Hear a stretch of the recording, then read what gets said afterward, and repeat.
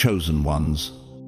Something sacred happened this morning, and whether or not you realize it yet, heaven took note.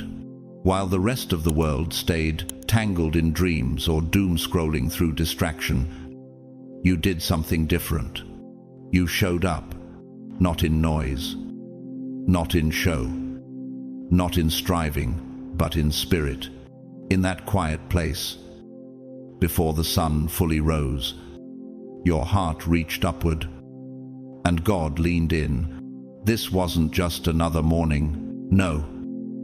This was a divine interruption, a moment in the ordinary where eternity cracked open. You didn't pray for attention. You weren't trying to impress. You simply poured out your heart in honest surrender. But do you know what happens when a chosen one prays like that? The heavens hush, the veil thins, the earth stills, and God whispers. I felt that. Some prayers echo, others break open realms. Yours did the latter. He saw the tears you didn't post, the thoughts you couldn't explain, the faith you held on to with trembling fingers, and he answered not with noise, but with movement. Things shifted in the invisible this morning. Chains loosened where you couldn't see, doors unlocked without a sound, delays began unraveling in the background of your life. It might not look like it yet, but spiritually, something has turned. Can you sense it? If the Holy Spirit is confirming this in your soul right now, drop 777 the comments. Let this be a prophetic witness wherever you are. Whatever time it is that God's rest is finding you. And to those giving through super thanks or the pinned comment, thank you from the deepest part of this ministry. Your gift is not a tip, it's a testimony, a seed of trust. You may never know how deeply your obedience is echoing in places only God sees. But rest assured, He will repay you in the quiet corners of your life, where no applause reaches, but restoration flows. Heaven doesn't forget the hand that gives in faith. You didn't just pray this morning. You moved God. And when God is moved, creation itself responds in time. But here's the question now. What if this morning was the moment your breakthrough quietly began and you almost missed it? Don't scroll past this. Let's go deeper. There's more unfolding than meets the eye. God's chosen ones. This morning you proved your heart is God's. Heaven took notice.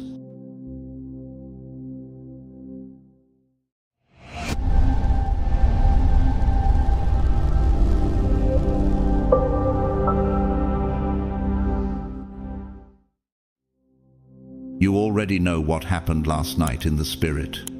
But what you may not realize is what happened this morning when your heart reached for God again. You didn't shout. You didn't need to. A murmur escaped your lips. A tear welled and didn't even fall. And yet heaven paused. Do you truly know how terrifyingly powerful that moment was to the darkness? Do you understand how eternity responds to a chosen one's whisper? You were not simply speaking, you were shifting realms. That moment wasn't ritual. It was divine correspondence. You entered the courts of heaven without even leaving your room. Your prayer rough, unsure, steady, or broken, was like fire on the altar. Let my prayer be counted as incense before you, David cried, and the lifting up of my hands as the evening sacrifice, Psalm 141:2. And this morning, heaven inhaled your prayer like incense. You didn't see angels move, but they did. You didn't hear the scroll open, but your name was read. God didn't require eloquency. He wanted honesty. That's why when Hannah moved her lips in desperation, yet spoke no words, Eli thought she was drunk, but God knew otherwise. From that inaudible cry came Samuel, prophet to kings, breaker of barren lineages, 1 Samuel 1:13-20. So, what if your pain this morning wasn't just emotion, but prophecy in disguise? What if heaven is already preparing the next breakthrough through your brokenness? And what if this isn't about results, but about resonance? The way a soul bends toward God without needing applause. Elijah once thundered down fire, but later collapsed under a broom tree and begged to die. And God, majestic and just, chose not to shake the mountain. He spoke in a whisper. 1 Kings 19:11-13. A whisper that resuscitated a prophet. Does that sound familiar? Wasn't your voice barely more than breath this morning? Painter and theologian Makoto Fujimura, known for blending Japanese art with Christian spirituality, once said, "Prayer is the greatest art form." He tells of how each brushstroke in his studio becomes intercession, where beauty becomes a vessel for the eternal. You're not just a person who prays, you're an artist of the unseen, painting heaven with every cry no one hears but God. This morning, Marisa, a trauma nurse, sat in her car after a double shift. Her gloves were off, but the adrenaline hadn't left her system. She couldn't speak. She simply placed her forehead on the steering wheel and mouthed, "Help."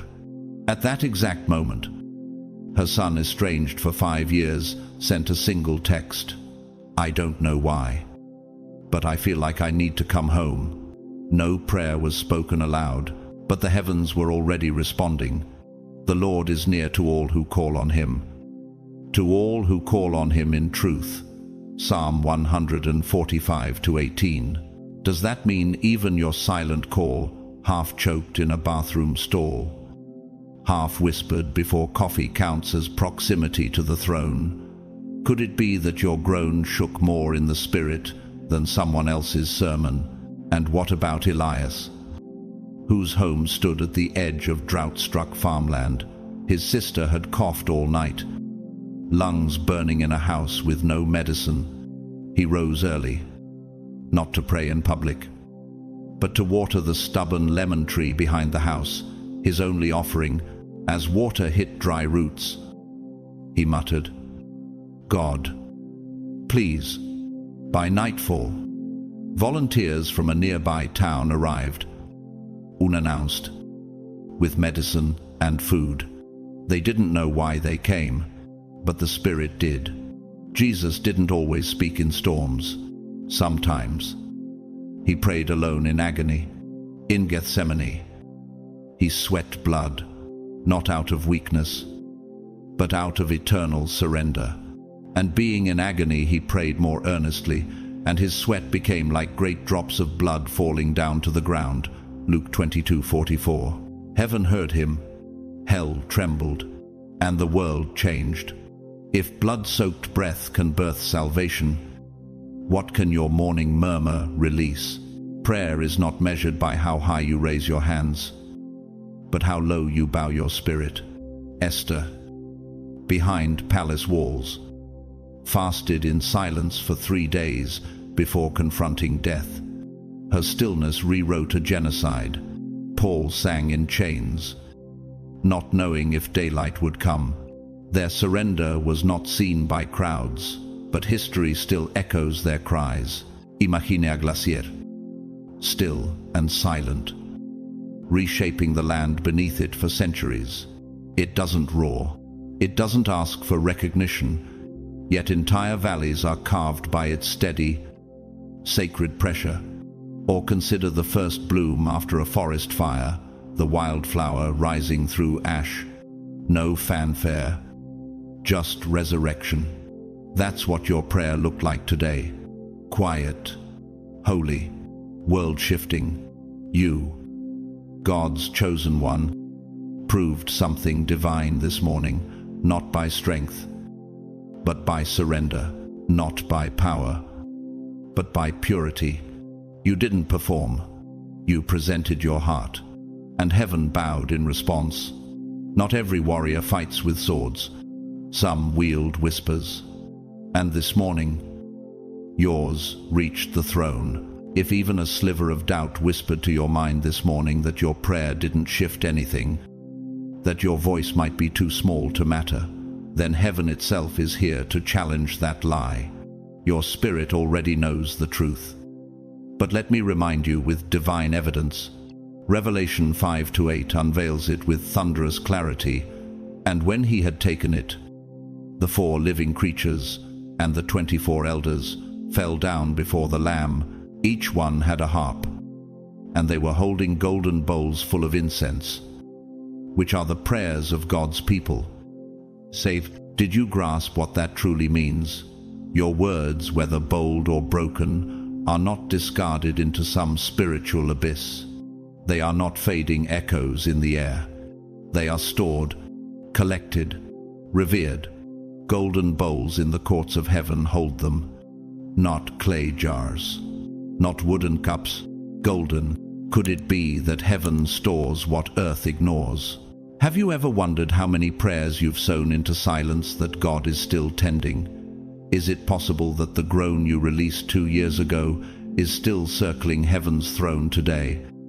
Not forgotten, but ripening. Job's cries, poured out from a pit of suffering, still rise through the ages as a testimony of endurance. His pain wasn't wasted, it was preserved. The same goes for you. Every God help me. Every why? Lord. Every whispered thank you. After a long day of holding it together, none of it vanished. Heaven archived it all like holy poetry. Look at Cornelius, a Roman centurion in Acts 10. Scripture says, "Your prayers and gifts to the poor have come up as a memorial offering before God." Acts 10-4. A Gentile, barely aware of the full covenant, prayed and gave quietly, and God sent an angel with a divine assignment. Isn't that a reminder that God doesn't forget consistency? How many memorials have you already built in the spirit without realizing? Mother Teresa, the Albanian nun, known for her radical compassion, once said, "Prayer enlarges the heart until it is capable of containing God's gift of himself."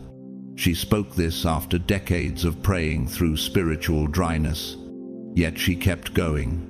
And so do you, because you've learned that feeling God is not the same as being forgotten by him. Your prayers don't dissolve, they accumulate. Earlier this spring, Jonas, a doorman in Chicago, came home to find his teenage daughter gone. No noche, no clue, no contact. Neighbors saw him every morning afterward, sitting on the porch at sunrise, not asking questions, just staring into the sky, whispering, "Bring her home." Months passed. Then, last week, she returned with tear-stained cheeks and a journal where she had written, "I don't know why, but every morning I felt someone calling me, of no." Is it foolish to believe that your cry can become a compass in someone else's wilderness? That the holy bowls in heaven are overflowing not with empty wishes, but with the prayers of warriors like you who never stopped, even when nothing seemed to shift? Can a prayer born from weakness still unleash divine strategy? Can a whisper spoken in fear still summon angelic movement? What if you knew that not one word from your lips has been forgotten, but that they are being brought before the throne in eternal cycles of worship? In Daniel 10, the prophet fasted and prayed for 21 days.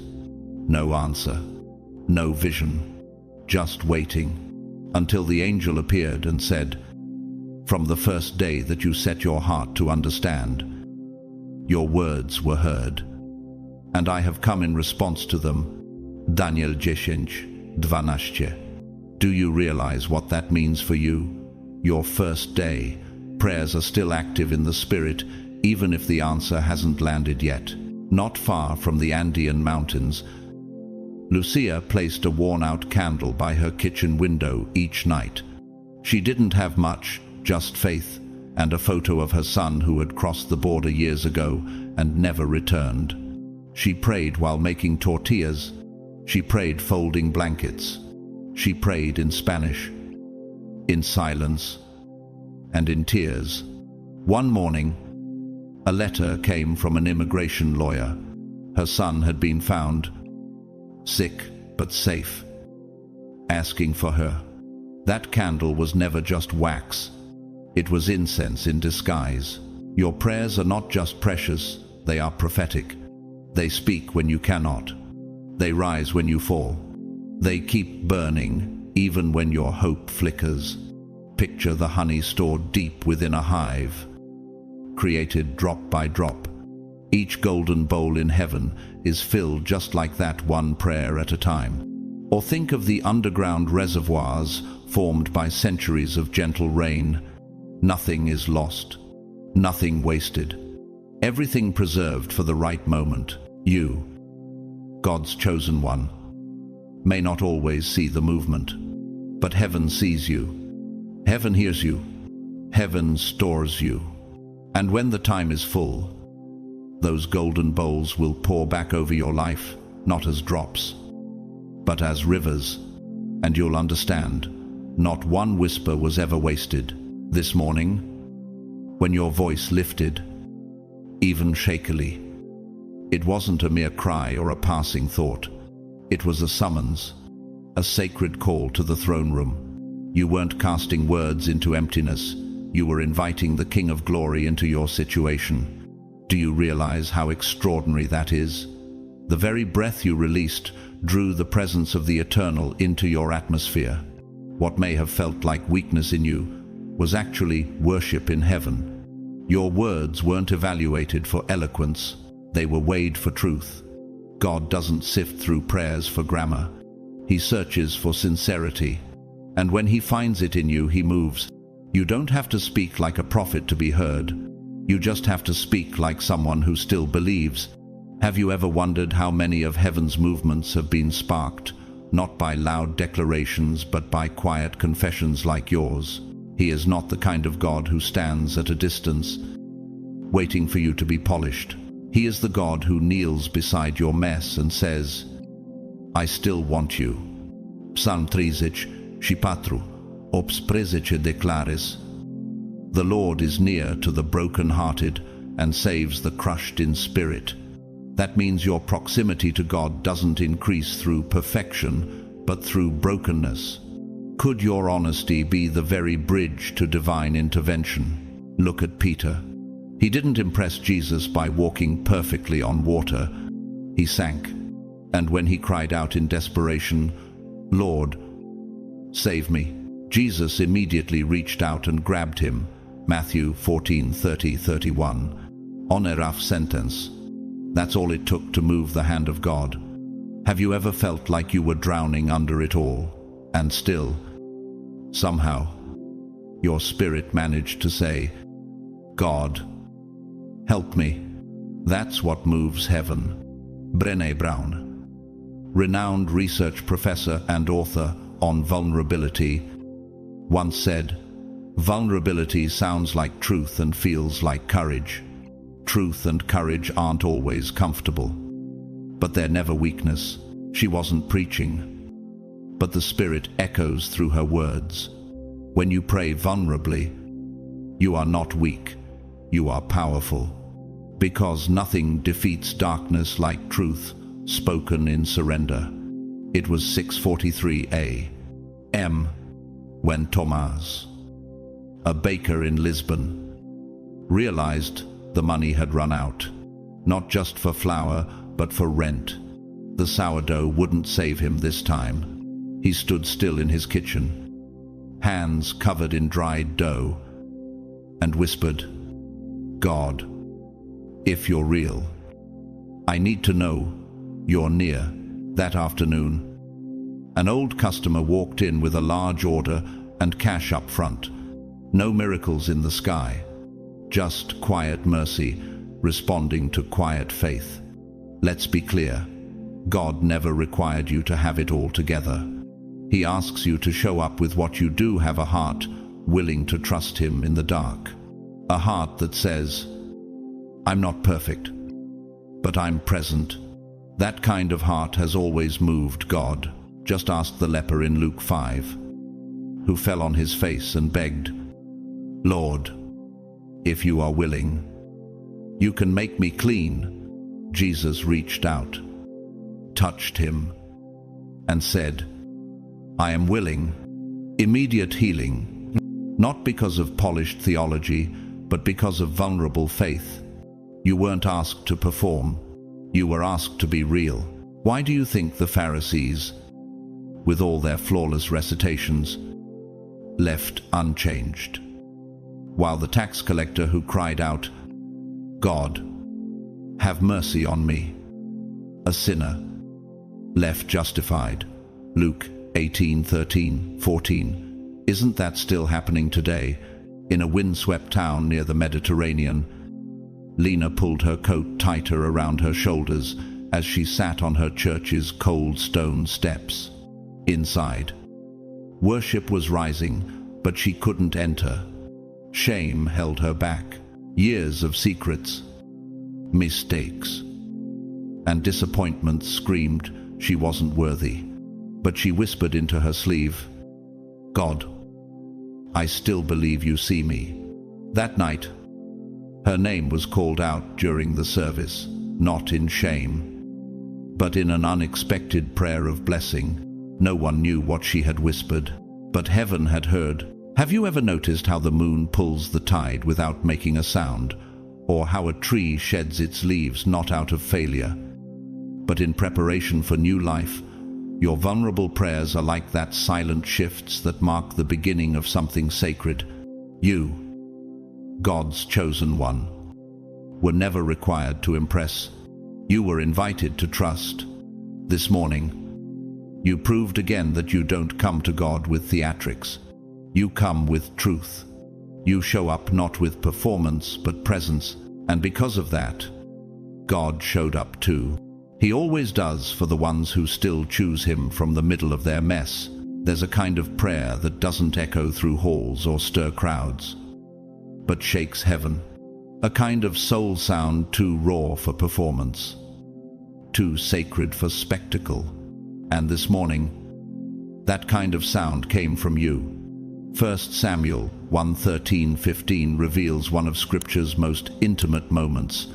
Hannah was praying in her heart, and her lips were moving, but her voice was not heard. Eli thought she was drunk. Not so, my Lord. Hannah replied, I am a woman who is deeply troubled.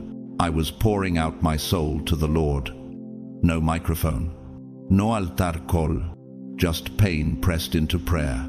Isn't it striking that the priest, whose job was to discern the spiritual temptation, misread her entirely? But God did not. God saw.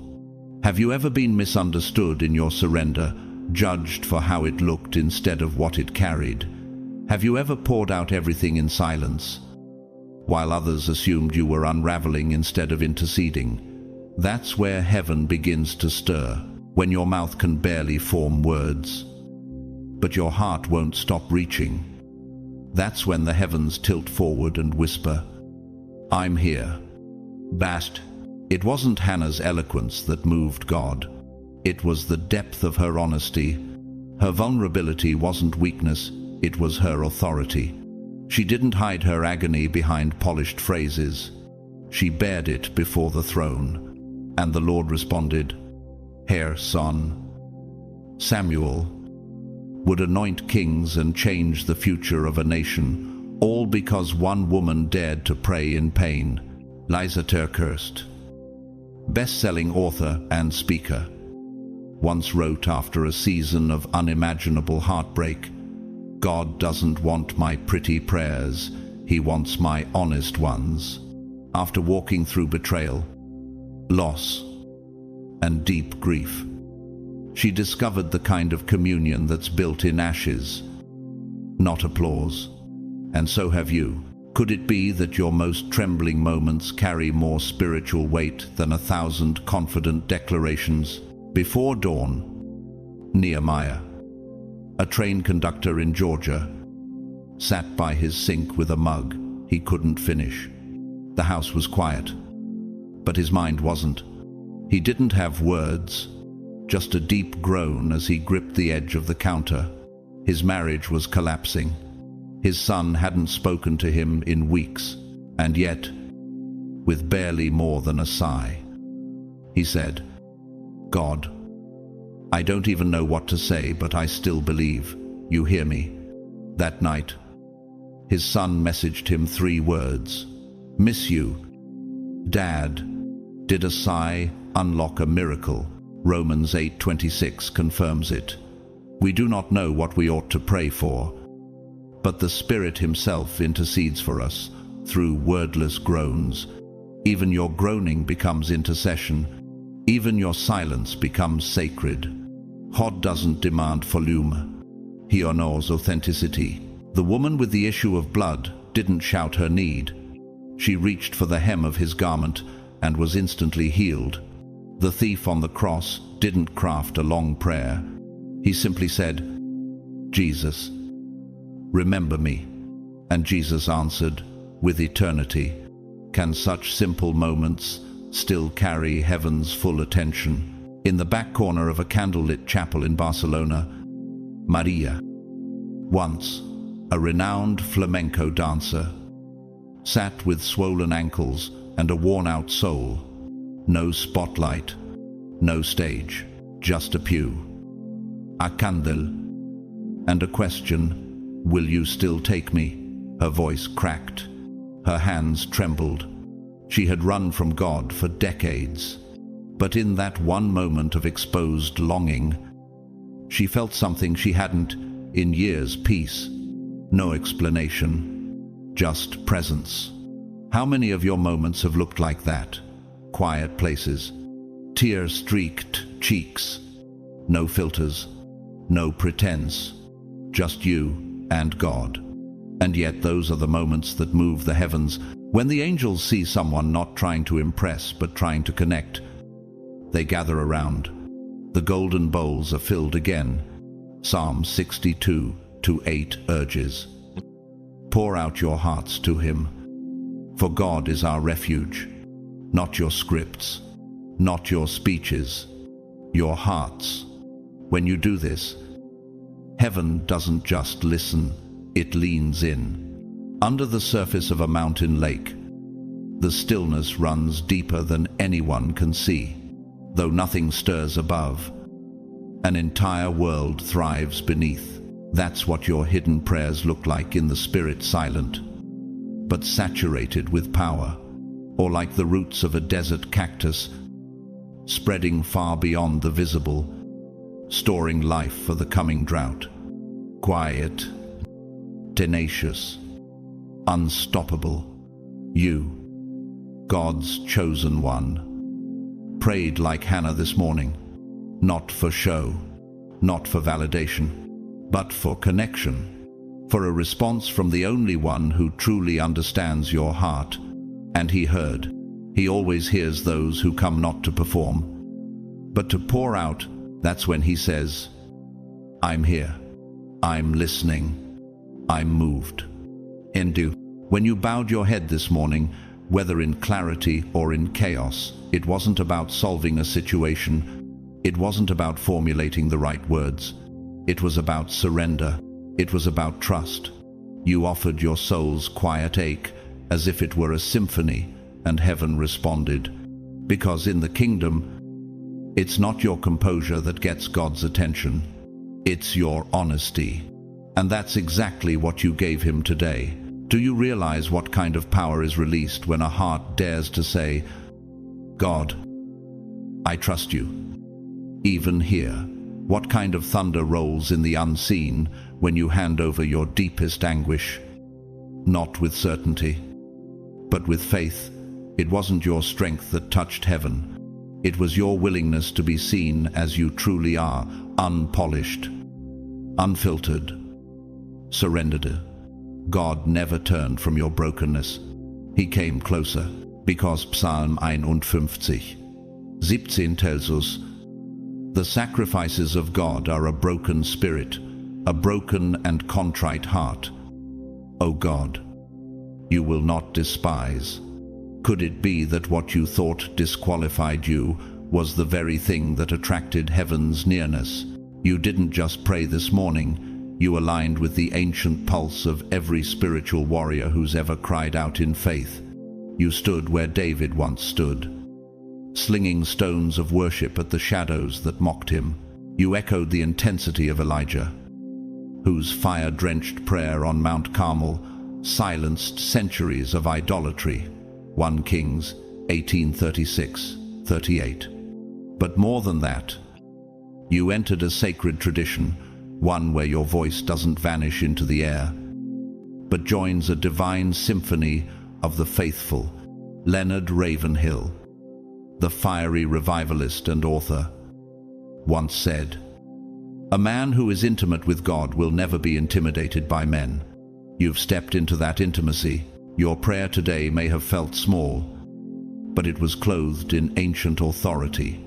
Do you understand that your whisper now travels beside the cries of prophets, priests, mothers, exiles, and reformers who refused to let silence have the final say? Jamila, a social worker in Cape Town, knelt beside her bed before the sun rose. Her hands were blistered from the week's labor, her eyes heavy with disappointment. A failed foster placement, a rejected appeal, another child lost in the system. She whispered into her pillow, "I can't fix this, but you can." That same afternoon, the judge reversed a ruling unexpectedly. No press, no spotlight, just God, moving because someone dared to whisper from her knees. The Bible says in James 5:17, Elijah was a human being, even as we are. He prayed earnestly that it would not rain, and it did not rain for 3.5 years. Elijah wasn't supernatural, he was surrendered. That's the difference. You don't have to be larger than life to move heaven. You just have to be aligned in a quiet corner of a village library. Haruto, an elderly Put in rural Japan, closed his journal and pressed it to his chest. For years, he'd been writing psalms in secret, not for readers, but for God. That morning, after finishing one called "The Sound of Ashes," he looked up and said, "Lord, if these words ever help someone, use them." 3 months later, a translator in Canada found his blog and published it globally. No networking, no striving, just obedience wrapped in silence. Do you feel the weight of that? The power of standing in this legacy, not because of acclaim, but because of alignment. What if your prayer this morning, simple as it was, became part of heaven's echo? What if you're not just talking to God, but standing shoulder to shoulder with Abraham, who bargained for Sodom, and Esther, who fasted for her people, and Paul, who sang in chains? You are never alone in your intercession. The room may feel empty, but the cloud of witnesses is full. They've walked this road, they've wept these tears, and your voice joins theirs now, layer upon layer of holy sound, building the spiritual legacy of generations. The hush before a thunderstorm, the stillness before the sky breaks open. That's what your prayer felt like in the spirit. Or picture the tremor of a single snowflake landing on a frozen branch, unnoticed at first, until it triggers an avalanche of renewal. That's the scale of your hidden impact. You, God's chosen one, prayed today, not as a beggar, but as a builder of legacy. Your prayer stood not in isolation, but in inheritance. You stepped into the echo of the saints, not just remembering their stories, but continuing them. And heaven stood up to listen. These weren't ordinary people. They were history's divine disruptors. Men and women who prayed as if heaven had to respond. and heaven did. These were not timid requests. These were prayers that cracked open generations, prayers that broke chains in kingdoms and wombs, that shifted deserts into nations, that silenced kings and raised prophets. They didn't pray for comfort, they prayed for consequence. And now, you, yes, you carry that same fire, that same mantle, that same spiritual legacy. What if your consistency is heaven's countdown to breakthrough? What if your prayers are doing more behind the veil than you'll ever fully know this side of eternity? Luke 18:7-8 pierces through doubt like a sword. And will not God bring about justice for his chosen ones, who cry out to him day and night? Will he keep putting them off? I tell you, he will see that they get justice, and quickly. Do you feel the urgency in that promise? God does not delay out of disinterest. He delays to prepare something far greater than you imagined. Could it be that your delay is not a denial, but a divine setup? Could heaven be gathering the very justice you've been pleading for behind what feels like silence? Look at Moses, 40 years in the wilderness before the burning bush appeared. 40 years of watching sheep and burying dreams. And then, suddenly, fire, suddenly, calling, suddenly, deliverance. He cried out in weakness, but God heard destiny in the groan. Or Hannah, year after year, praying through ridicule and barrenness. Then came Samuel, the answer that would shape a kingdom. Pope Shenouda III, a revered Egyptian Christian patriarch, once said, "Prayer is the bond that links us to God and causes us to enter into his presence. It is the ladder on which the soul ascends." This wasn't poetic theory. He led an oppressed church through decades of persecution on his knees.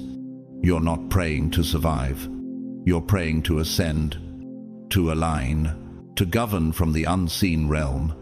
Each time you pray, especially when you feel unheard, you are climbing that unseen ladder.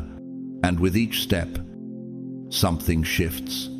This morning, your whispered faith ascended higher than your visible frustrations, and heaven recorded it. In the rainy outskirts of Bogota, Camilo, a struggling schoolteacher, stayed late after hours to clean up a flooded classroom. His shoes were soaked, and his wallet nearly empty. He looked at the water pooling under the chalkboard and simply said, "Lord, I still believe this matters." The next week, a foundation sponsoring rural schools arrived unannounced and offered to rebuild the classroom. Camilo never filled out a form. He just prayed. James 5:16 reminds us, "The prayer of a righteous person is powerful and effective."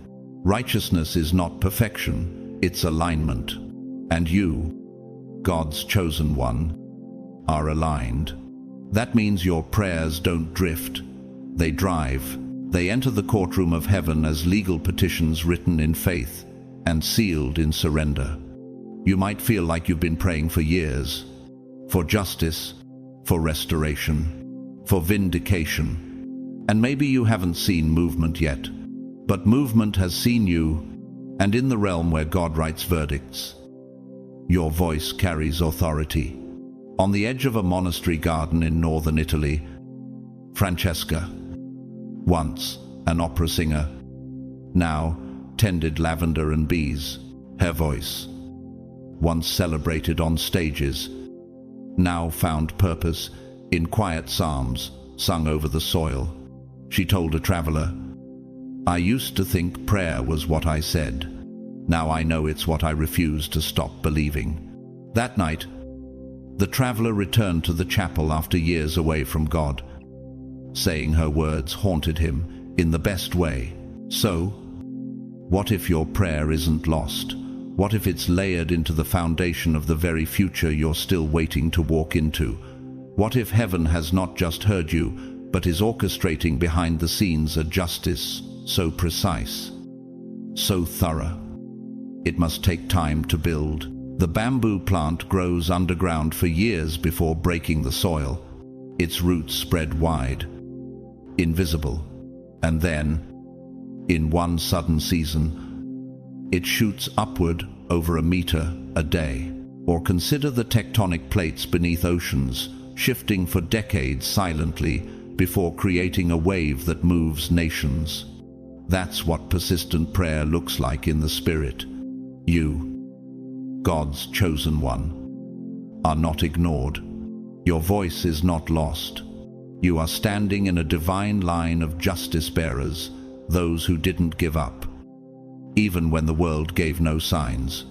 And God, true to His word, will not keep putting you off.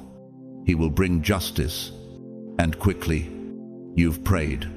You've believed. Now heaven prepares to answer. Chosen one, you have stepped into something far greater than today's request.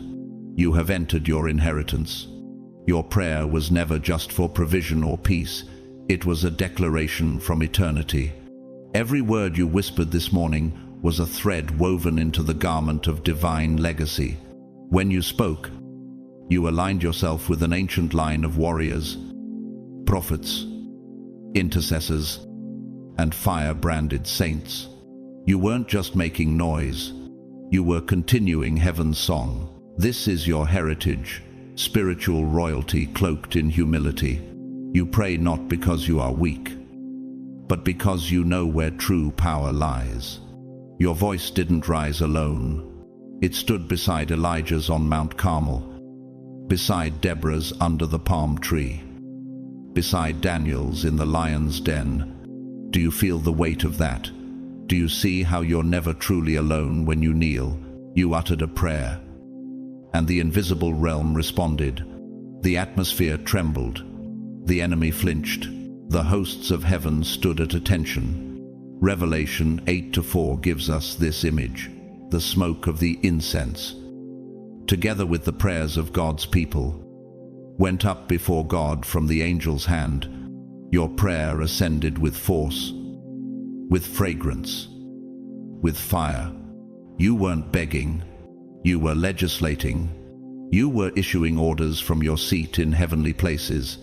Ephesians 2:6 declares. And God raised us up with Christ and seated us with Him in the heavenly realms in Christ Jesus. So tell me, what happens when a seated one speaks? What happens when someone prays from their divine position? Not their earthly pressure. Smith Wigglesworth, the legendary British evangelist known for his bold faith, once said, "Fear looks, faith jumps. Faith never fails to obtain. If I leave you as I found you, I am not God's channel. I am not here to entertain you, but to get you to the place where you can laugh at the impossible." You're not praying to entertain heaven, you're praying to wage war. And you have. In a small apartment in Manila, Ariel, a single father, stood over his daughter's hospital bill.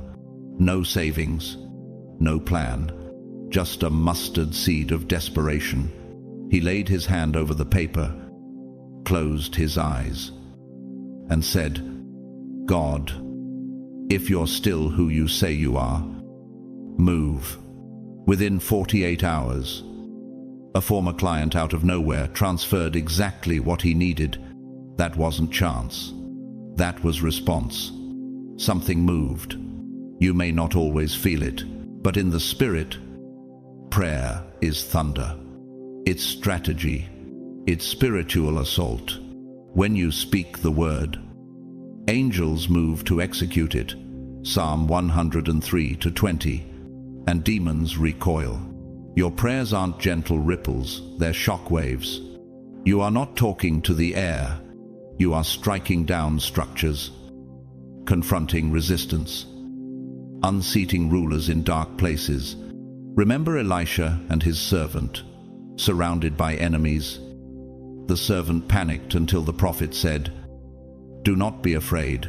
Those who are with us are more than those who are with them." Then Elisha prayed. "Open his eyes, Lord." so that he may see. 2 Kings 6:16-17. Suddenly, the hills were revealed full of horses and chariots of fire. What if your current view is limited? But heaven is already roaring behind the curtain. In Prague, Livia, a violinist turned hospice chaplain, once whispered a psalm over a dying patient. The atmosphere in the room shifted. A peace she couldn't explain entered the space. Later, a nurse confessed she felt like the room was filled with wings. No instruments, no stage, just prayer, and the spirit realm responding. When you pray, you take up the weapons of light. Your words become a sword. Ephesians 6:17. Your belief becomes a shield. Ephesians 6:16. And your persistence, it becomes a battering ram against demonic gates. The enemy doesn't remain passive. He pushes back. But 1 John 4:4 assures us, greater is he who is in you than he who is in the world. So what if the pressure you're feeling isn't failure but friction? What if your prayer just struck something ancient, something territorial, something afraid of you stepping fully into who you are? In the wild, an eagle flies higher than storms to avoid turbulence. Or think of the tectonic tension before an earthquake, the silence, then the shift. That's what your persistence does. It destabilizes what the enemy tried to root. You, God's chosen one, prayed today, not from fear, but from rank. You stood your ground. You swung your sword. You held the line. And because of that, the battle has already begun to shift in your favor. Angels have been dispatched. The enemy has been exposed. Heaven has risen. And you, unchanged in posture, but transformed in authority, just made war with your whisper. What if the silence you've been experiencing isn't silence at all, but resistance? What if the delay you've felt after your prayer isn't absence, but war? There's a battlefield beyond what your eyes can see, and your prayer just ignited it. Daniel 10:12-13 pulls back the veil and shows us what most never realize. Since the first day that you set your mind to gain understanding and to humble yourself before your God, your words were heard, and I have come in response to them. But the prince of the Persian kingdom resisted me 21 days. Daniel's words were heard on day 1, but what followed was warfare in the heavenlies. And it's the same for you. Do you understand what that means? The very moment your heart turned toward God, angels were dispatched. The divine wheels started turning. Movement began. But movement in the spirit often meets resistance from the darkness. Could the opposition you're sensing not be evidence of failure, but proof that heaven responded and hell retaliated? Daniel didn't stop praying during those 21 days. He fasted. He held the line. And because of his persistence, the breakthrough reached him. The Prince of Persia wasn't just a political entity, it was a spiritual stronghold. What spiritual structures are being confronted right now because of your prayer? John Paul Jackson, a respected prophetic voice and founder of Streams Ministries, once said, God does not respond to need, he responds to faith. He taught that delay is not divine absence, but often divine warfare. You're not being ignored. You're being covered by angels in conflict. And their swords are drawn because you dared to believe in São Paulo.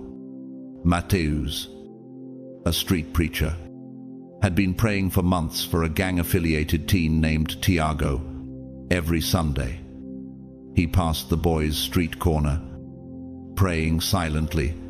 One night, Tiago was nearly killed, but inexplicably fled at the last moment. Later, he told Mateus, I saw something, a wall of fire. I don't know what it was. Mateus knew. The prayer had been working. Protection was deployed before breakthrough was visible.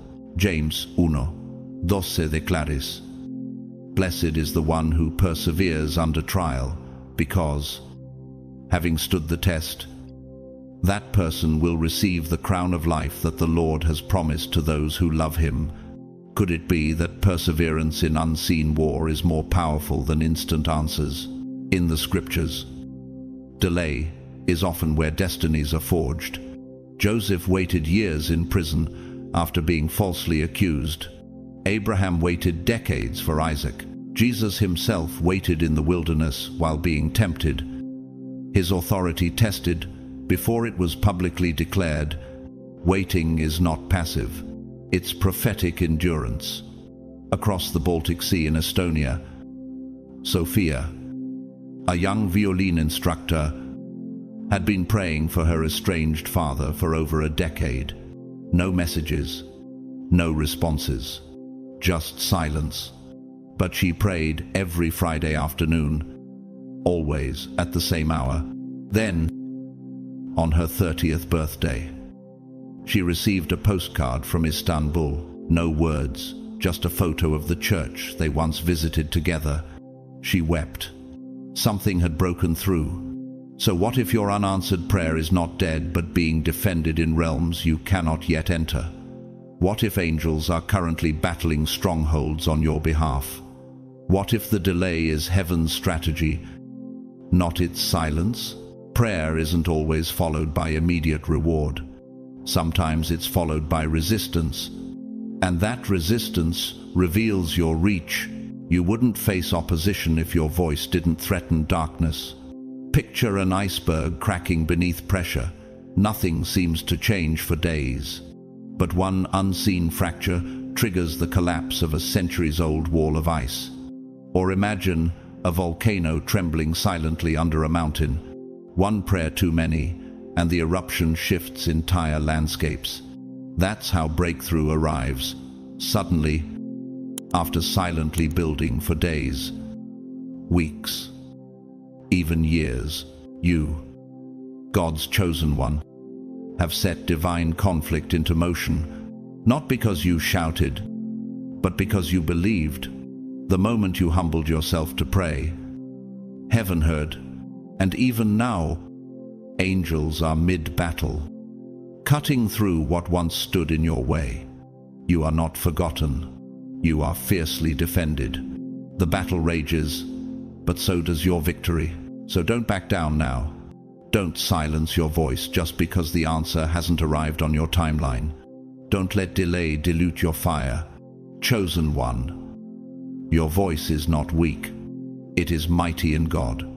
Every time you open your mouth in prayer, you shake the heavens, you disturb darkness, you rattle the gates of hell. Chains that bound generations begin to snap. Strongholds embedded in family lines begin to fracture. You are doing more than asking, you are warring. Can you feel the trembling in the spirit when you say his name with faith? Can you see the ripple in the unseen when you declare, even through tears, I still believe? You're not simply surviving, you're taking ground. 2 Corinthians 10:4 reminds us, the weapons we fight with are not the weapons of the world. On the contrary, they have divine power to demolish strongholds. Your words are weapons. Your worship is warfare. Your prayer is a battering ram. Keep pressing, keep praying, keep believing. Because the war is real, but so is the victory. And it is closer than you think. But now let's speak of what tests even the strongest of the chosen, the waiting. You prayed, you cried, you asked, and still nothing seems to move. Days bleed into weeks, months into years, and slowly, questions begin to crawl into your soul. Is God silent? Is he ignoring me? Did I pray wrong? Am I being punished? Chosen one. No, you are not forgotten. You are not unheard. You are not disqualified. The silence you're perceiving is not spiritual neglect. It is sacred preparation. Isaiah 64:4 says, Since ancient times no one has heard, no ear has perceived, no eye has seen any God besides you, who acts on behalf of those who wait for him. Wait not as inactivity, but as fierce spiritual posture. Waiting is not weakness. It is worship in slow motion. Corrie ten Boom, a Dutch Christian who hid Jews during the Holocaust, once endured years of darkness and imprisonment. She later wrote, "Never be afraid to trust an unknown future to a known God." In the depths of a Nazi concentration camp, her prayers were not answered immediately, but her waiting became a weapon. Her silence became intercession, and God responded in freedom, in legacy, in heaven's perfect time. Roshan, a widowed seamstress in Jaipur, lit a small lamp every evening by the photo of her missing son. Her prayer was never loud, just this: "Keep him, Lord." For 7 years. There was nothing, no trace. Then, a stranger appeared at her door, a nurse who said her son had been in a coma, now awake, with one word on his lips: "Mother." She hadn't missed God. She had moved heaven. Luke 1 tells of Zechariah and Elizabeth, righteous and aging, who had long prayed for a child. Heaven seemed still, barren. Years passed, but their waiting was recorded, and when the angel came, he said, "Your prayer has been heard." Luke 1:13. Not forgotten, not expired, heard. And in due time, John the Baptist was born, the one who would prepare the way for Christ himself. So what if God is not ignoring you, but intricately crafting the miracle, so that when it arrives, it leaves no doubt it came from his hand? What if your wait is not punishment but protection? In the misty coastal cliffs of Ireland, Maeve, a former opera singer turned lighthouse keeper, tends the light every evening. Even when the fog is thickest, "Ships don't need to see me," she says. "They just need to see the light." That's you. You may not see what's ahead, but you are holding the flame steady, and someone is steering because you refuse to quit. Psalm 27:14 urges, "Wait for the Lord. Be strong and take heart, and wait for the Lord." This is the anthem of the chosen, not passivity, but perseverance, not doubt, but disciplined devotion. Think of the seeds buried in winter soil. They do not scream, they do not strive, but they know spring is coming, or the stars in the daylight. Just because you can't see them doesn't mean they're gone. They are constant, waiting for the darkness to prove their light. You, God's chosen one, are not in delay. You are in divine timing. You are not abandoned. You are being aligned. Your wait is not a void, it's a womb, and something holy is growing in the silence. The issue has never been God's silence. The deeper challenge is that we often miss his movement because it's not loud, not showy, not immediate. It's beneath the surface, beneath our assumptions, beneath the timelines we tried to impose on eternity. God is not still. He is subtle. He is strategic. He is weaving answers in realms your eyes haven't reached yet. He is shifting realities in dimensions your heart is only beginning to perceive. Do you know what happens beneath the soil when nothing seems to sprout? Do you know how much activity exists below ground before a single bloom ever shows? Sometimes the most miraculous works of God are invisible. First, roots before the rose, shadows before sunrise. Isaías 30:18 declares, "Yet the Lord longs to be gracious to you, therefore he will rise up to show you compassion.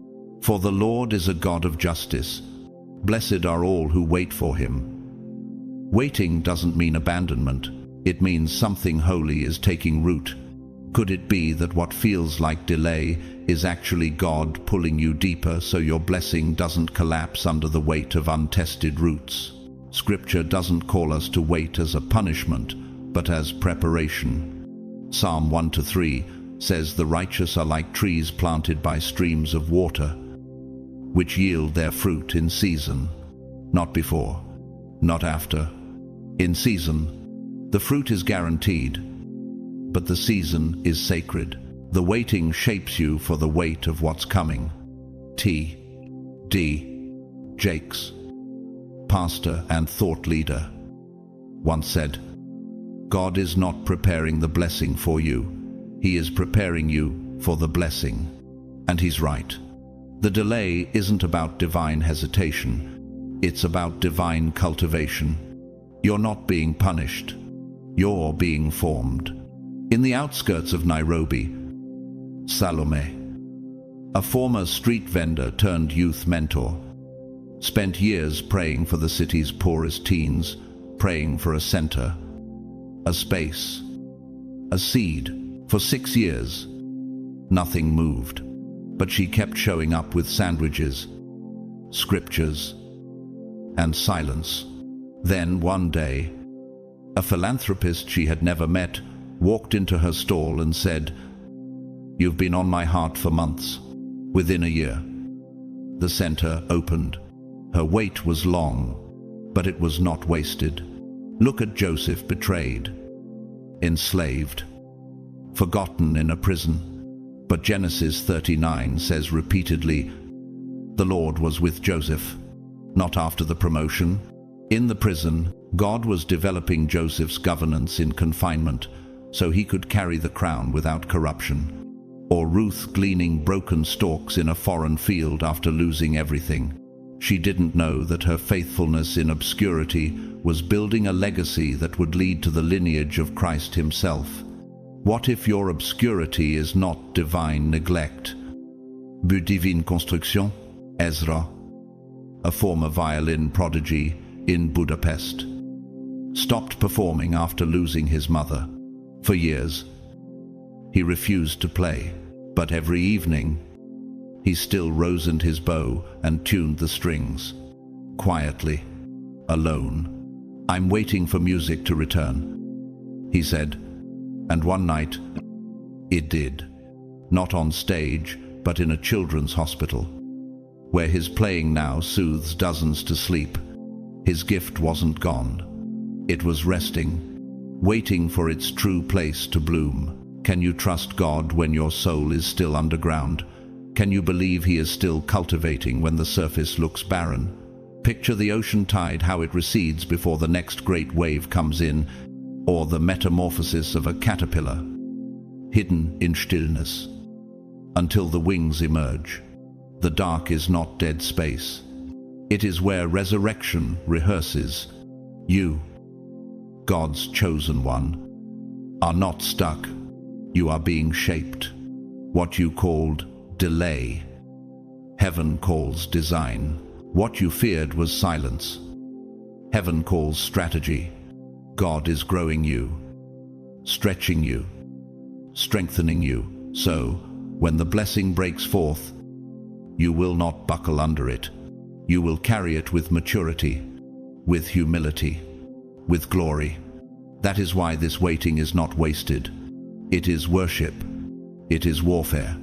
And most of all, it is holy. There is a clock ticking in heaven, unseen, untouched by human hands, and it is never offbeat.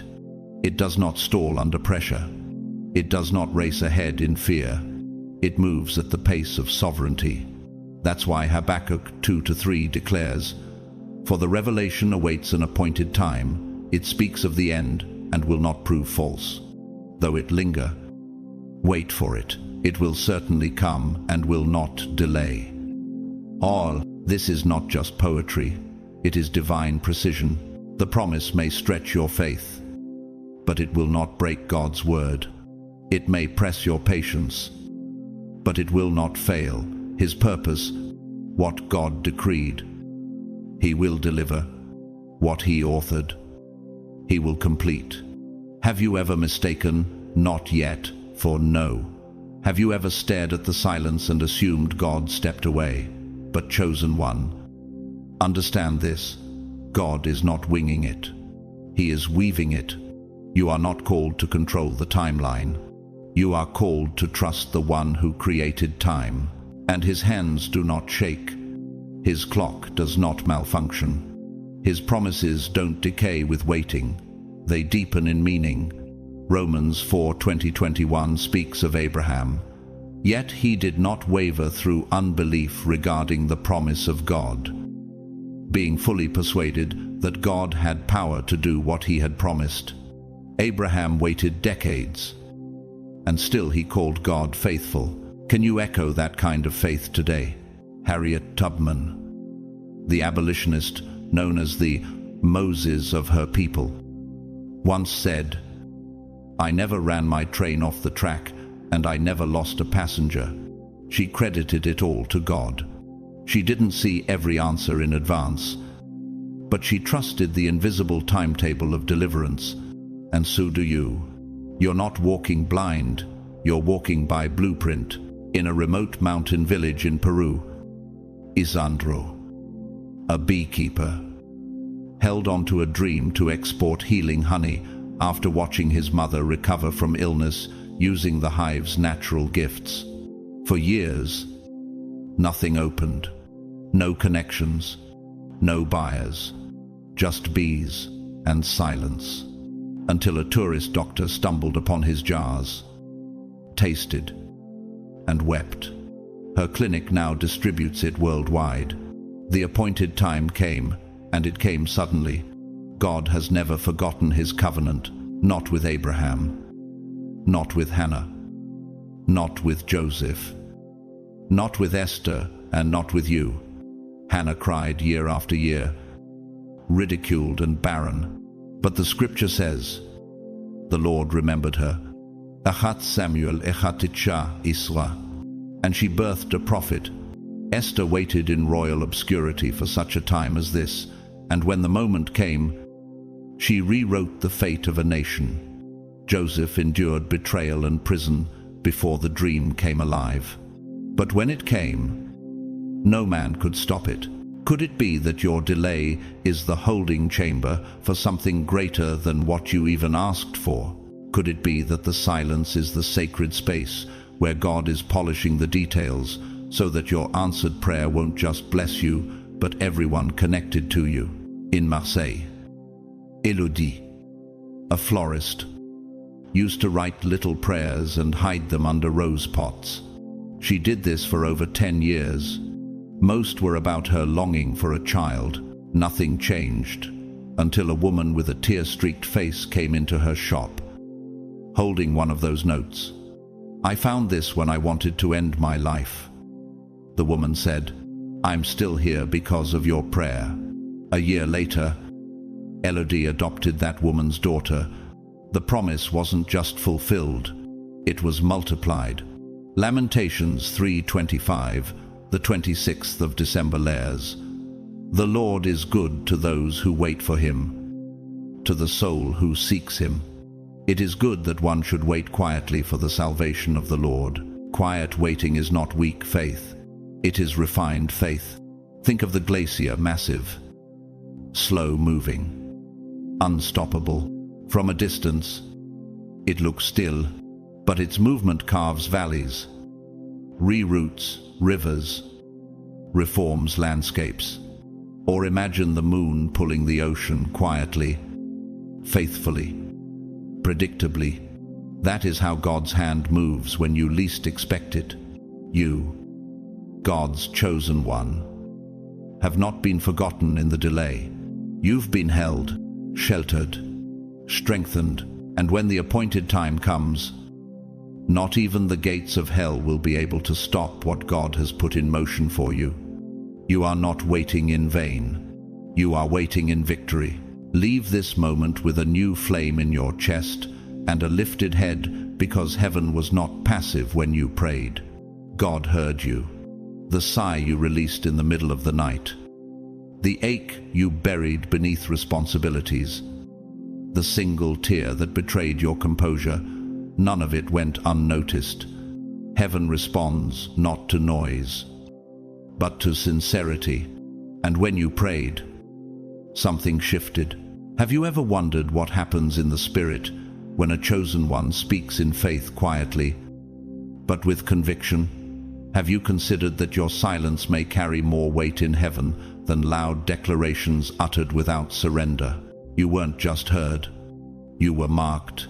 Your voice was like incense before the throne, as Revelation 8:4 says. The smoke of the incense, together with the prayers of God's people, went up before God from the angel's hand. Your words didn't vanish, they ascended. The unseen realm does not wait for visual proof before responding. It moves at the sound of alignment. Daniel's cry unleashed an angelic dispatch. Elijah's prayer ended a drought. Jonah's whisper from the belly of darkness triggered mercy. And Mary's simple yes ushered in salvation. These were not loud shouts from stages. They were intimate.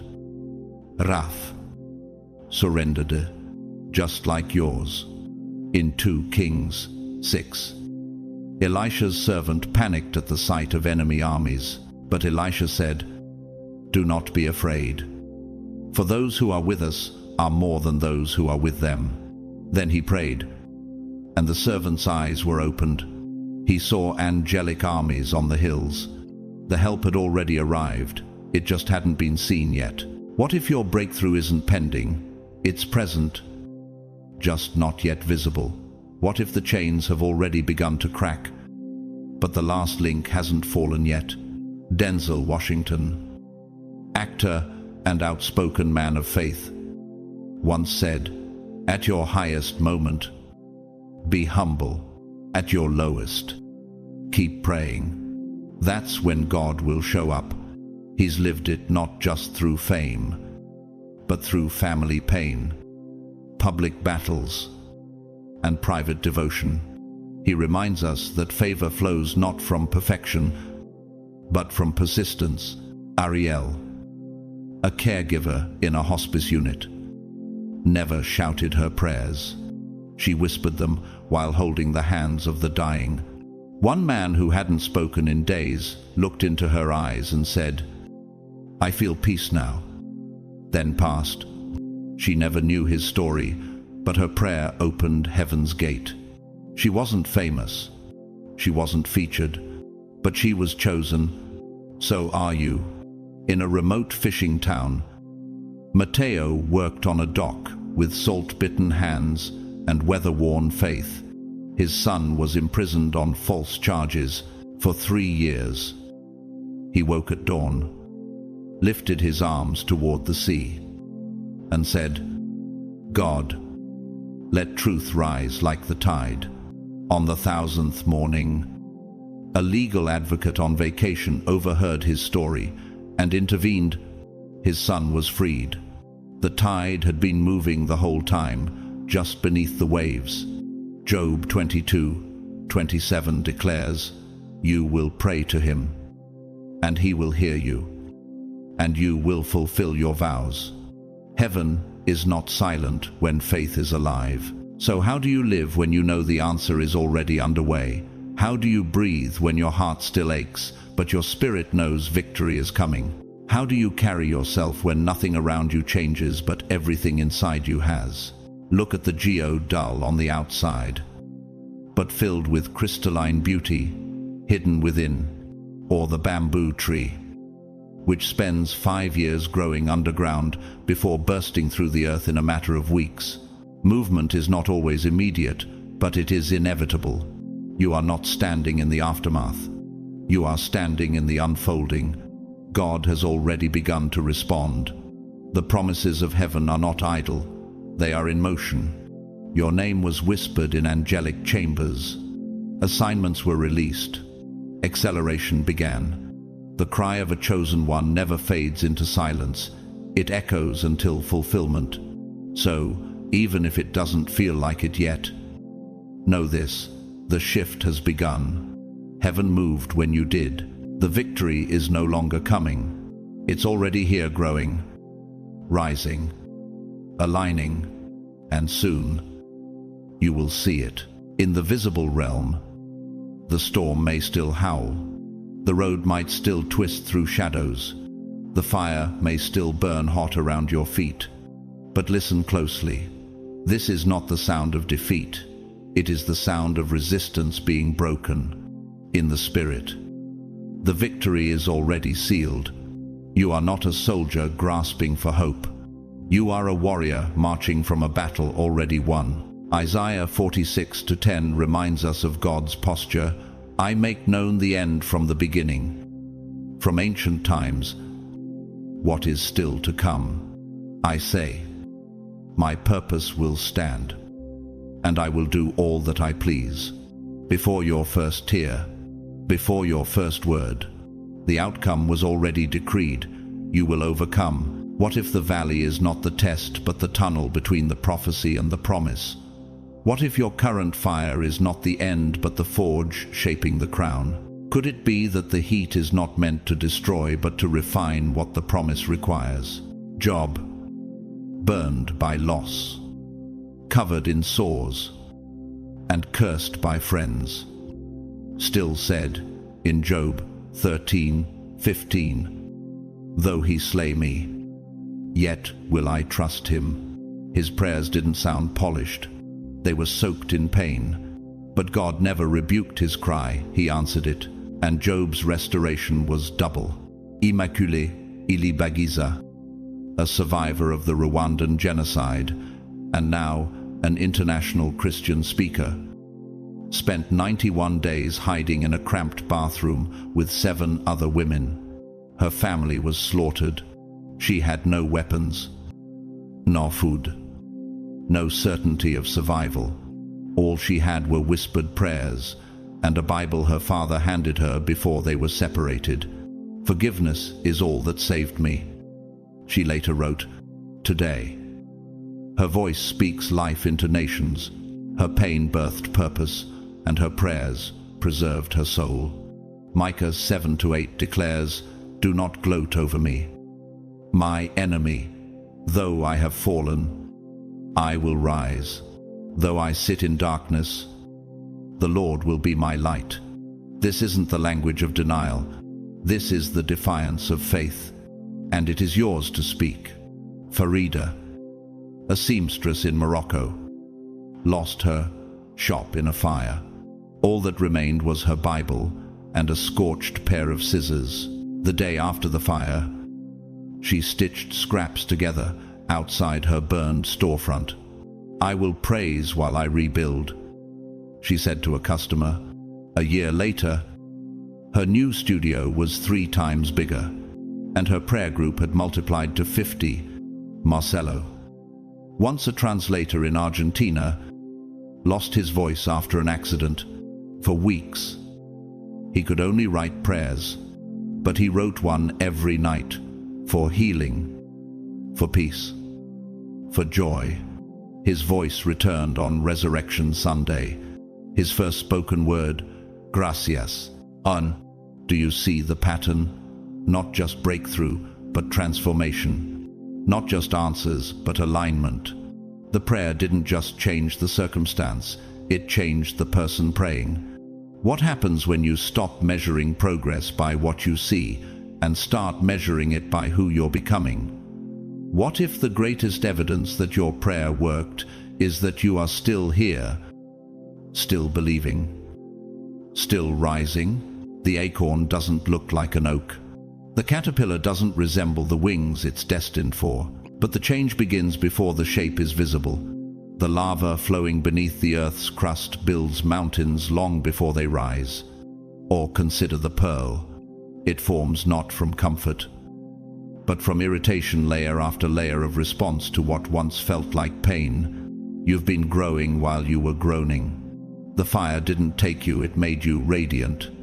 And the whispers that seemed weak, they were thunder in heaven. You matter, not for what you produce, not for how loud your faith sounds, but because you belong to a God who calls you chosen, anointed, appointed, and never abandoned.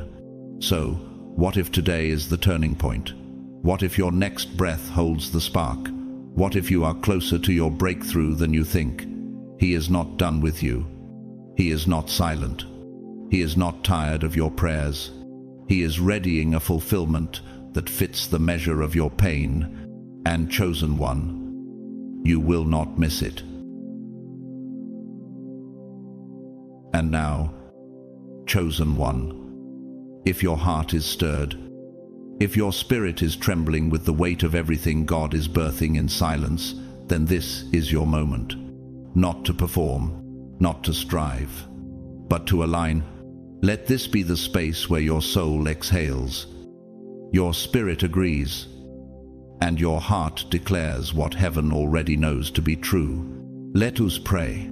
Father, I come before you, not with perfect words, but with a surrendered heart. I don't need to see the full picture to trust the artist. You have declared the end from the beginning, and I rest in the certainty of your sovereignty. Even when I walk through the valley, even when the fire surrounds me, I know you are not distant. You are near. You are the God who listens when I whisper and who moves when I pray. Today, I align with the truth that I am not fighting for victory, I am standing in it. Though the battle rages around me, the war has already been won. Remind my soul when it trembles. Anchor my faith when it wavers. Silence the lies that say nothing is shifting.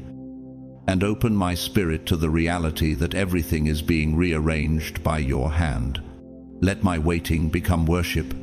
Let my weakness become wonder. Let the delay become divine preparation. I don't want to miss the growth happening in the unseen. Deepen my roots in this season so I can carry the weight of what you're sending. Build my character. Refine my desire. Purify my motives until my life becomes a vessel that reflects your glory. I thank you that the atmosphere is already shifting. The chains are already breaking. The answer is already in motion. My spirit says yes, even if my eyes haven't seen it yet. So, I will not retreat. I will not doubt. I will not bow to fear. I will lean in. I will press on. I will expect more from you, because you are not finished with me. You are still writing my story, and the next chapter is already pregnant with breakthrough, in the name of Jesus. Amen. And now, chosen one. You've seen it. Your whisper was not weak. Your tears were not invisible. Your prayer this morning shook the heavens and summoned a response that only eternity could measure. The silence you've endured wasn't abandonment. It was strategy. The delay wasn't rejection. It was refinement. And the weight you've carried, it's evidence that heaven trusted you with something holy. So walk forward, not in fear, but in faith, not in striving, but in surrender, not with questions, but with confidence that God, who began the good work, will finish it in glory. Your voice matters, your trust is worship, and your persistence is prophecy. You are not just surviving, you are becoming the very vessel that your prayers were preparing you to be. So what now? Keep praying. Keep showing up in the secret place. Keep declaring truth even when all you see is wilderness. Heaven hasn't forgotten your name, and neither has the one who formed you in the dark and called you chosen before anyone else believed in you. If this message stirred something in you, don't keep it to yourself. Like this video to let others know this word matters. Share it with someone who needs to be reminded that their prayer still carries power. Comment below and tell me, what prayer have you been waiting on God to answer? I read every single one, and I'm standing with you. Subscribe if you haven't already. And make sure to hit the bell icon so you never miss another word spoken straight to your spirit. And if you feel led to support this space of faith, breakthrough, and truth, you can do so through the Super Thanks button right below this video. Whether you give or not, Thank you for being here. Thank you for showing up hungry for more of God. Thank you for believing. Even when the answer is still unfolding, your presence matters. Your heart is seen. You are part of something sacred. Until next time, may you walk with strength in the silence, peace in the storm, and holy fire in your bones. May every prayer you whisper rise like incense and return to you like rain full of life, full of promise. May heaven's timing become your confidence, and may unseen angels continue to guard your path. And above all, may your voice always carry the weight of truth, boldness, and purity in the presence of God. Take heart, chosen one. I'll see you again soon.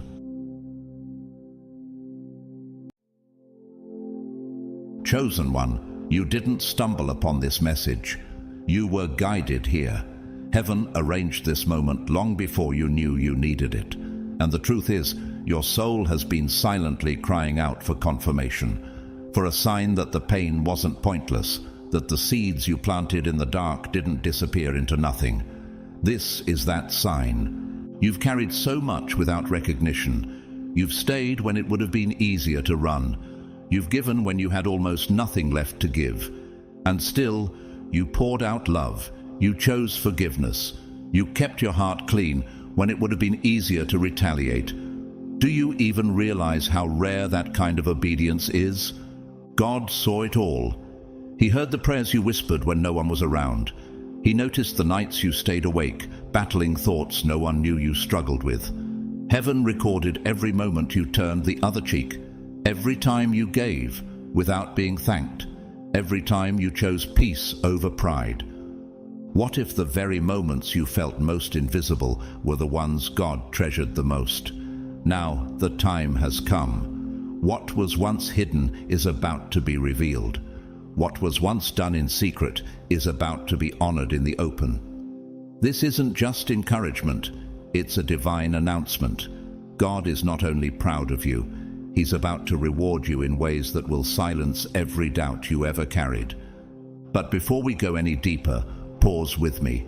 If your spirit already recognizes this word is for you, type 777 in the comments right now.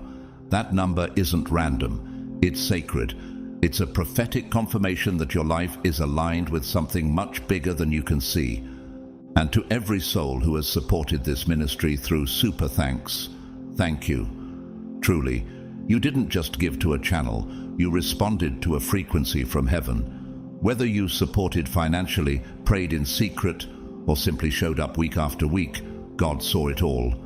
May your generosity be returned to you, pressed down, shaken together, and running over. Now lean in, because what comes next is not ordinary, it's holy, it's weighty, and it's for you. God is about to reveal the reasons behind the quiet seasons, the hidden victories, and the invisible strength you didn't even know you carried. Let's go deeper. God's chosen ones. Heaven saw what you did, and God is proud of you.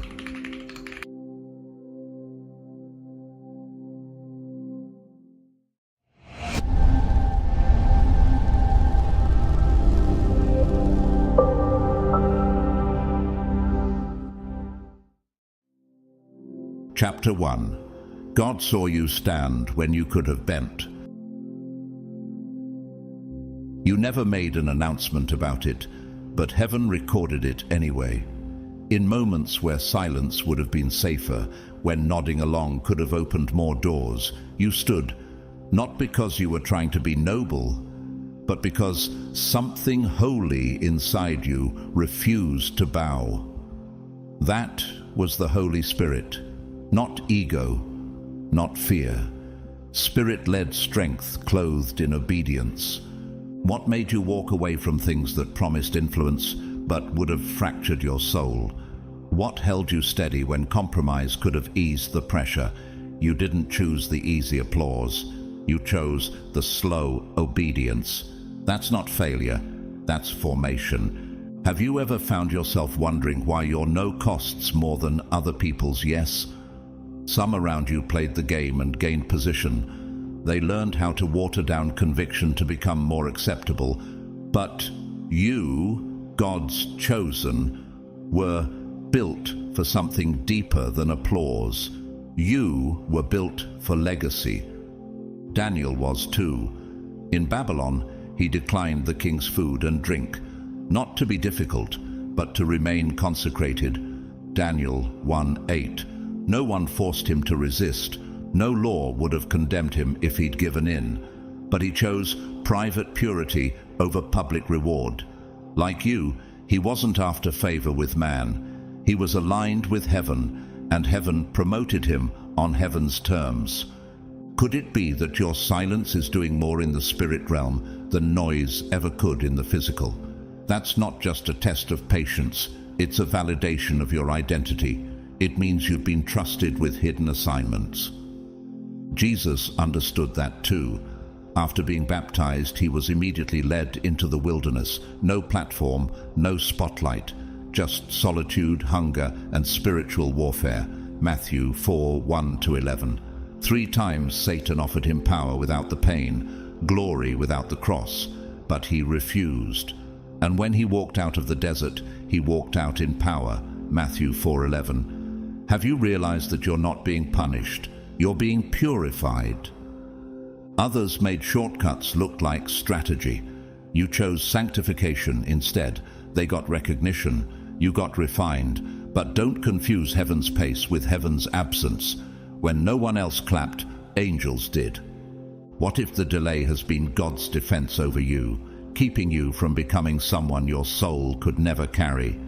Elijah once curled under a tree and begged to die, 1 Kings 19:4. The weight of his calling overwhelmed him. But even in that collapse, God didn't disqualify him. He fed him, strengthened him, whispered direction instead of shouting rebuke. And that's what he did with you too. Not every moment of weakness is failure. Some are just thresholds where heaven steps in and says, "Rest, you're still mine."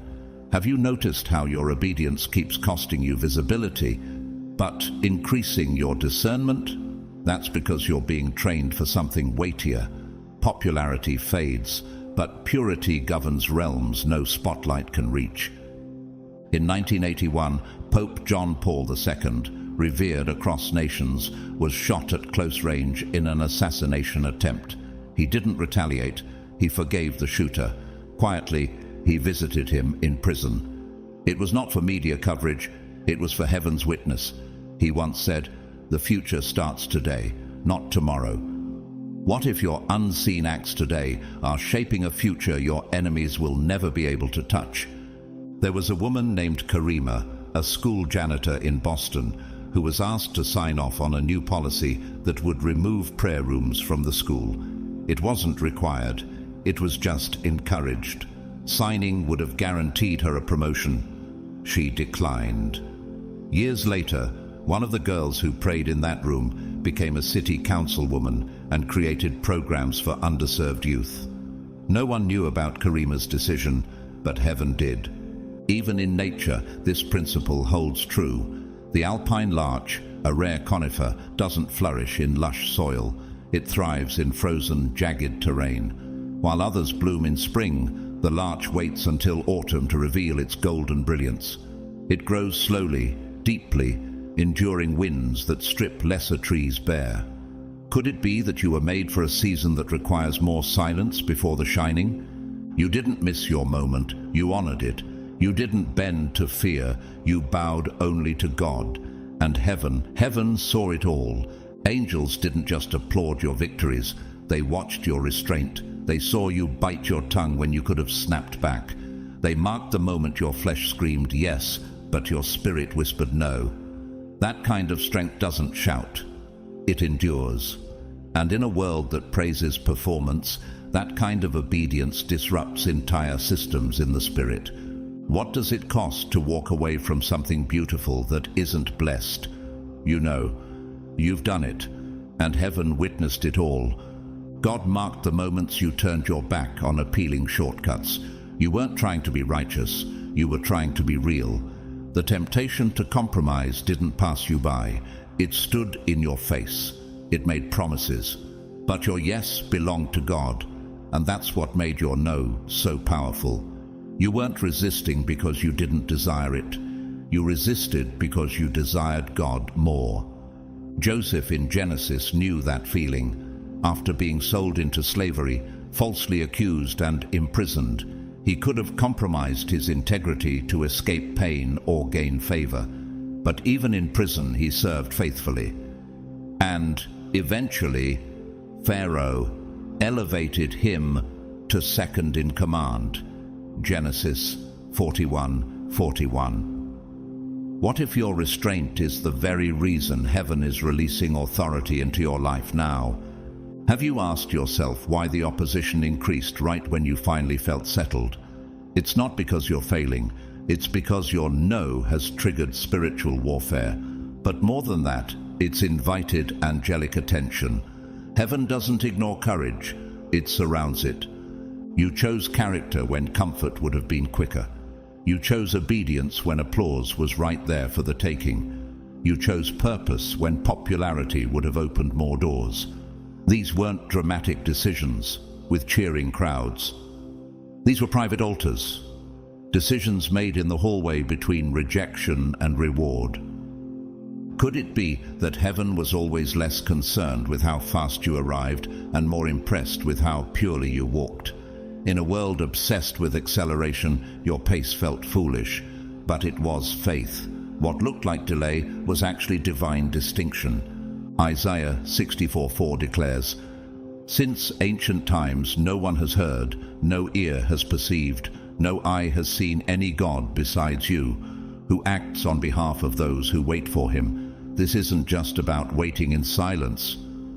It's about waiting with integrity. And now, something is shifting. You can feel it, can't you?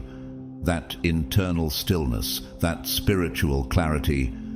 It's not random, it's response. God is not just preparing blessings, He's preparing you for them. The reward isn't just about compensation, it's confirmation. Confirmation that your discernment wasn't delusion, that your refusal wasn't rebellion, that your isolation was actually an invitation. Harriet Tubman, known as the Moses of her people, was once told she was crazy for believing she could free slaves through the Underground Railroad. But her refusal to obey unjust systems and her unwavering courage to return again and again into danger became one of the most powerful testimonies of moral bravery in history. She once said, "I freed 1,000 slaves. I could have freed 1,000 more if only they knew they were slaves." Your fight for righteousness wasn't just for you. It's creating pathways for others. And in unexpected corners of the world, quiet stories like yours are still unfolding. A man named Olivier, an investment analyst in Geneva, turned down a lucrative job that involved overseeing assets connected to unethical labor practices. No press release, no documentary, just a private conviction he couldn't silence. 5 years later, he now manages a portfolio dedicated to ethical startups across Africa. What looked like a loss became a legacy.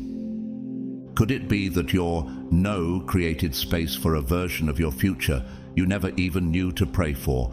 Because that's what heaven does. It doesn't just restore, it reveals. Even creation groans with this rhythm. The moonflower, a rare night-blooming plant, opens only under darkness. Its fragrance isn't released in daylight, only when the sun disappears. And yet those who wait to see it bloom say it's unforgettable. That's you, fragrant in the unseen, opening in sacred timing, revealing beauty born of obedience. So here's what's coming next. Not randomness, not leftover blessings, but reward. And not just for what you did, but for what you refused to do. You didn't sell out, you didn't bow down, you didn't fold under pressure. And now the favor that's been forming in secret is about to be poured out in the open. Have you ever considered that the reason it's taken so long is because God was unfolding something weighty enough to match your obedience? Get ready. You're about to see why it had to be this way. Chapter 2. God saw the tears. No one else did. You didn't weep in public, but heaven still heard every sound your soul made. There were nights your body rested, but your spirit didn't. You laid in bed, staring at the ceiling, whispering, "God, please don't let me break." And even when no one answered your messages, even when your strength was mistaken for having no needs, you carried the weight, in silence, in prayer, in faith. Have you ever wondered how many moments you survived that no one will ever know about? The grief that didn't get posted, the heartache that didn't get comforted, the smile you wore that didn't match the storm behind your ribs. You were bleeding but still blessing, fading but still faithful, alone but still available. Jesus saw you then, just as he saw Mary Magdalene at the tomb, weeping in confusion, overwhelmed by grief and loss. John 20:11-16. Everyone else thought it was over, but Jesus showed up, not in glory, not in fire, but in the gentleness of calling her name, Mary.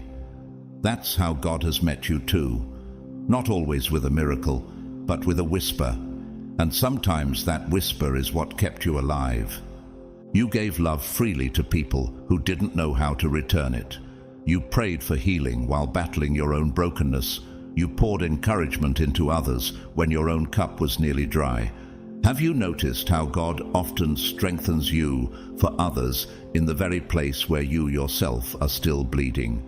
That's not dysfunction, that's divine strength. David knew that kind of contradiction, anointed as king but hiding in caves, singing songs to God while fleeing for his life.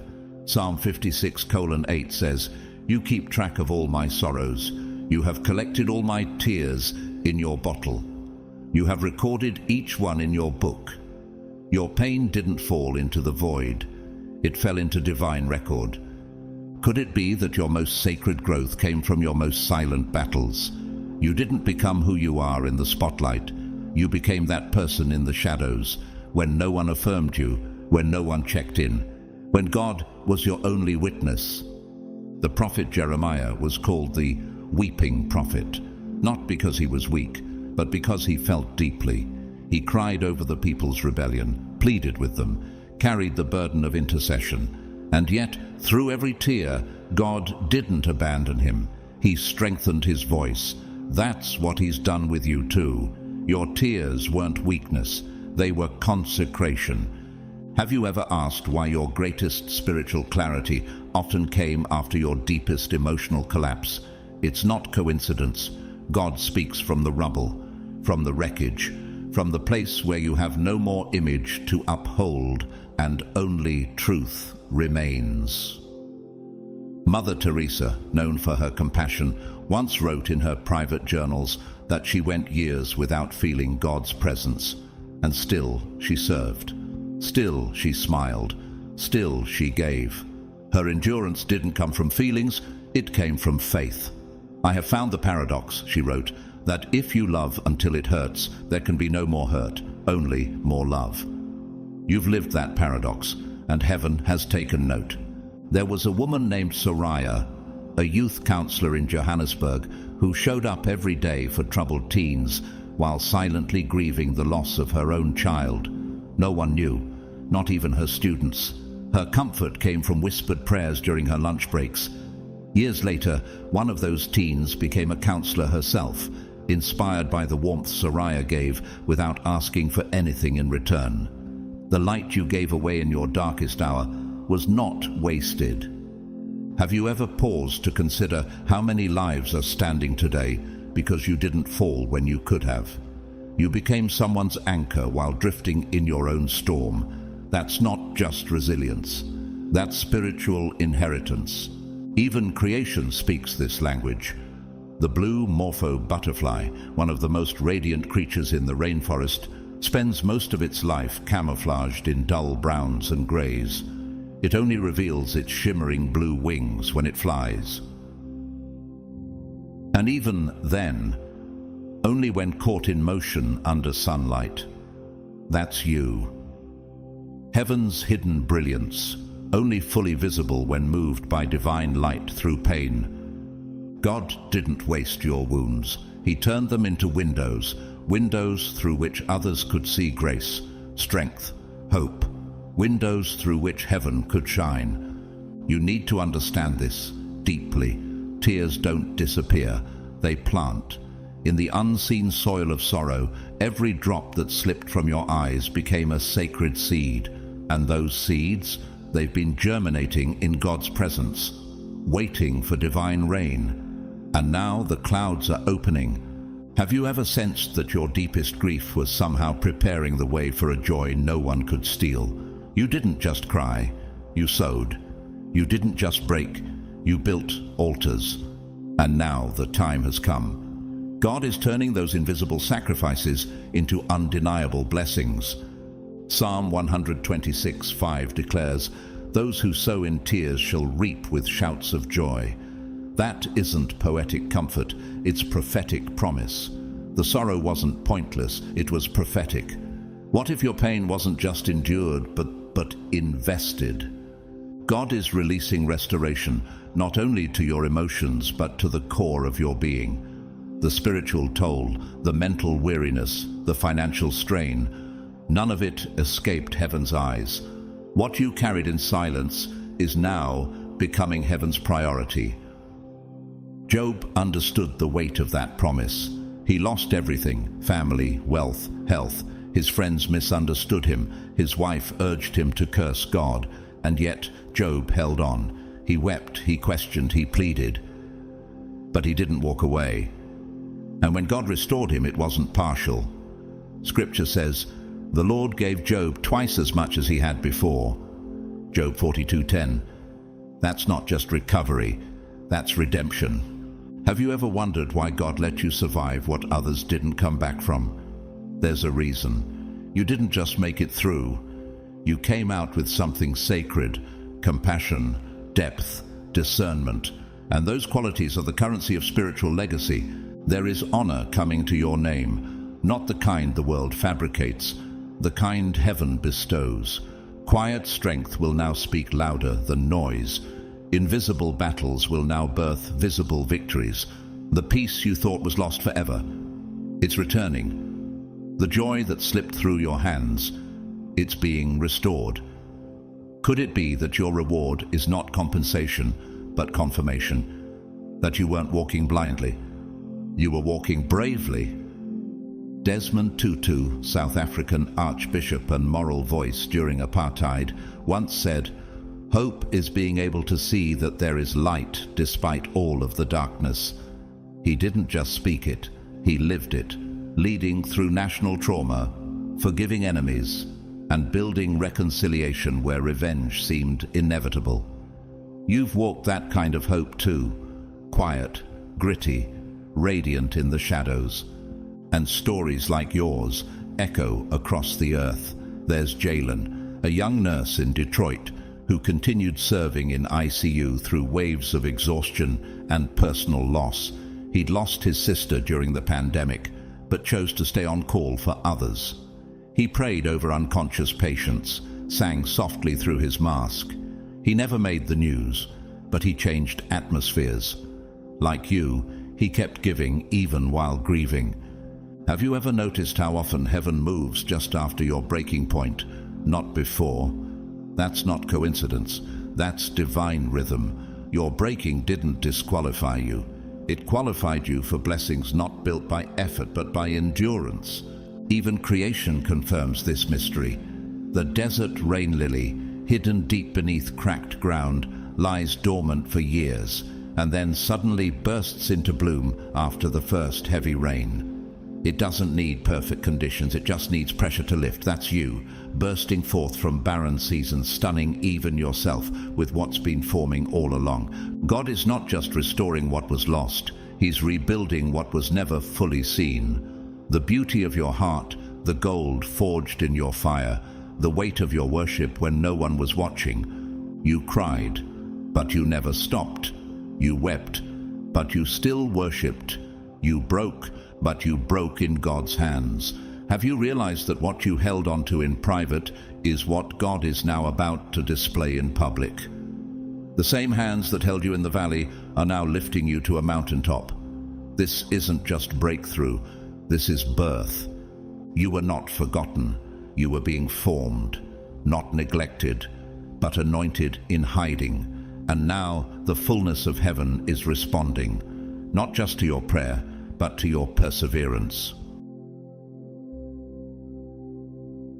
Chapter 3. God saw your silence when you could have fought back. You knew the truth, but you chose stillness. There were conversations where your name was dragged through the mud, rooms you never walked into, but your character was already tried and sentenced. People twisted your silence, mocked your integrity, and treated your restraint like weakness. They distorted your motives, crafted narratives without your voice, and weaponized your compassion like it was a flaw. And still, you said nothing. Have you ever questioned whether your silence made you look guilty, whether holding your peace cost you your credibility? But heaven saw differently. Heaven saw your discipline as divine. You didn't remain quiet because you were powerless. You were powerful enough to let God defend you. There's a reason you didn't react. You had every right to. You had the truth, you had the proof, you had the full story, but you chose not to enter their battlefield because your war was spiritual, not social. Jesus did the same before Pilate. Accused by religious leaders, lied about by his own people, he stood in silence as the crowd shouted for his crucifixion. But Jesus made no reply, not even to a single charge, to the great amazement of the governor. Matthew 27:14. His silence wasn't defeat, it was authority. He didn't need to justify himself, because he trusted the Father's plan. Could it be that your silence wasn't surrender, but strategy? That the reason you walked away wasn't fear, it was faith? God saw every moment you swallowed your pain so you wouldn't wound someone else. He saw every tear that fell while others laughed at what they thought was your weakness. He saw you on your knees, praying not just for vindication, but for protection from bitterness. That kind of surrender isn't passive, it's prophetic. Moses experienced that too, when Korah and his followers rose up to challenge him, accusing him of arrogance and false leadership. Numbers 16. Moses didn't fight back. He fell face down before God. And God himself made the truth known, not through argument, but through divine action. What if the courtroom you're waiting for isn't earthly at all, but eternal? Have you noticed that the attacks on your character intensified just as you started stepping into your calling? That's not coincidence. That's sabotage in disguise. The enemy wanted to bait you into reaction, so you'd forfeit your authority. But you didn't bite. You didn't defend with rage. You defended with restraint. And heaven moved. Isaiah 30:15 reminds us, "In quietness and trust is your strength, not in noise, not in retaliation, but in holy restraint." It takes courage to stay silent when you know you could destroy someone with the truth. It takes power to stay clean when the mud is within arm's reach. Martin Luther King Jr., a pastor, prophet, and reformer, was slandered by media, spied on by government agencies, and betrayed by allies. And yet, he never let rage hijack his assignment. He said, "I have decided to stick with love. Hate is too great a burden to bear." He marched, not with vengeance, but with vision. You've done the same. When it would have been easier to react, you chose to rise. Ezra, a high school teacher in Sydney who was falsely accused by a parent of discrimination. He had emails that could have cleared him instantly, but he waited. He chose peace over public humiliation. Weeks later, the parent privately apologized, and the school promoted him for handling the situation with wisdom. He didn't defend himself online. He let time and character speak. Have you ever felt the ache of being misunderstood while carrying a heart full of clarity? You didn't shut down, you didn't strike back, you prayed, you served, you kept building, even while being broken. Even creation reflects this mysterious power. The snow leopard, one of the world's most elusive predators, navigates the harshest mountain terrains in silence. It doesn't roar like lions or howl like wolves. Its strength is in stillness. Its survival is in restraint. And though rarely seen, its presence changes the entire ecosystem. You're like that, rare, still, powerful, and sacredly strategic. You didn't post about it. You didn't retaliate. You didn't manipulate the narrative. You gave God the courtroom. And now, He's issuing the verdict, not just of your innocence, but of your anointing. They thought you were shrinking, but God was shielding. They mistook your silence for surrender, when in fact it was sanctification. You weren't backing away, you were being repositioned. In a world that teaches retaliation, your restraint was revolutionary. You didn't scream, you didn't chase clarity from the crowd. You let your heart break in private, and heaven called it holy. Have you noticed how often your quietest seasons are followed by your biggest shifts? That's not coincidence, that's spiritual law. When you protected your peace instead of proving your point, you positioned yourself for promotion. God has not overlooked how you handled injustice. When the world expected retaliation, you chose reverence. You went higher when the enemy pulled low. You sang when you could have shouted. You chose worship over warfare. And God wrote it down. Luke 6:28 commands, "Bless those who curse you, pray for those who mistreat you." You didn't just read that, you lived it. And now, the reward being released is not just a gift, it's justice. Quiet, pure, heaven-sent justice. What if your greatest victories are being written in heaven's courtroom, not social media's timeline? What's coming to you isn't driven by pity, it's driven by precision. God has measured your tears, tracked your restraint, and honored your obedience, and now He's responding. Esther knew that process. She could have exposed Haman's plot early, but she waited, she listened, she moved in divine timing, not emotional urgency. And when the time was right, her words dismantled deception, and the very gallows built for her people were reversed on their enemy. You too have been walking in the kind of patience that heaven partners with. Have you ever felt like holding your peace was costing you visibility? Like staying still made others believe the lies? It didn't. It made room for heaven to speak on your behalf. Romans 12:19 declares, "Do not take revenge, but leave room for God's wrath."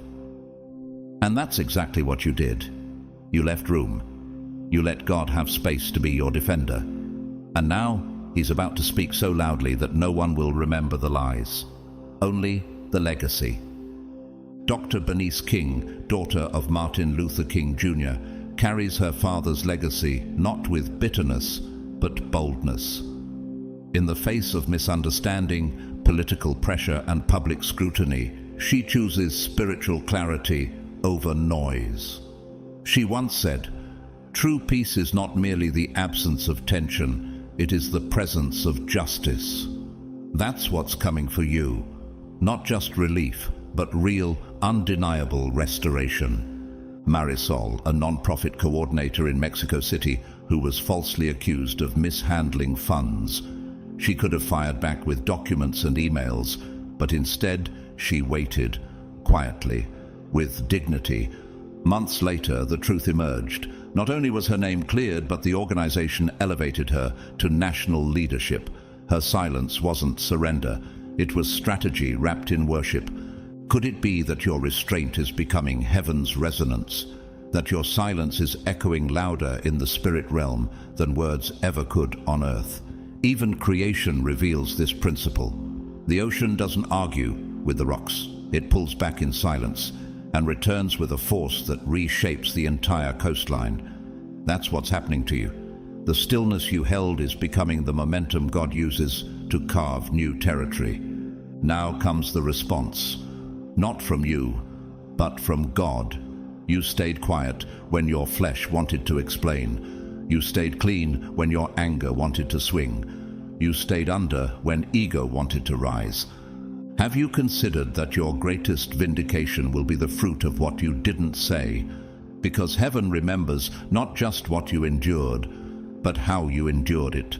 The same mouths that doubted you will witness a flood of favor they can't explain. Not to shame them, but to remind them that God doesn't bless noise, He blesses obedience. You stayed low. Now God is lifting you. You stayed hidden. Now God is highlighting you. You stayed pure. And now heaven is about to thunder on your behalf. Chosen one, your silence was not absence. It was an act of worship, and heaven saw it all. Chapter 4. God saw how you loved, even when you weren't loved back. Some people saw your love as naive, but heaven saw it as noble. You gave more than was comfortable. You loved beyond reason. You kept showing up, not because it was deserved, but because the spirit inside you wouldn't let you abandon those God had placed in your path. That kind of love doesn't come from logic. It comes from the Lamb. Have you ever asked why your heart keeps expanding even when it's been wounded?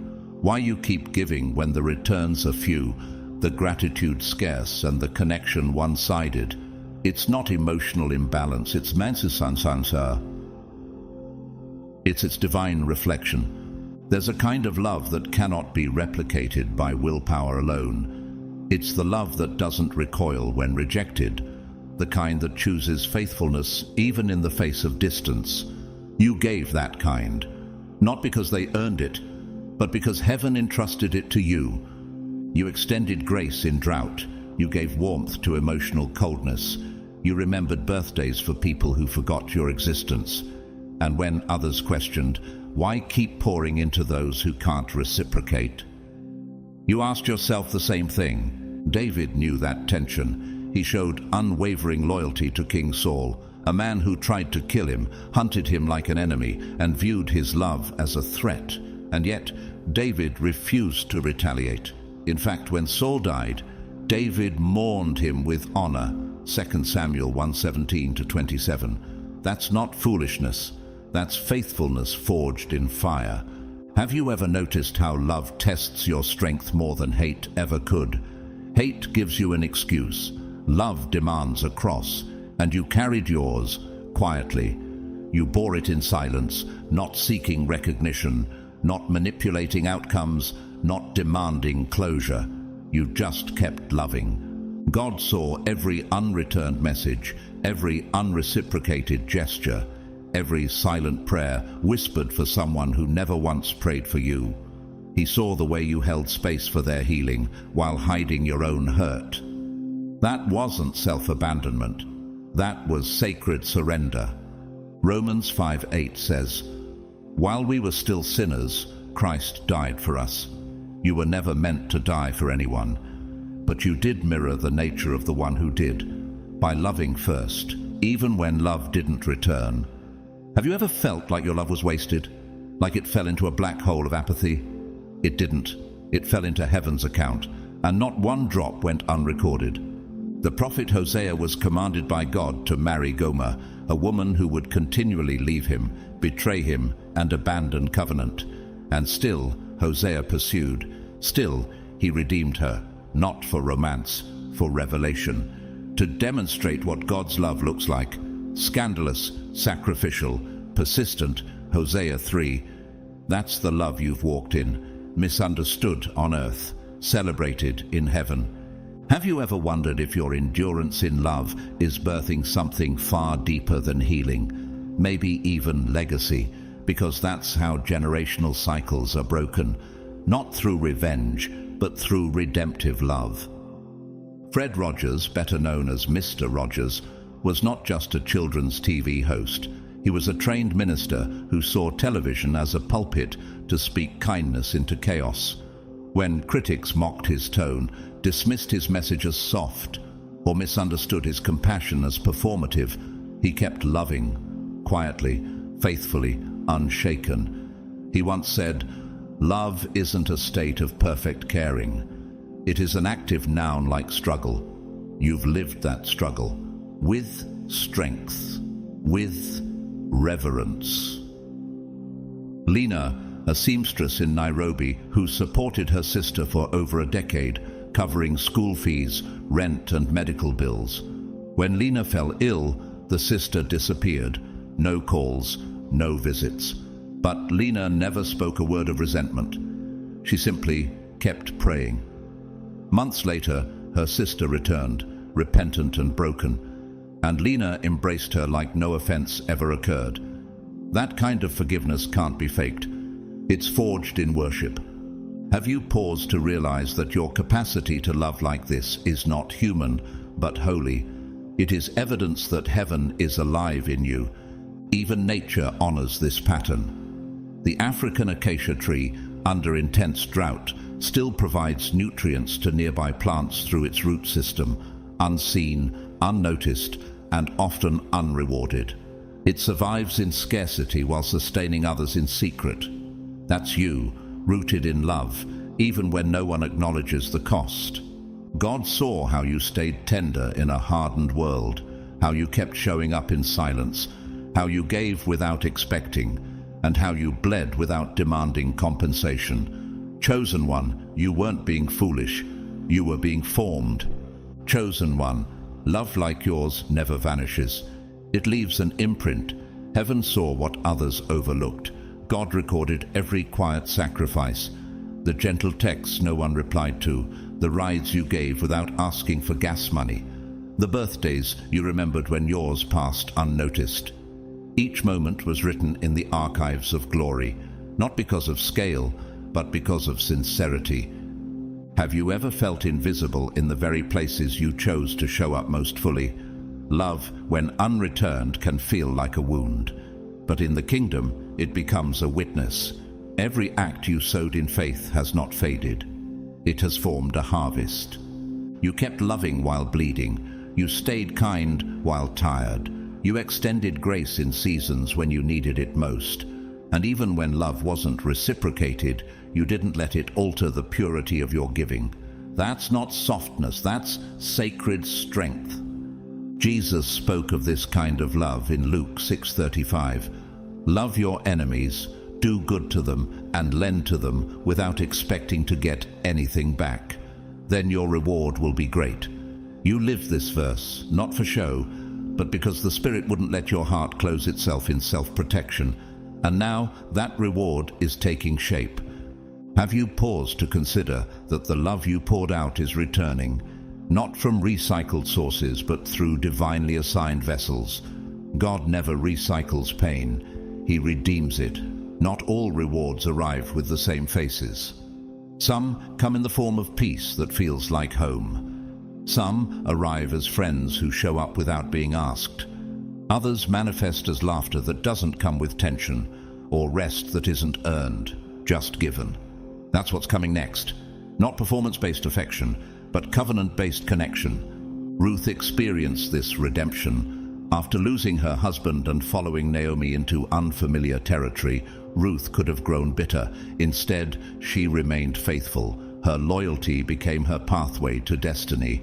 God orchestrated a love story with Boaz, not as a replacement for what she lost, but as a restoration beyond what she imagined. Ruth 4:13 through 15. You've shown that kind of loyalty, and the same divine orchestration has already begun in your favor. Have you noticed the emotional doors closing around you lately? That's not punishment. That's pruning. Heaven is making room for the relationships that won't require you to shrink, chase, or explain yourself just to be safe. Maya Angelou, poet and prophet of dignity, once said, "Never make someone a priority when all you are to them is an option." She didn't say that out of bitterness, but out of wisdom born in the fire. You've learned that too, not by becoming cold, but by becoming clear. A man named Terence, a trauma counselor in Atlanta, spent years walking with clients through their darkest hours. He gave patience, presence, and care. But when his own crisis hit, few reached out. For months, he grieved in silence, until a former client, now a therapist herself, returned with the same depth of love he once gave. The circle of compassion returned, not symmetrically, but supernaturally. Have you realized that heaven never allows genuine love to end in loss? Every act becomes an echo. Every seed turns into sustenance, even if the soil seems unresponsive for a time. Even the wild understands this cycle. The baobab tree in Africa stores water in its massive trunk during drought. It appears swollen and strange, but inside it carries life for others, often sheltering birds, animals, and humans alike. When the rain finally comes, the tree doesn't just bloom, it bursts. You are that kind of vessel, misunderstood in waiting, miraculous in reward. The time of overflow is near, not as a repayment from people who ignored your heart, but as a restoration from a God who never did. You loved without applause. You forgave without closure. You showed up without invitation.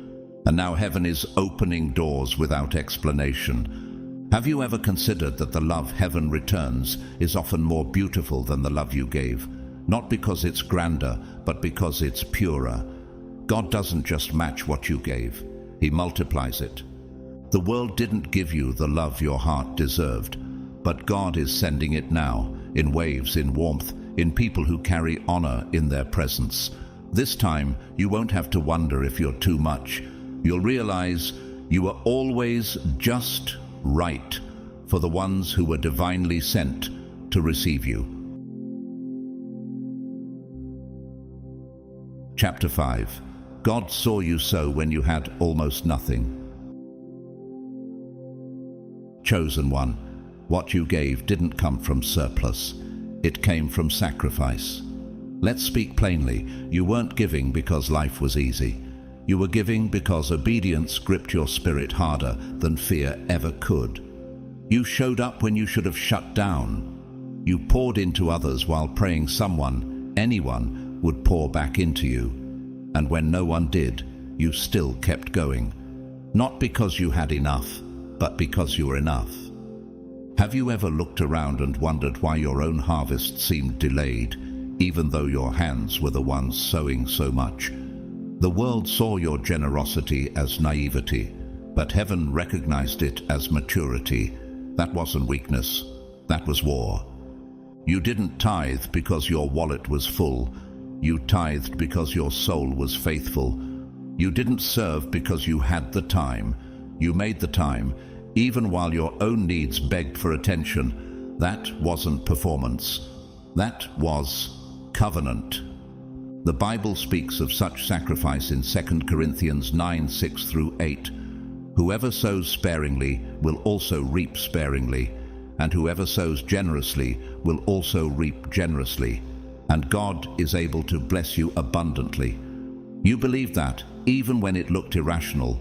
You sowed into the unseen. Have you ever wondered how many miracles you helped unlock for others while you were still praying for your own? That's spiritual maturity, the kind that isn't loud, but legendary. Elijah once met a widow in Zarephath, 1 Kings 17:8-16, who had nothing left but a handful of flour and a little oil. She was preparing a final meal for herself and her son before expecting to die. Yet, she gave what little she had to the prophet, and what happened next shifted her destiny. Her jar never ran dry. Her seed was survival disguised as surrender. You too have given in that kind of faith. And your jar too is about to defy logic. Have you felt lately like your giving has gone unnoticed? Like your obedience is echoing into empty space? God heard it all. Every whispered prayer, every yes when your body wanted to say, "Not today." Every sacrifice made in silence has been stored in sacred places. Oprah Winfrey, now a household name, often shares how she gave to others in her early career when her own resources were scarce. Not because it made financial sense, but because she knew it was a test of trust. Today, her story reflects not just wealth, but impact birthed through faithful sowing.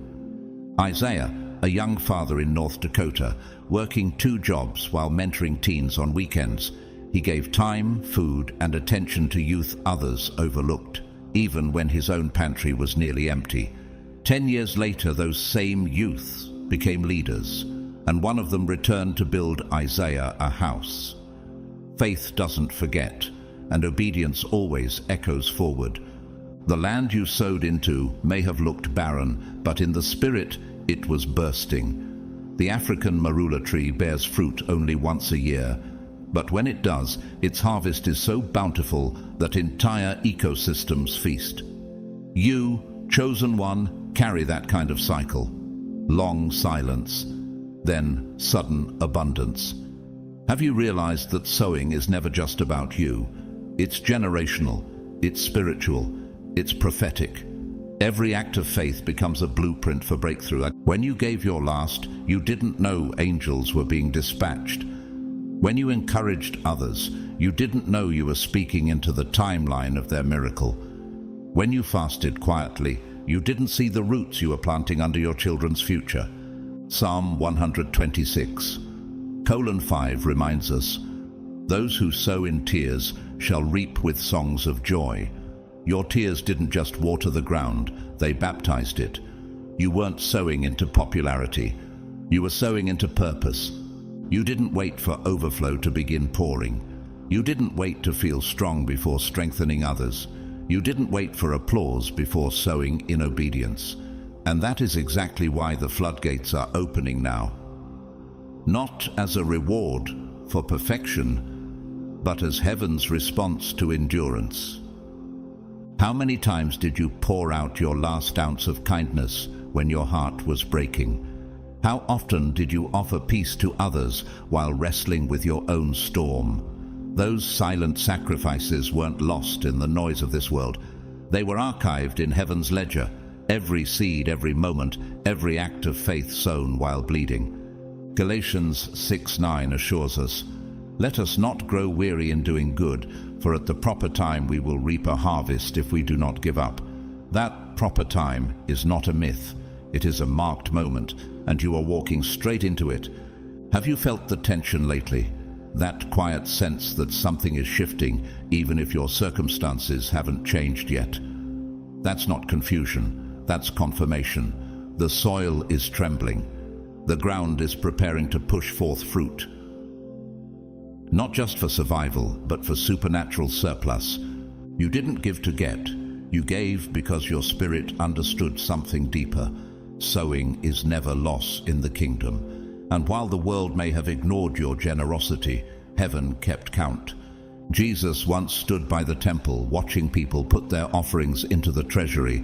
The wealthy gave large amounts, but a poor widow dropped in 2 small coins. Jesus stopped everything and said, "Truly I tell you, this poor widow has put in more than all the others." Luke 21:3. God doesn't measure giving by amount. He measures by sacrifice. How many moments in your life mirror hers? When you gave your last, not knowing if you'd have enough for tomorrow. When you prayed for others while no one was praying for you. When you encouraged someone who never even checked in on you again. Denzel Washington, despite fame and fortune, has repeatedly spoken of giving back not just financially, but spiritually. In one of his early testimonies, he mentioned how his mother taught him to give even when they had little. And now, his life reflects a spiritual harvest far greater than his net worth. That's what happens when generosity flows from revelation, not reputation. Leona, a single nurse in Detroit who kept buying groceries for patients' families during the pandemic, even while her own rent was overdue. She didn't wait for excess. She acted from compassion. 2 years later, the hospital named a scholarship fund after her, and the mayor awarded her a home. When giving comes from covenant, reward comes from heaven. Job 42:10 declares, The Lord restored his fortunes and gave him twice as much as he had before. But restoration didn't come after the loss, it came after he prayed for his friends. Even while wounded, he gave. And that kind of sowing breaks the rules of natural return. Have you begun to feel heaven leaning toward you, like the sky itself is shifting above your story? That's not your imagination, that's alignment. The same angels who documented your pain are now delivering your reward. You didn't give to build an image, you gave to honor a covenant. And now the covenant is answering back, not with trickles, but with thunder. You are about to witness what divine reciprocity looks like. Malachi 3:10 proclaims, "Bring the whole tithe into the storehouse, and see if I will not throw open the windows of heaven and pour out so much blessing that there will not be room enough to store it." That's not poetry, that's prophecy. Chosen one, prepare your storage. Your drought is ending. The clouds are gathering.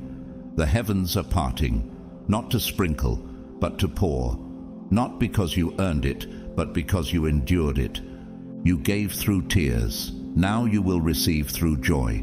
You sowed in obscurity. Now you will reap in visibility. You endured the drought. Now you will host the downpour, and all of it, every blessing, every breakthrough, every open door, will be proof. Proof that God was watching, proof that he never overlooks the obedient, proof that those who give in pain will reap in peace. Chapter 6. God saw you heal without closure. It didn't break loudly, it broke quietly, inside you, in rooms where no one heard, in moments where you smiled politely but were falling apart internally.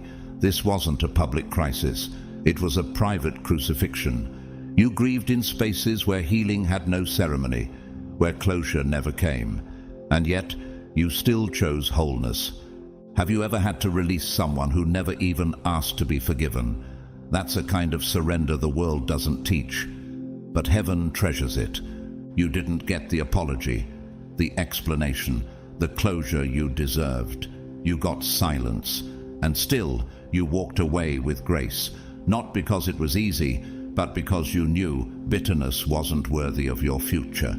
You let go, not because they made it right, but because God was making you new. Jesus walked that same path. On the cross, bruised and broken by betrayal, he said, "Father, forgive them, for they do not know what they are doing." Luke 23:34. No apology, no admission from those who crucified him, just silence from the crowd. And still, he forgave. Not to free them, but to fulfill the kingdom. That's not just divine, it's the model, and you followed it.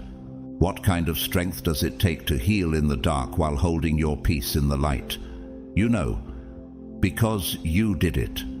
Rewriting texts you never sent, holding back words that would have been justified but not fruitful. Choosing peace over proving your pain. Every time you whispered, "God, help me let this go," angels listened. Every time you laid down the desire for revenge, heaven took note.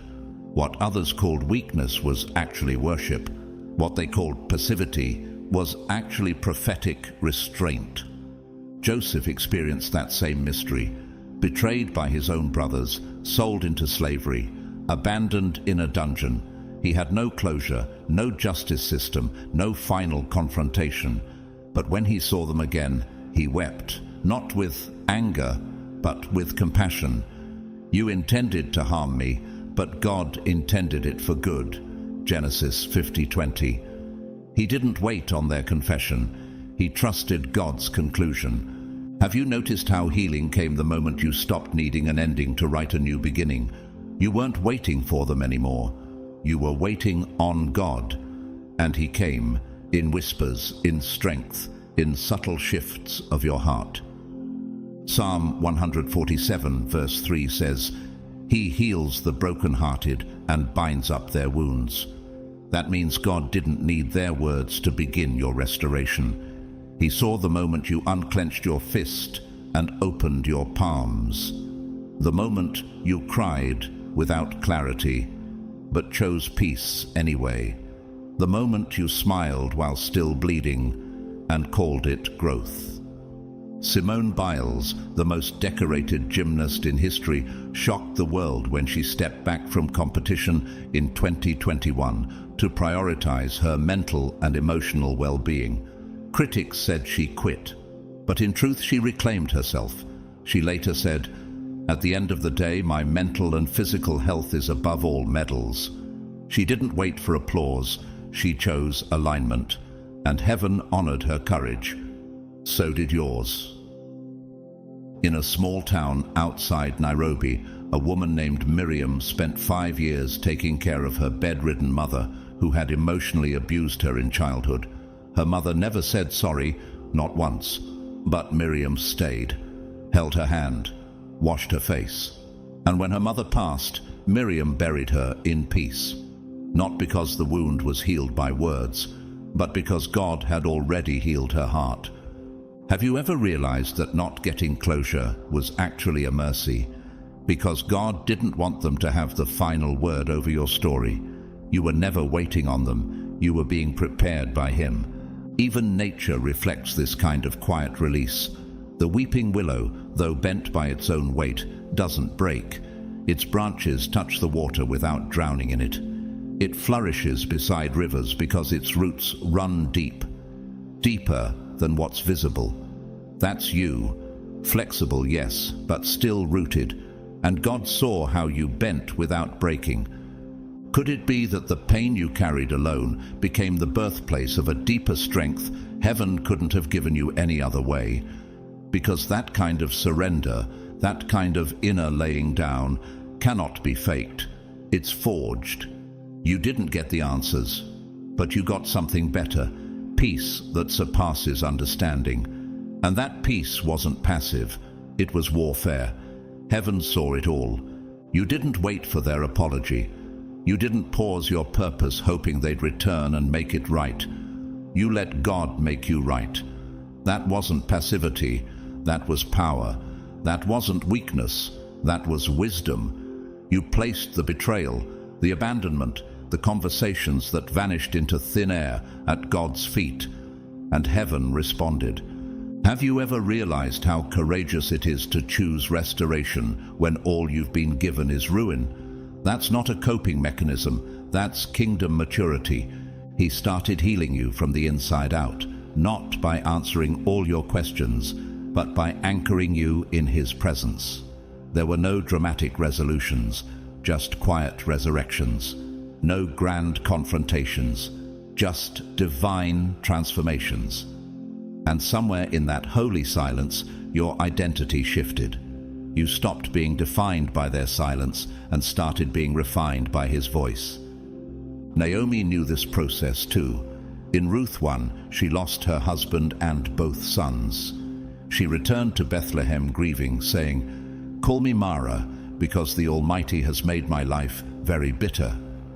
Ruth 1:20. But even in that bitterness, she didn't stay stuck. God used Ruth, a Moabite outsider, to walk beside her, and through their bond came the lineage of David and ultimately Christ. Closure didn't come through answers. It came through new assignments. Now look at you. You're lighter, clearer, more grounded than ever, not because they fixed it, but because God filled it. Have you wondered how something so devastating could make you this discerning? That's what heaven does.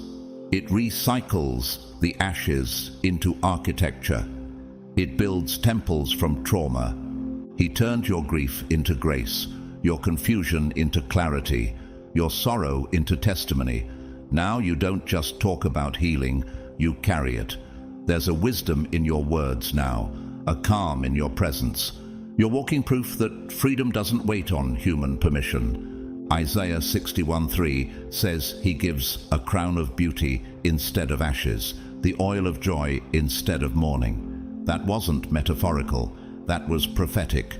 He dressed you differently, not just with joy, but with weight. You walk differently now, not because you forgot what happened, but because you remember who you are. Have you noticed how your elevation came after your surrender, not after their apology? That's not coincidence. That's covenant. When you released them, heaven released you. Chimamanda Ngozi Adichie, acclaimed Nigerian novelist and feminist voice of her generation, once said, "Forgiveness is not about exonerating the perpetrator, it's about liberating the victim." She wrote stories that healed readers across continents, while privately forgiving betrayals no one ever knew about. That's the hidden labor of freedom, and you've done that too. Somewhere in Philadelphia, a man named Devon walked away from a high-paying corporate law job after discovering that a partner at the firm had sabotaged his promotion behind closed doors. Devon never confronted him, never exposed him. Instead, he quietly launched a non-profit legal defense fund for wrongfully accused youth.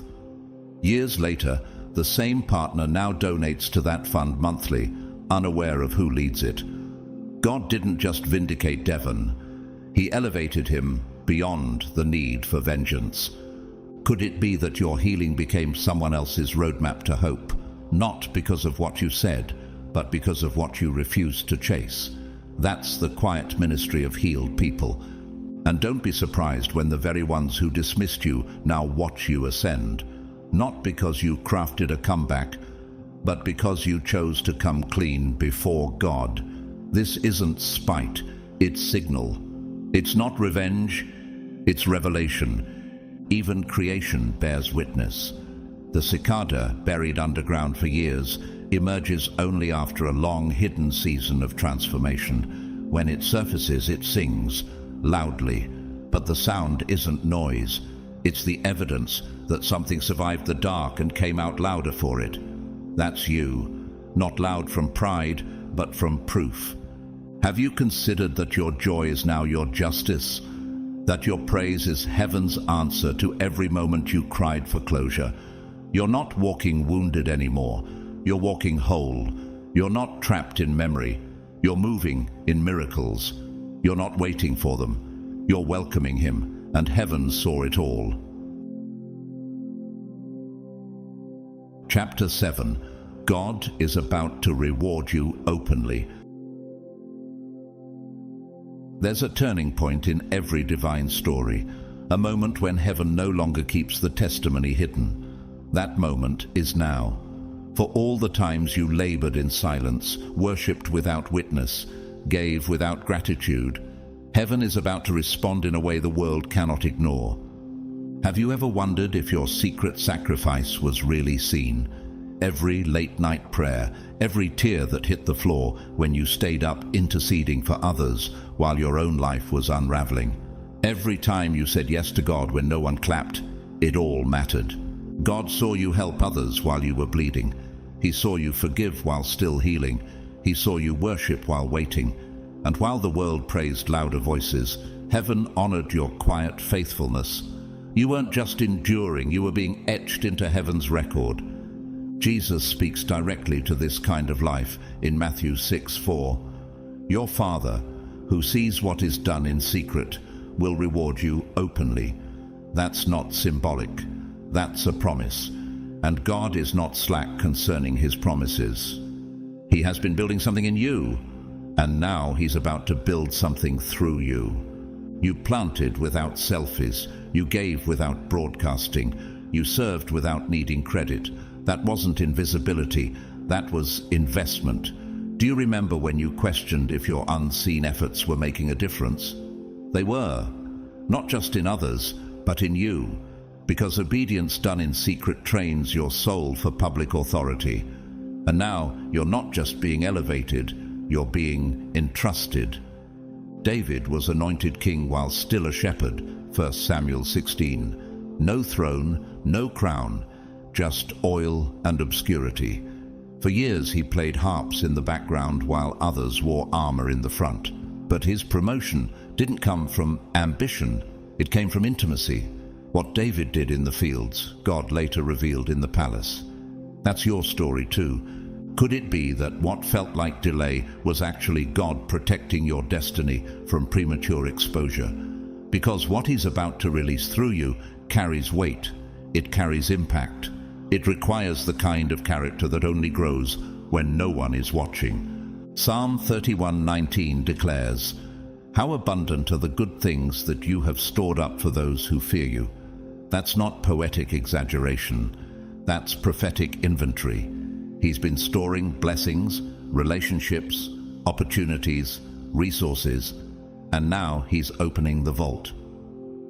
Tyler Perry, one of the most successful storytellers and entrepreneurs of our generation, spent years living in his car while producing stage plays that flopped. People laughed, some walked out, but he stayed obedient to the vision. Years later, he owns one of the largest film studios in the world. He once said, "People don't have to believe in your dream. The only one who needs to believe in it is you and God." Now, millions believe, but only after he persisted in silence. Have you noticed how suddenly things are shifting? Not by force, but by favor. You're not chasing doors, they're swinging open. Not because you strategized your way in, but because you surrendered your way up. Somewhere in northern Italy, a woman named Alessia ran a small bakery for years. She quietly baked bread every morning for struggling families, refusing to raise prices even as costs rose. When a famous food blogger stumbled into her shop one winter and posted about her, she went viral overnight. But when asked how she built success, she simply said, "I just kept feeding people." What she did in secret spoke so loudly, the world couldn't ignore it anymore. Could it be that your silent season wasn't a setup for shame, but for spotlight? Not to glorify you, but to reveal God through you. Even nature tells this story. The bamboo tree, after being planted, shows no visible growth for up to 5 years. Underground, it's developing a complex root system that can support explosive growth. And then, almost overnight, it shoots up over 80 feet in just weeks. That's you. Deep roots first, rapid fruit later.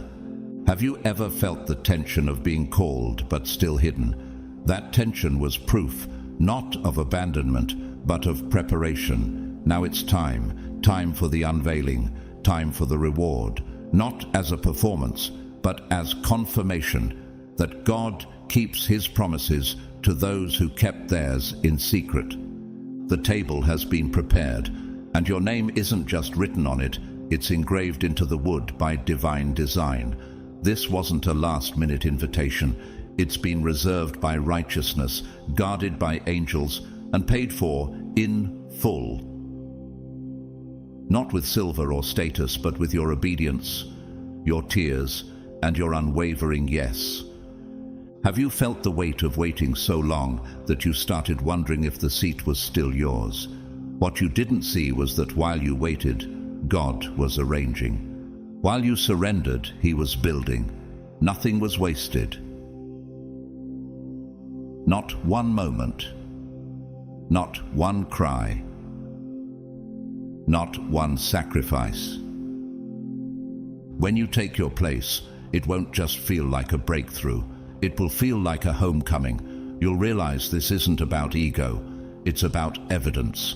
The evidence that God rewards the secret sacrifice, that he honors the unseen decision, that he vindicates the faithful.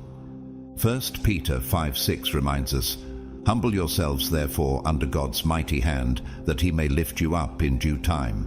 That time has been appointed, not according to the applause of men, but according to the calendar of heaven. What if the delays weren't obstacles, but divine confirmations that your seat required more weight than you were carrying then? God didn't deny you. He was anchoring you, because when the table is this sacred, the character must be that strong. Esther understood the gravity of appointed places. Hidden for years in a palace not her own, she didn't fight for the throne, she fasted for the nation. And when the moment came, she stepped into destiny with holy clarity. Her table wasn't about comfort, it was about courage. You've been prepared for that kind of moment too. Not to blend in, but to shift history. Have you sensed the tension between humility and readiness? That's because you're stepping into a space where grace meets glory. where overflow follows obedience. Honor is pursuing you now, not because you sought it, but because you carried God's name with integrity. No striving, no manipulation, just seed after seed sown in sacred soil. Now the harvest is drawing near. Denzel Washington, award-winning actor and outspoken believer, once said, "True desire in the heart for anything good is God's proof to you sent beforehand to indicate that it's already yours." He refused to compromise faith for fame, choosing roles and speeches that reflected eternal truth over cultural trends. His reward came not just in accolades, but in impact. So will yours. In a quiet village in Brazil, a single mother named Clarice spent years working at a hotel laundry room while tutoring orphans in the evenings. Unpaid, unpraised. Her name never made the news, but one of her students became a regional mayor and built a scholarship fund in her honor. Clarice never asked for recognition. She just kept showing up, and heaven took note. Could the silence of your past season be the echo that will make your reward resound all the louder? God isn't elevating you to boast. He's establishing you to fulfill the very words he whispered when no one else was listening. Psalm 23:5 declares, "You prepare a table before me in the presence of my enemies." This isn't revenge. This is restoration. This isn't vindictiveness. This is visibility ordained by grace. A shift has begun. Favor is no longer waiting for your permission. It's pursuing you. And what was once delayed is now drawn near by divine timing. Not far from mountaintops, a rare alpine edelweiss blooms only in harsh conditions. At high altitudes where most flowers can't survive, it doesn't attract many eyes. But when it appears, climbers stop in awe. That flower exists not to be flashy, but to confirm that beauty born in adversity carries a glory others can't imitate. That's you. Have you realized the reward is not just about receiving, but about reflecting the God who sustained you when no one else saw you? This is not about proving anything to those who doubted. This is about proving God's word never returns void. You didn't fake your way here. You didn't manipulate your path. You didn't compromise your name. And now heaven is placing you where your character can carry the calling. The reward is not random, it's righteous. Get ready, not for the spotlight, but for the fulfillment, not for attention, but for alignment. And this time, you won't have to strive for it. It will meet you where surrender already led you. To every chosen one reading this, may this be the reminder your soul has waited for. Heaven saw what you did, and heaven is still speaking about it. God witnessed every moment you kept your integrity when no one was looking, every time you forgave in silence, every tear you wiped without getting closure. What you did wasn't small, wasn't forgotten, wasn't wasted. It was sacred, it was recorded, it was honored. And now, a divine shift is taking place. What you sowed in private is about to grow in public. What you endured in hidden places is becoming part of your visible elevation. The pain that once defined your nights is becoming the testimony that will define your future. This journey was never about performance. It was about perseverance. It was about purity of heart. And now God is about to reward what no one else even knew you were fighting through. You don't need to explain how deep it hurt, how long you waited, or how close you were to quitting. Heaven already knows, and heaven already answered, with favor, with restoration, and with honor that can't be manipulated, manufactured, or mistaken. You didn't miss your moment. You were being prepared for the one that truly matters. If this word resonated with your spirit, I invite you to take a moment to act in faith and alignment. Like this message so that it reaches others who need it just as much as you did. Share it with someone walking through a silent battle. Comment below. Whether it's a prayer, a reflection, or your story, your voice matters. Subscribe to this channel so you don't miss what heaven is releasing next, and make sure you turn on the notification bell so these words find you in season. If you feel led to support this ministry, you can do so through the Super Thanks feature. It helps bring more of these prophetic words to those searching for light in dark places. And whether you sow or not, I want to thank you from the depth of my spirit. Thank you for being here. Thank you for walking this path with courage. Thank you for simply enduring. Now, I speak this blessing over you. May God vindicate you in front of every room that overlooked you. May peace return to the places where your spirit was once restless. May joy come back without permission. May healing overflow in the areas you thought would always stay broken. And may you finally see with your own eyes what God saw in you all along. You are not behind. You are not too late. You are not forgotten. You are chosen, and heaven is proud of you. Let that truth carry you boldly into the next chapter, because it's not just coming, it's already unfolding.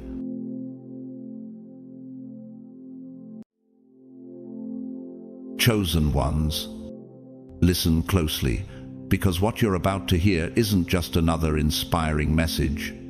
It's a divine interruption, a holy moment where heaven leans in and time slows down just for you. You didn't stumble on this by chance. You were led here, drawn by the Spirit, because God has something to say about that one moment you thought no one noticed. There was a time, maybe just days ago, when everything in you wanted to give up, when the silence around you was deafening and the battle felt never-ending. And yet, you worshipped. You whispered a thank you through clenched teeth and wet cheeks.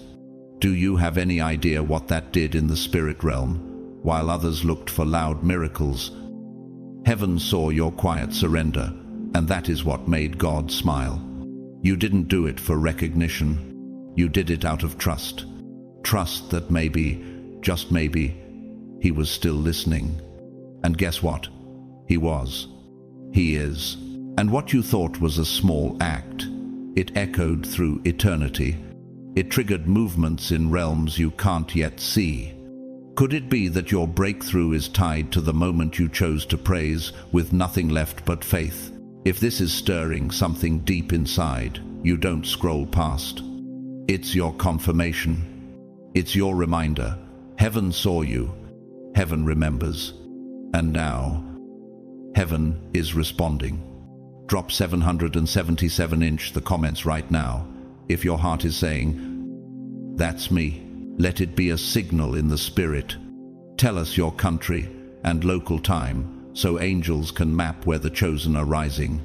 And to every one of you who's sown into this ministry through super thanks, through prayer, through presence, I thank you from the depths of my heart. Your support isn't just generosity, it's worship. Have you ever wondered what happens when you give in secret, but God decides to reward in public? That time is closer than you think. The atmosphere is shifting, the oil is flowing. Something sacred is unfolding. You're about to discover just how much that one act mattered. Now, are you ready to go deeper? What comes next may just explain everything you've been sensing in your spirit. God's chosen ones. This one act made God smile. You have no idea how much it mattered.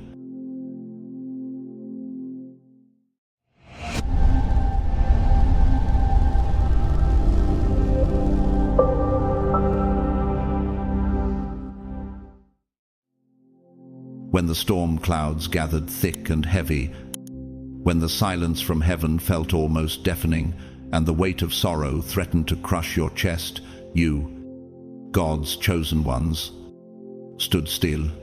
You were on the verge, weren't you? One more unanswered prayer, one more loss, and it would have made perfect sense to break down completely. Who would have blamed you? Who would have judged you for asking?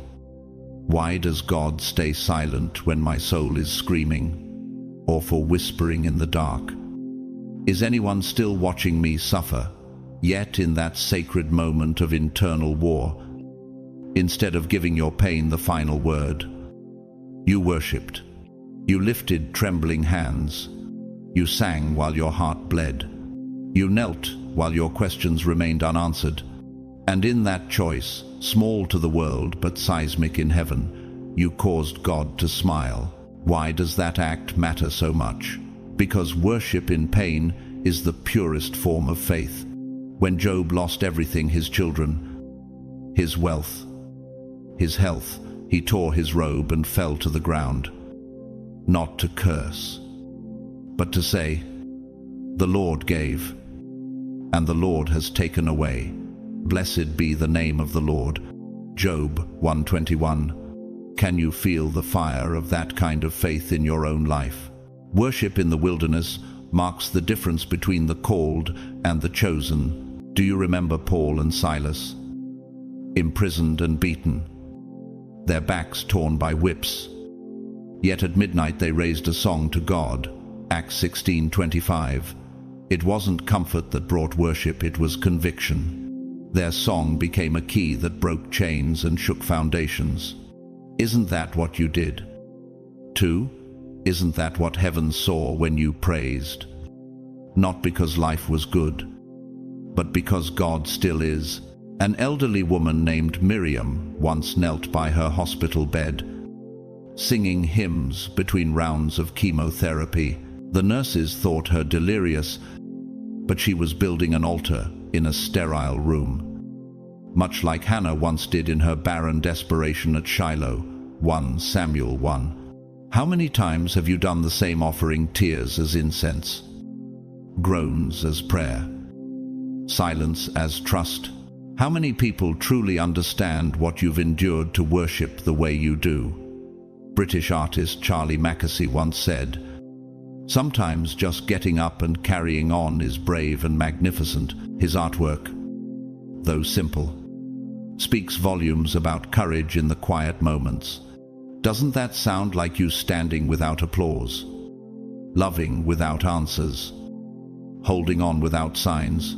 And what about Malika, a single mother in Detroit who worked 3 jobs while caring for a sick parent? She kept a Bible in her car, whispering psalms between shifts. Her strength wasn't shouted, it was offered up softly, like Mary of Bethany breaking her alabaster jar. Mark 14:39. Who would have thought that faith could smell like perfume in a parking lot?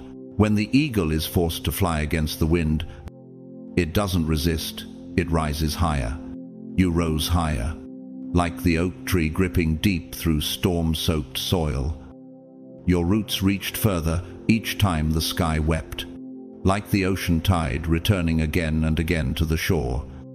Even after retreat, your faith kept coming back. How many times have you felt the pull to give up and yet chose instead to praise? Even Pope John Paul II, a beacon of hope through war and oppression, once said, "Do not abandon yourselves to despair. We are the Easter people, and hallelujah is our song." Those words weren't for a cathedral, they were for you, God's warrior, singing hallelujah from the trenches. And then there's Luca, a young mechanic in Naples, who had just lost his wife. No funeral at Nice, no family left, just grief and God. He fixed cars by day and cried in prayer at night. Reading Psalm 34:18 aloud, "The Lord is close to the broken-hearted and saves those who are crushed in spirit." He didn't feel saved, but he kept reading until peace came softly like a spring rain. How can one act of worship matter so much? Because it's not just a song, it's a declaration, a sword, a banner lifted in enemy territory. It's the sound of the chosen ones, choosing love over bitterness. When others run from God in heartbreak, you ran toward Him. You didn't just survive, you transcended. Many voices rise in song when the skies are clear, when joy flows without resistance. But your voice, God's chosen ones, rose when the thunder was still rumbling. When your tears blurred the words of your worship, what kind of soul does that? Who chooses to lift hands in surrender when their world is falling apart? Have you ever wondered what that moment looked like from heaven's perspective, while you fought to breathe through grief, as you whispered praise through clenched teeth? You released something rare, sacred. Worship from the wounded has a scent that fills the throne room of God, like costly incense. The psalmist once cried, "You keep track of all my sorrows. You have collected all my tears in your bottle. You have recorded each one in your book." Psalm 50, Vishesh, Shmona. Nothing was wasted, not a sigh, not a single quiver of your lips. When others would have let their pain ferment into bitterness, you let yours become perfume. Isn't it incredible how the heavens respond to things the world calls invisible? Elijah, after calling down fire from heaven, found himself hiding in a cave, exhausted and afraid. Yet God met him not in the earthquake or the fire, but in a whisper. 1 Kings 19:12. That's what you released in your weakest hour, a whisper that echoed in eternity. Angels paused. Heaven bent low, because, in your fragile reverence, you were declaring louder than any sermon, "God, you are still worthy." When Corrie ten Boom, a Dutch Christian who survived a Nazi concentration camp, thanked God for the fleas in her prison barracks. She didn't know that those fleas were what kept the guards away, giving her freedom to read scripture with others. That's worship through pain. That's sacred defiance. Doesn't that remind you of the unseen power your own choices carry? And what about Daniel, torn from his homeland, living under foreign rule, threatened with death if he dared to pray, and still he opened his window toward Jerusalem and gave thanks? Daniel 6:10. Could you sense the weight of what you were doing when you praised through sleepless nights and silent disappointments? What if your most broken hallelujahs were the very moments shaking hell and moving heaven? At a youth conference, inspirational speaker and paraplegic athlete Nick Vujicic, born without limbs, once shared that his greatest worship came not from moments of strength, but from sobbing in hotel rooms, questioning his purpose. His words were a lifeline to hundreds. When you can't get a miracle, be one. He didn't curse his pain, he consecrated it. Camille, a pastry chef from Lyon, lost her bakery in a fire. Her life's dream was reduced to ash, but instead of walking away, she baked bread in her neighbor's kitchen for free, blessing families during their financial struggles. She never sought attention, but those loaves carried something holy, an echo of the widow of Zarephath, who gave Elijah her last meal and received divine provision in return. 1 Kings 17:12-16. Could it be that your quiet faithfulness in ruins is preparing a harvest beyond what you can now see? Rivers don't fight gravity, they flow, even when forced to carve through stone, just like you did, through heartbreak, confusion, and delay. You kept flowing. The sunflower still turns to face the sun, even on cloudy days. That's you. That's your worship. Do you realize how rare that is in a world trained to worship only when things are going well? Father Patrick, a humble cardinal from rural Ireland, once said in a whispered homily, "Worship is not the absence of sorrow. It is the insistence that joy still reigns." His words weren't crafted for applause. They were carved from a lifetime of silent sacrifice. And somewhere in Morocco, a woman named Safia knelt on a rooftop at dawn.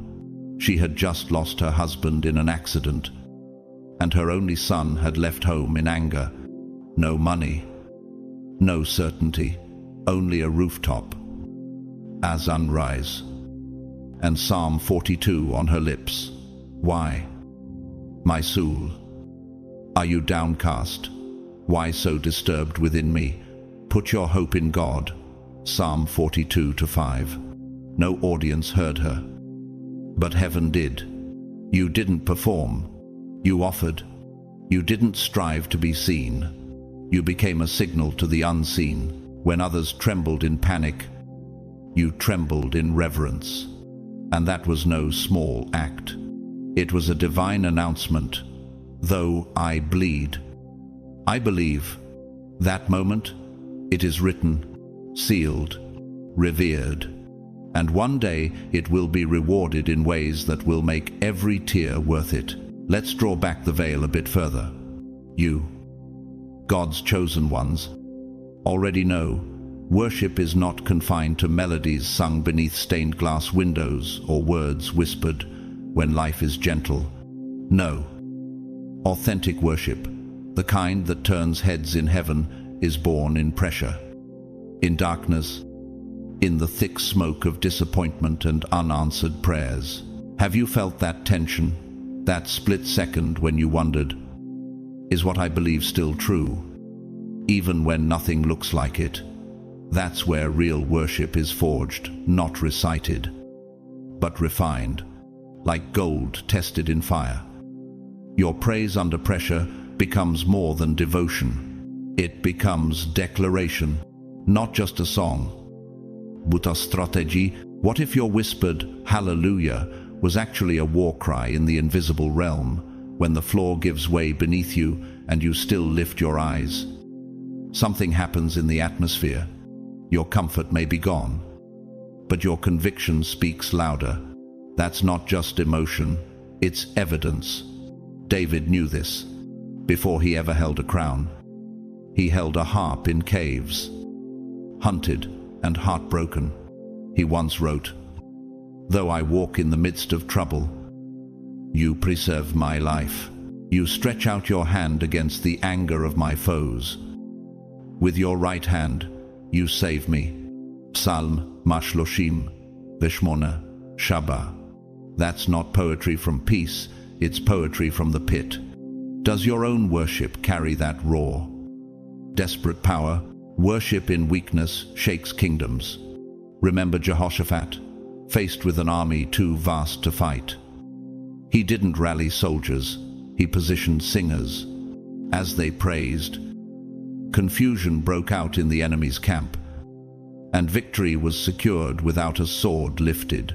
2 Chronicles 20:21-22. Imagine that. Voices becoming weapons. Praise replacing panic. Have you ever thought that your quiet song might be dismantling something dark in the unseen realm? The great theologian and author A.W. Tozer once said, "It is doubtful whether God can bless a man greatly until he has hurt him deeply." These words sting, don't they? Yet they ring true for you. The blessing was not in your breakthrough, but in your brokenness. Your worship didn't just survive the pain, it grew stronger because of it. Take Eleanor, a retired opera singer from Vienna. She lost her voice after throat surgery, a devastating blow to someone whose identity had always been sound. Yet she began journaling prayers, turning every silent entry into offerings of worship. She no longer sang, but she worshipped more deeply than ever before. Like the woman with the 2 copper coins, Luke 21:1-4. Eleanor gave what little she had, and it mattered. And then there's Ezra, a young man in Istanbul who grew up in a war zone. His church was burned down, his family scattered, but each morning he walked to the remains of the chapel and placed a single flower on the rubble while whispering, "You are still God." No cameras, no audience, only the smoke of devotion rising from ruins. Worship is like the volcano's flame, hidden beneath calm mountains, silent, steady, unstoppable. Or like the resilience of the Arctic poppy that blooms even in the most unforgiving tundra, reaching for light though surrounded by cold. Isn't that what your soul did? Didn't it reach for God when everything else was retreating? Have you ever realized that your pain became a pulpit, that your posture in trial preached louder than any sermon? How could such quiet devotion thunder so loudly in heaven when you chose worship over withdrawal? You turned suffering into surrender. You revealed what kind of believer you really are: refined, not ruined. Pope Francis, a global spiritual leader known for his humility and clarity, once remarked, "We are not self-sufficient. By ourselves we flounder. We need the Lord." Like ancient navigators needed the stars. These stars don't shine brighter than your acts of worship in the night. God has not missed a single one. Naomi, a single entrepreneur in Tokyo, found her company collapsing during a financial downturn. Instead of closing in fear, she hosted a prayer gathering every morning in her empty office. No investors came, but peace did. Months later, her business revived, but what remained unchanged was her resolve. Faith is not just for mountaintops, it's forged in valleys. You didn't merely endure, you ignited something eternal. What began as broken notes became a battle cry, rising above discouragement and declaring, "I trust you, even here." Worship wasn't just your song, it became your sword, and in that holy resistance, heaven stood to attention. You've seen how effortless it is to praise when sunlight pours in and the rhythm of life feels smooth, haven't you? When doors swing open, when prayers are answered with speed, when your heart is light and your mind is at rest, worship flows like breath. But what happens when the silence lingers? When doors close and the heavens seem ironclad? When blessings feel delayed and pain becomes your only familiar companion? That is the moment when your hallelujah transforms. It's no longer a melody, it becomes a sword. No longer just a song, it becomes an anthem of resistance. A proclamation that says, "Even here, I believe." When you stood in that kind of wilderness, with every reason to quit, did you know your worship silenced hell itself? Because true worship isn't dictated by ease, it's defined by allegiance. You chose to glorify, not because of the gifts, but because of the giver. That is what separates shallow worship from sacred devotion. Job's journey wasn't symbolic, it was searing. He had it all: legacy, prosperity, family, and health. Then, with terrifying speed, every pillar of his life crumbled. Friends accused him. His own body betrayed him. Yet in the ashes of his grief, he uttered the immortal words, "Though he slay me, yet will I trust in him." Job 13:15. Have you ever reached the edge of that same agony where nothing made sense, yet trust still found a voice in you? This is the kind of worship that shifts the spiritual landscape. It's not performance, it's perseverance. It's not comfort-driven, it's covenant-rooted. The Israelites, wandering the desert for 40 years, learned this slowly. When food ran low, when water was scarce, they either murmured or magnified. Those who chose worship saw provision descend like dew manna in the morning. Water from a rock, Exodus 16:4. Exodus 17:6. What provision has quietly appeared in your own wilderness when you chose reverence over resentment? C.S. Lewis, renowned author and theologian, once said, "God whispers to us in our pleasures, speaks in our conscience, but shouts in our pains. It is his megaphone to rouse a deaf world." Pain didn't pull you away, it pulled you deeper. Your hallelujah, fragile but full of fire, rose from a place deeper than feelings. It was rooted in truth. Take Samuel, a schoolteacher in Nairobi, who lost his wife and daughter in a traffic accident. For weeks, he couldn't utter a word in prayer. But one night, he knelt in the dark classroom and softly sang the chorus of an old hymn. Great is thy faithfulness. His tears baptized that classroom floor. But from that moment, healing begun. His students said his joy returned, not loud, but luminous.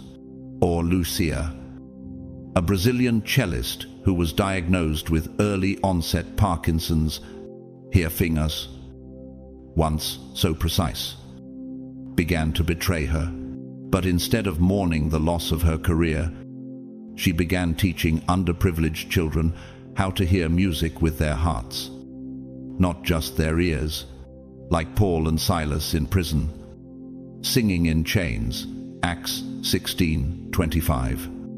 She turned her limitations into worship. Worship in the storm is like the songbird that sings while thunder cracks above, or like the desert cactus that blooms stunning flowers in the heat of drought, giving beauty where none is expected. You became that bloom, that melody, that unexplainable miracle of resilience. Why does that matter so much to heaven? Because it proves your faith isn't transactional, it's transformational. When you sing even when confused, pray even when hurting, and serve even when depleted, you're not just surviving, you're shining, like the North Star cutting through black skies. Your worship becomes a fixed point of light that leads others home. Theologian and preacher Charles Spurgeon once proclaimed, "I have learned to kiss the wave that throws me against the rock of ages." That's not poetic flourish, that's spiritual steel. Doesn't your story carry that same unshakable surrender? Mikhail, a young IT consultant in Moscow, battled depression silently. His life looked perfect from the outside, but inside he was collapsing. On a snowy evening, sitting in his car, he opened the Psalms on his phone and read aloud, "The Lord is my light and my salvation, whom shall I fear?" Psalm 27:1. The fear didn't vanish instantly, but something inside him stood up. You didn't wait for clarity. You chose commitment. You didn't worship because everything made sense. You worshipped because God was still worthy. That is the sound hell fears and heaven celebrates. In the very center of your ache, in the trembling stillness of your disappointment, something eternal was unfolding. Worship in pain isn't just brave, it's magnetic. It draws the presence of God like gravity. You weren't merely enduring, you were sending a signal, a silent but blazing flare into the heavens that said, "I still trust you."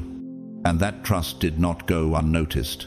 Can you imagine the moment God leaned in, not to observe, but to respond to the fragrance of your broken praise? Because that's what worship in sorrow is. It's not weakness, it's weighty. It's not hollow, it's holy. You didn't just offer a melody, you offered your heart. And in doing so, you created a space for God Himself to step in. Scripture says clearly, "But you are holy, enthroned in the praises of Israel." Psalm 22:3. God doesn't simply admire praise, He inhabits it. Have you realized that your praise, especially in pain, built a throne for God to dwell right in the middle of your chaos? When Paul wrote from prison, shackled and bruised, he wasn't asking for escape, he was writing songs, lifting the atmosphere from within a dungeon. Acts 16:25 again reverberates. That's not just history, it's your reflection. When you sang through sobs, when you raised your hands, despite being surrounded by uncertainty, heaven didn't just watch, heaven moved. Transformation begins where surrender is genuine. Isaiah said, "To all who mourn in Zion, He will give a crown of beauty for ashes, the oil of joy instead of mourning." Isaiah 61:3. When puluhas tis. It's not metaphorical, it's miraculous. Have you noticed how moments of deepest pain have also birthed your deepest peace? Worship in anguish doesn't end in weeping. It opens doors to joy that makes no sense by earthly standards. British evangelist Jackie Pullinger, who ministered among drug addicts in Hong Kong's most dangerous slums, once declared, "I used to pray for revival, but now I pray for God to break my heart with the things that break his prayer." That is what your worship has done. It aligned your ache with God's heart. And heaven responded with movement. Consider Theodore, a violin maker in Krakow, whose wife passed during the pandemic, lost and alone. He crafted a violin for 6 months, each note tuned with the tears he never spoke. On Easter Sunday, he played a hymn outside a hospital. Nurses wept. The city paused.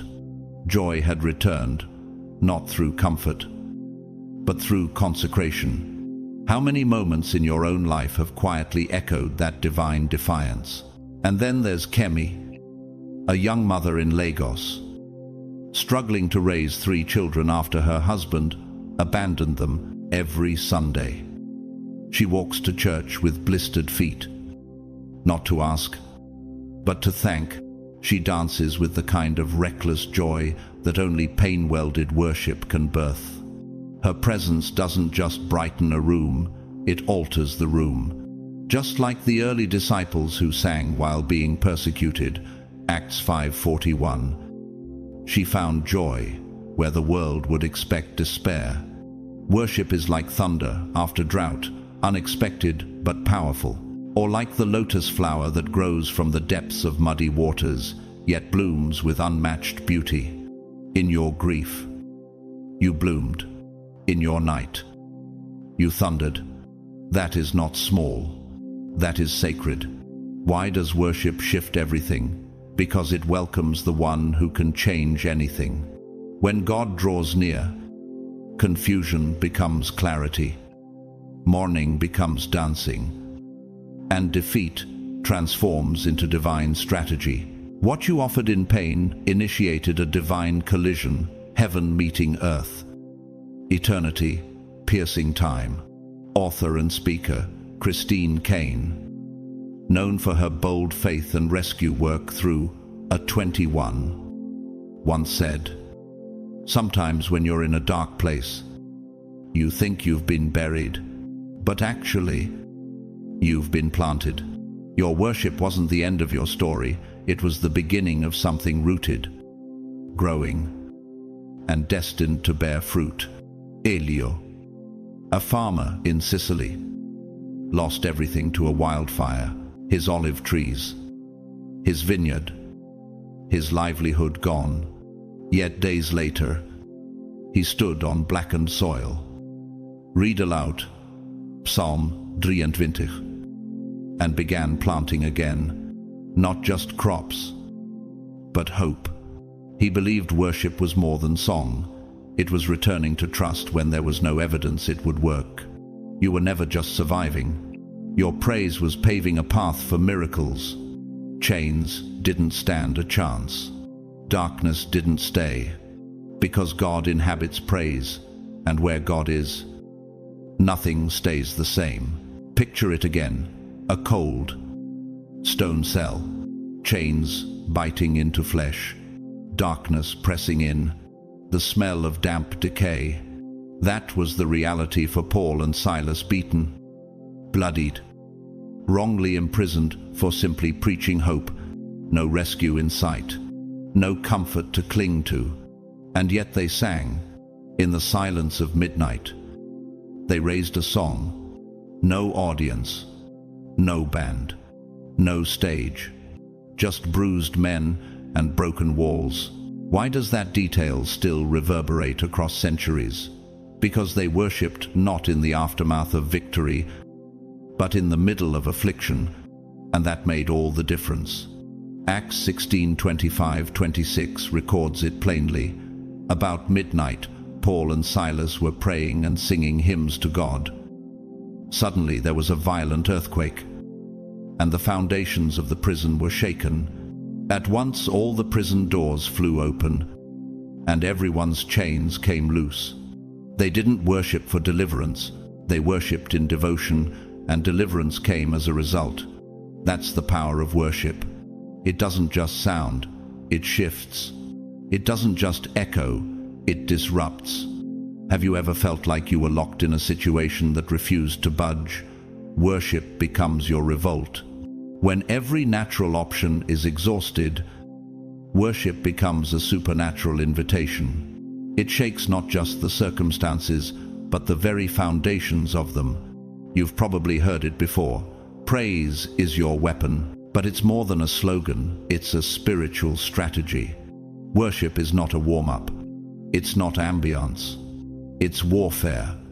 When you raise your voice in surrender, you are declaring that what you see will not define what you believe. Could it be that every song you've sung in pain was a sword drawn in the spirit? Gideon learned this when he faced a vast army with only 300 men. God told him to attack with trumpets and jars. Judges 7:20. It made no military sense, but obedience in worship opened the floodgates of heaven's power. The enemy was thrown into confusion. Worship, when paired with faith, becomes divine strategy. Rev. Richard Wurmbrand, a Romanian pastor, imprisoned and tortured for 14 years under communist rule, wrote in his memoir, "Alone in my cell, cold and hungry. I danced for joy every night. Sometimes I was so full of love, I couldn't contain it and would sing so loudly that the guards came to beat me. Still, I sang. This wasn't naive optimism. It was battle-tested trust. Doesn't your own worship echo that same defiance? And then there's Nora, a ballet dancer from Prague whose career ended with a spinal injury. Her stage dreams shattered, but instead of bitterness, she turned her apartment into a small worship studio, dancing gently in her wheelchair to instrumental worship, uploading silent prayers to heaven with every movement. Her story reminds us, worship isn't limited by ability, it's fueled by adoration. Or Marco, a truck driver from Bogota, whose only son was diagnosed with a rare disease. One day, while stuck in traffic, he turned off the radio and began praying and singing psalms over his steering wheel. His truck became a tabernacle, his tears sanctified the air, and slowly, hope returned. Not because his circumstances changed overnight, but because he did. Worship is like wind shaping the cliffs over time, unseen, but unrelenting, or like the sunrise dissolving the grip of the longest night, spreading light that doesn't ask permission. In your darkest hour, didn't your worship do the same? Didn't it shift the air in your home, in your heart? Why is God so drawn to that kind of praise? Because it's rooted in revelation, not reaction. It says, even now, you're still worthy. When you honor God despite pain, confusion, or fear, you're sending a message that heaven cannot ignore and hell cannot withstand. Pope Benedict XVI once wrote, "The world offers you comfort, but you were not made for comfort. You were made for greatness." Worship is greatness wrapped in humility. It's spiritual boldness wrapped in brokenness. It's not denial of difficulty, it's declaration of sovereignty.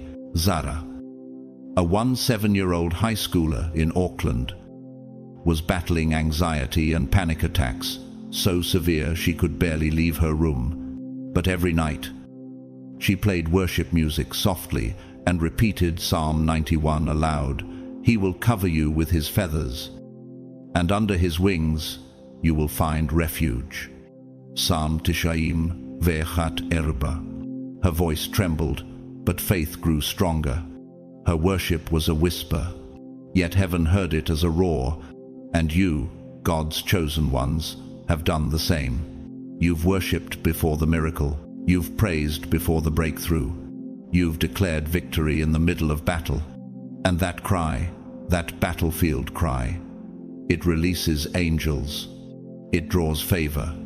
It commands atmospheres to shift, not because of volume, but because of the power behind your trust. And God, He doesn't just listen, He responds. Here's what most never see: the cost behind your quiet obedience. You, God's chosen ones, have walked through shadows that few would survive. You've battled silently while showing up faithfully. You've wept behind closed doors and still raised your hands when the music started. Have you ever wondered if your unseen struggle matters? If your private faithfulness is noticed in a world that only celebrates public victories? Heaven has the answer, yes. Each time you worshipped through weariness, refused to let bitterness take root, and trusted when logic screamed otherwise, heaven erupted. Not metaphorically, truly. You may have felt isolated here, overlooked or misunderstood, but in the unseen realm, angels stood still. The hosts of heaven leaned in. Do you realize the sound of your quiet yes was thunder in the courts of the King? Your tears were not wasted. Your choices weren't small. Every act of unseen obedience was a coronation. Your faith was crowned not with gold, but with glory. A scripture promise. Your Father, who sees what is done in secret, will reward you. Matthew 6. Others may have walked by, unaware, but God wrote it down. He etched your surrender into eternity. When David was still a shepherd, forgotten by even his own family, God saw him tending sheep with a heart full of worship. That's where kingship was born, in obscurity. What if your most powerful victories are happening in places no one is watching? Because heaven doesn't need applause to celebrate you. God sees beyond performance. He sees posture. Every time you whispered, God, He still trusts you. While no one else saw your battle, heaven rejoiced. And every time you prayed through heaviness, the spiritual atmosphere shifted. That kind of faith isn't soft. It's steel wrapped in surrender. It's the kind of faith that God calls rare and precious. Like Peter wrote, these trials will show that your faith is genuine, more precious than gold. Achat Peter Achat, Shiba, Mother Teresa, the quiet storm of Calcutta, once said, God has not called me to be successful. He has called me to be faithful. That is what you've done. Remained faithful in seasons that would have shattered many. You've chosen consistency over comfort, reverence over recognition, and heaven. Heaven throws a celebration every single time you choose God again. Think of Ayan, a young refugee in Sudan, orphaned, displaced, and sleeping in a tent camp. And yet, every morning she walks barefoot to a nearby clearing where she sings a simple hymn, You are my refuge, my fortress, my God in whom I trust. No lights, no instruments, only dust, heat, and hope. And yet her voice carries more weight than choirs in cathedrals. Or consider Elias, a grandfather in the Canadian Rockies. After losing his wife of 50 years, he planted a wildflower garden in her memory.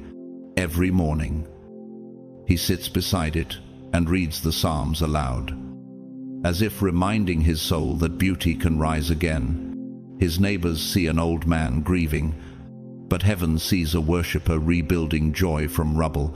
Worship in these quiet corners is like the roots of a mighty tree hidden, but holding everything together, or like the northern lights, unpredictable, silent, but impossible to ignore when they appear.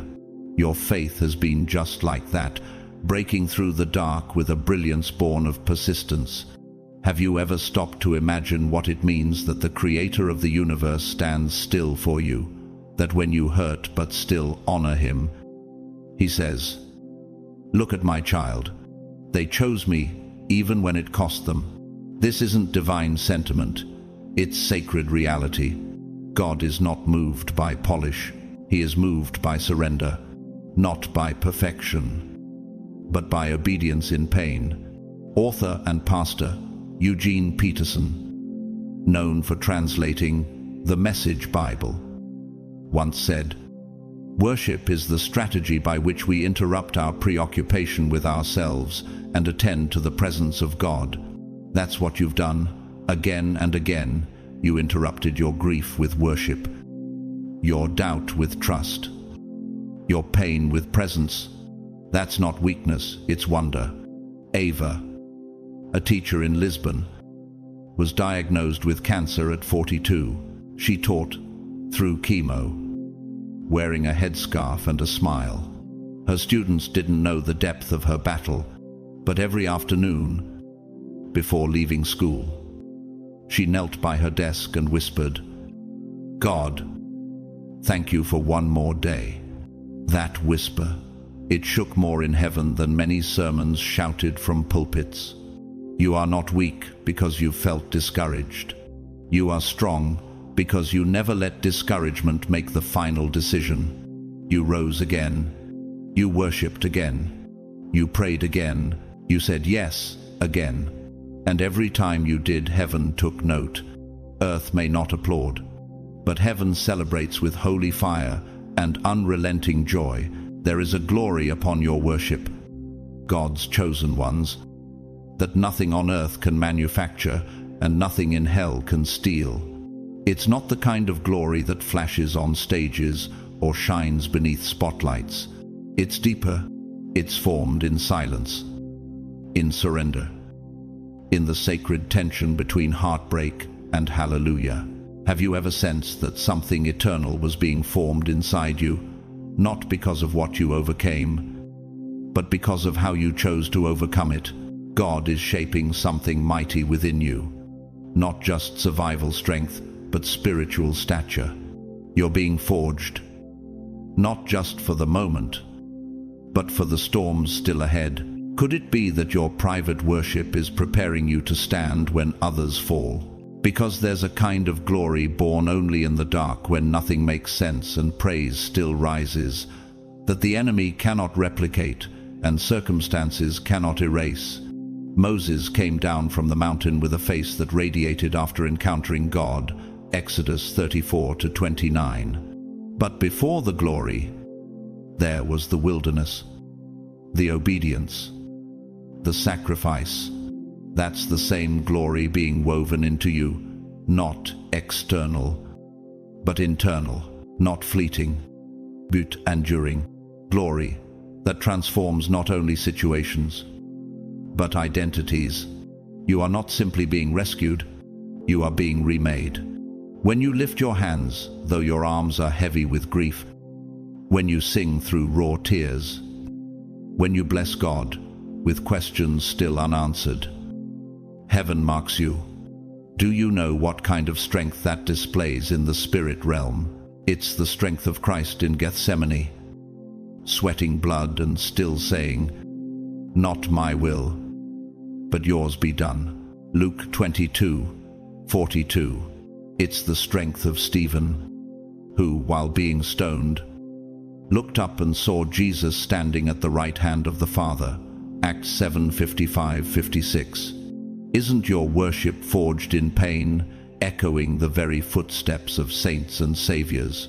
Author and pastor John Piper once said, "God is most glorified in us when we are most satisfied in Him, even in suffering."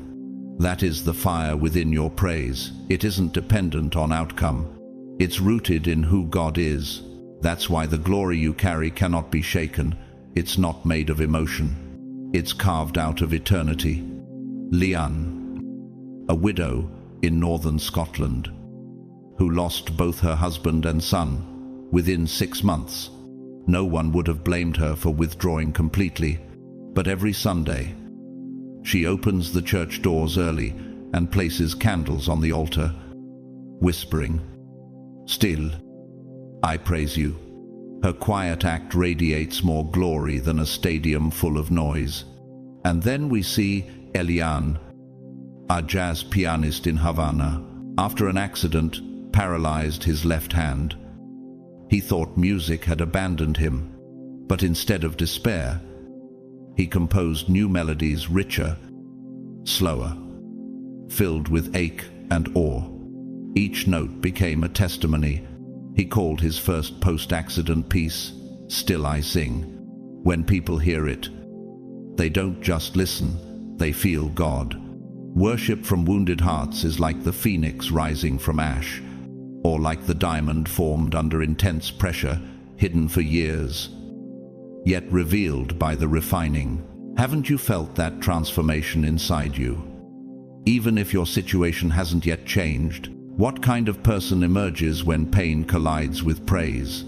Someone the enemy fears. Someone heaven honors. You are becoming that person, not because of perfection, but because of persistence. You're not defined by what you've lost, but by the glory rising from how you've chosen to love God through the loss.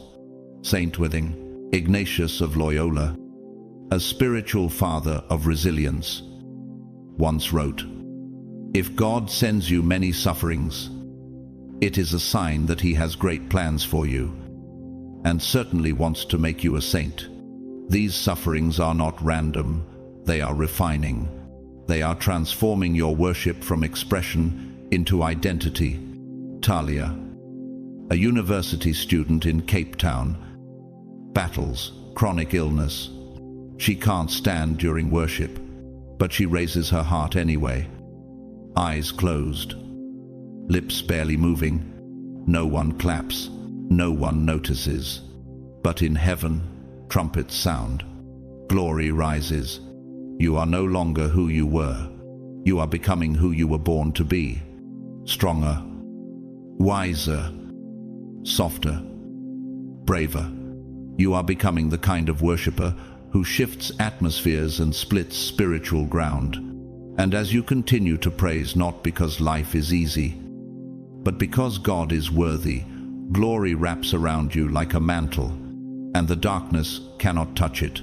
You see, the wilderness isn't punishment, it's preparation. Worship forged in silence and struggle produces a depth in your character that the mountaintop cannot offer.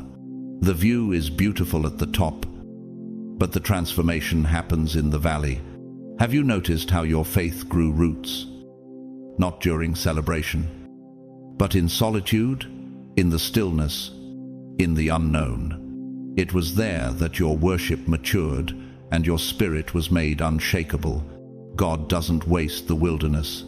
It's where He refines, it's where He whispers, it's where He pulls you closer. Not in noise, but in nearness. Could it be that what feels like isolation is actually divine invitation, because it's in these unseen seasons where your foundation is set? And when your foundation is built on Him, no storm can topple what He's building in you. Joseph understood this before the palace. He endured the pit and the prison, forgotten by men, but remembered by God. During those years of obscurity, something happened in his soul. His worship turned from dream-based to destiny-rooted. When the time came, he didn't just interpret Pharaoh's dream, he carried the character to steward a nation. Genesis 41. Scripture reminds us in Isaiah 45:3. "I will give you treasures hidden in the darkness, secret riches." Not despite the darkness, but in it. What if the glory you've been asking for is being deposited in you even now? Quietly, without fanfare, Corrie ten Boom once shared, "There is no pit so deep that God's love is not deeper still." She discovered this truth not in prosperity, but in a concentration camp, and yet her faith not only survived it, glowed. Isn't your own wilderness worship echoing that same unbreakable hope? Take Daniela, a stay-at-home mother in Naples, overwhelmed by postpartum depression and loneliness, while rocking her newborn in the dark hours of the night. She began to whisper prayers, not because she felt strong, but because she needed God. Over time, those whispers became declarations. Her living room became a sanctuary. Her tears became oil. And in Kyoto, an elderly janitor named Saito worked night shifts alone, cleaning silent office buildings, with no one watching. He sang soft hymns in stairwells, letting the echo rise upward like incense. His worship wasn't scheduled, it was sincere. His heart beat in rhythm with heaven's hush. Worship in the wilderness is like the roots of a redwood tree, deep, hidden, vast, or like the pearl, formed quietly in pressure and isolation inside an oyster. You don't see the transformation as it happens, but its value becomes undeniable. Have you realized that the darkness isn't delaying your destiny, it's deepening it, because it's in the silence that your spirit learns to listen. In the obscurity, your motives are purified, and in the waiting, your worship is proven. Author and missionary Elizabeth Elliot, who lost her husband to martyrdom, once said, "Faith does not eliminate questions, but faith knows where to take them."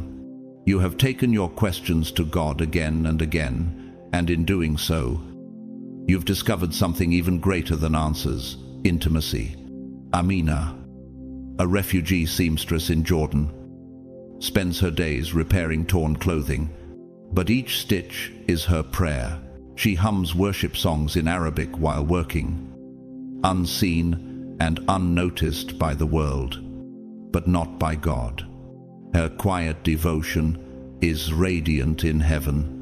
And Elias, yes, the same grandfather from earlier, after his garden bloomed again, began hosting small worship nights for widowers. No microfones, just memory and music. That wilderness season didn't weaken him. It made him a well others could draw strength from. You may not see the full picture yet, but your consistency in the hidden places is preparing you for open impact.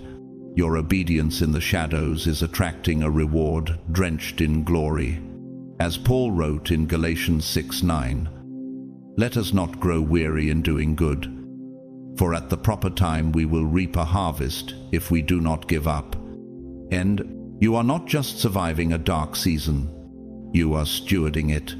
And from this soil of suffering, glory is rising, not just for your sake, but for generations to come, because true worshippers are born in the wilderness, and you are among them. When you worship in pain, something eternal is being deposited. Each whispered prayer, each tear that fell in surrender, each lyric sung in the dark, when no one else was around, they were not lost. They were seen, and more than seen, they were stored, not in earthly vaults, but in the treasury of heaven. Do you realize the weight your worship carries beyond this life? Heaven is not deaf to your quiet obedience. The King of Kings records it all. Every moment you chose surrender instead of self-pity, reverence instead of resentment, trust instead of turmoil, was written into the eternal story. What if the very things the world overlooked about you are the exact things heaven celebrates the most? Jesus said it plainly, "But when you pray, go into your room, close the door, and pray to your Father, who is unseen. Then your Father, who sees what is done in secret, will reward you." Matthew 6:6. You don't need applause. You don't need recognition.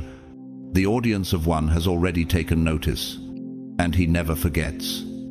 Job, stripped of all, chose still to bless God, and in time, The Lord restored him with double what he lost. Job 42:10. Not just because of his pain, but because of his posture. Could it be that your reward is not denied, only delayed until the perfect moment? A moment when your heart is ready. A moment that brings God the greatest glory. Dr. Martin Luther King, Jr., a man shaped by struggle, once said, "The ultimate measure of a man is not where he stands in moments of comfort, but where he stands at times of challenge and controversy." That's you, standing in pain, worshipping in silence.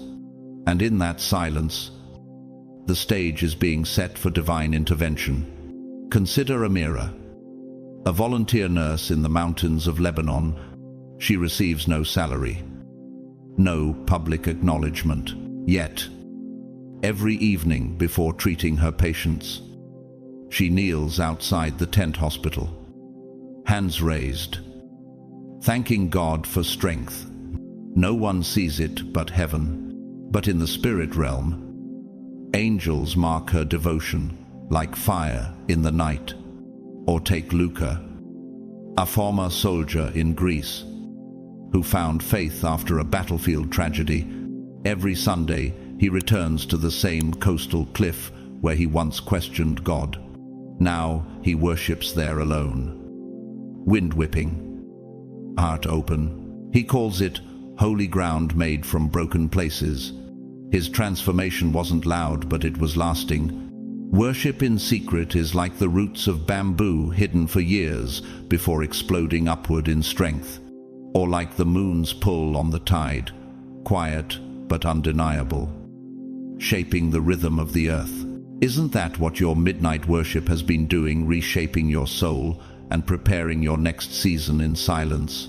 What is God preparing behind the curtain of your current struggle? Blessings that won't break you, favor that finds you, honor that humbles you. Worship stores up treasures not measured in likes or titles, but in impact, in alignment, in eternal reward. Catherine Booth, co-founder of the Salvation Army, once said, "There is no improving the future without disturbing the present." Your worship is a holy disturbance, interrupting fear, rewriting futures, shifting destinies. In São Paulo, a teenage girl named Rafaela had only one thing to give: her voice, living in poverty. She began leading worship on street corners with borrowed instruments. She sang to God, not for change, but out of conviction.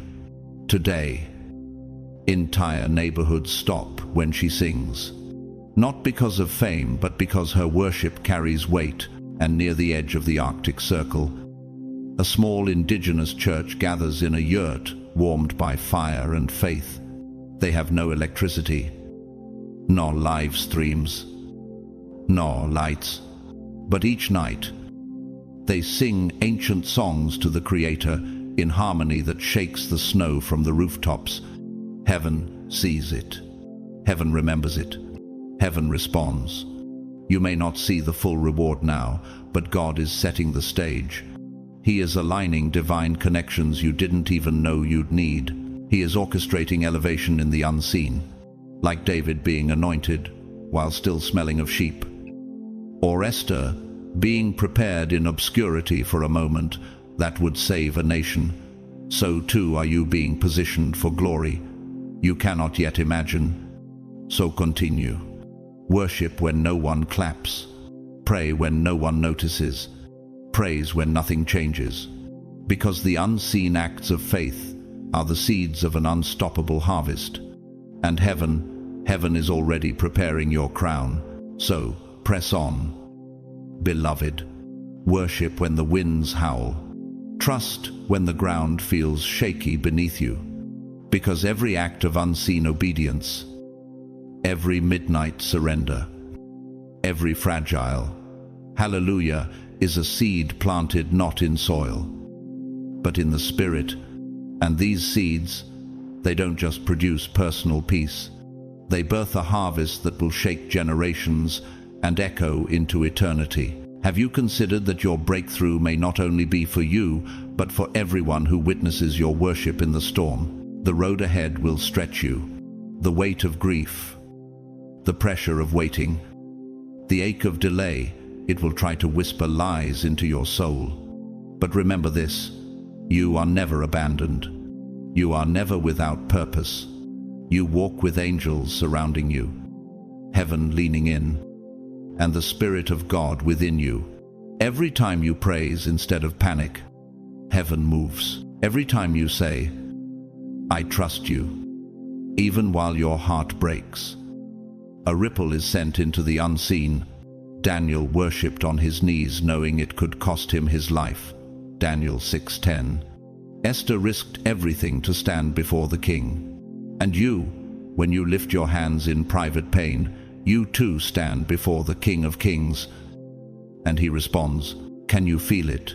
That every note, every whisper, every silent prayer is shaking strongholds. Psalm 34:17 declares, the righteous cry out, and the Lord hears them. He delivers them from all their troubles. You are not forgotten. You are not overlooked. The altar you've built in secret is being visited by fire from heaven. Your praise is not empty, it is prophetic. Charles Wesley, a hymn writer whose songs shaped centuries, once said, God buries his workers, but never his work.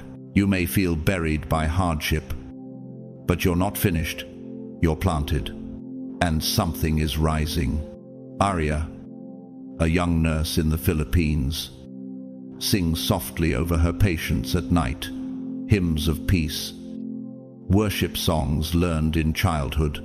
One night, a dying patient squeezed her hand and said, your song is the first light I've felt in years. Worship didn't just comfort it, awakened something eternal. Or Felix, a retired soldier in rural Nigeria, walks miles each Sunday to attend a church with no roof and no pews, just wooden planks and a pulpit. Rain poured down, but he sings louder. He says, Hot met me in var. So I'll keep meeting him in the rain. His worship is not about comfort, it's about covenant. Worship in these moments is like the migration of monarch butterflies, fragile, yet persistent, crossing continents on invisible currents, or like underground rivers that carve their path slowly through stone, silent, but unstoppable. Isn't that your journey? Carving a way through impossible things, moved by surrender, sustained by faith. Will you keep singing even when the storm hasn't cleared? Will you keep building the altar with your tears, your trust, your unwavering praise? Because God is not just preparing something for you, He's preparing you. Glory is being formed, strength is being forged, and destiny is being unveiled. Billy Graham, one of the most influential evangelists of our time, once declared, mountaintops are for views and inspiration, but fruit is grown in the valleys. The fruit of your worship cultivated in sorrow will nourish not only your own soul, but many. Nadira, a literature professor in Morocco, lost her husband to cancer, but every night she writes lines of worship into her journal. One evening, she wrote, though my heart is in pieces, I find him between every page. Her pain didn't pause. Her praise it purified it. Chosen ones, don't stop now. Don't lose your fire in the fog. Your worship is a war cry. Your faith is a fortress. And your victory is already written. You may feel delayed, but you are never denied. Keep pressing. Keep praying. Keep trusting, because the altar you are building word by word, tear by tear, song by song will be the place where God visits you in power. You made God smile when you could have complained, but you lifted your voice instead. And that smile, It's not the end, it's the beginning. The breakthrough is coming. The doors are opening. The best is yet to come. Keep your eyes fixed on Jesus, your Redeemer, your Rewarder, your refuge. Let that gaze steady your soul. Chosen ones, let it anchor your heart in the truth that cannot be shaken. You are not just enduring, you are evolving. Not just holding on, but becoming holy. Not just surviving, but shining. Can you feel the transformation quietly unfolding inside you? Even in the fire, every act of worship in your weariness is sculpting your spirit. Every prayer whispered through exhaustion is writing your legacy. What if your most fragile moments of faith are also your most formative? Because each time you lift your hands while carrying grief, each time your lips form a song through the sorrow, heaven sees, heaven celebrates, and you are becoming more like Christ, not in theory, but in truth. You are being refined, not reduced.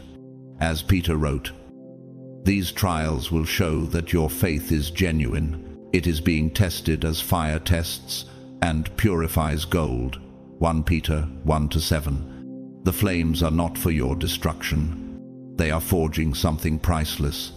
Your character, your calling, your Christ-likeness.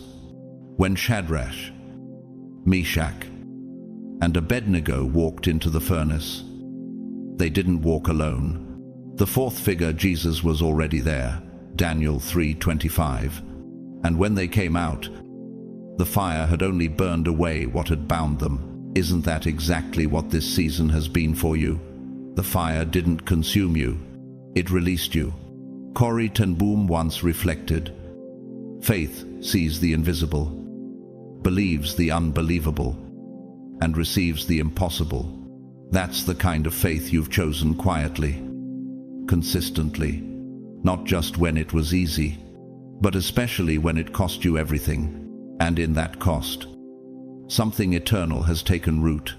Elena, a seamstress in Lisbon, lost both parents in the same month. In her grief, she began embroidering scripture verses into patches of cloth. Soon, she was covering entire jackets with worship, stitching sorrow into declarations of hope. Strangers began requesting them.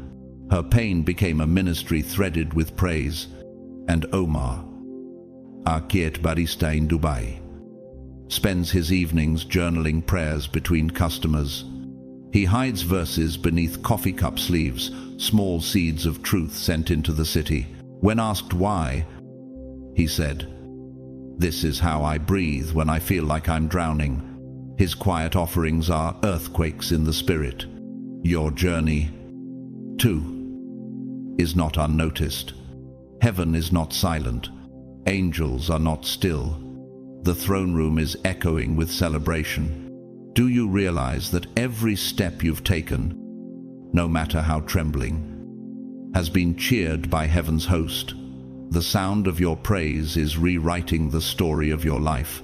You are like the caterpillar in its hidden cocoon, wrapped in what looks like confinement, but really birthing flight. Or like the molten rock beneath the earth, slowly forming diamonds under pressure. From the outside, it may not look glorious, but inside, you are being made new. Paul writes in 2 Corinthians 4:16, though outwardly we are wasting away, yet inwardly we are being renewed day by day. You are not weaker. You are being remade.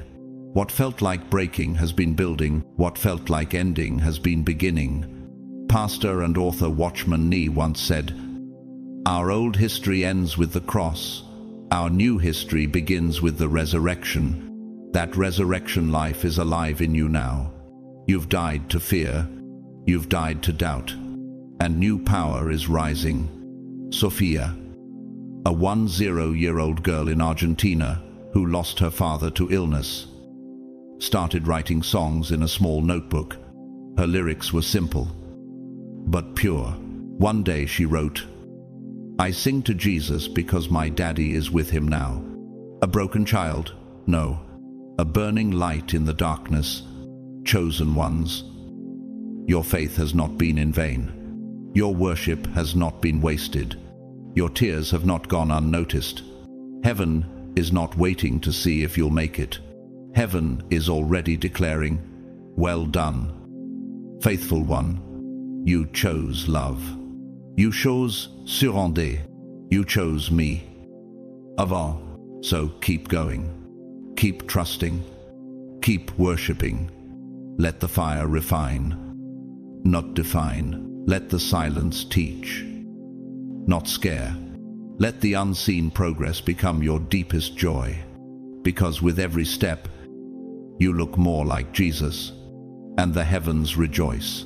And now, chosen ones, after all has been spoken, after every truth has been revealed, every tear acknowledged, every act of worship honored, there remains only one fitting response: surrender.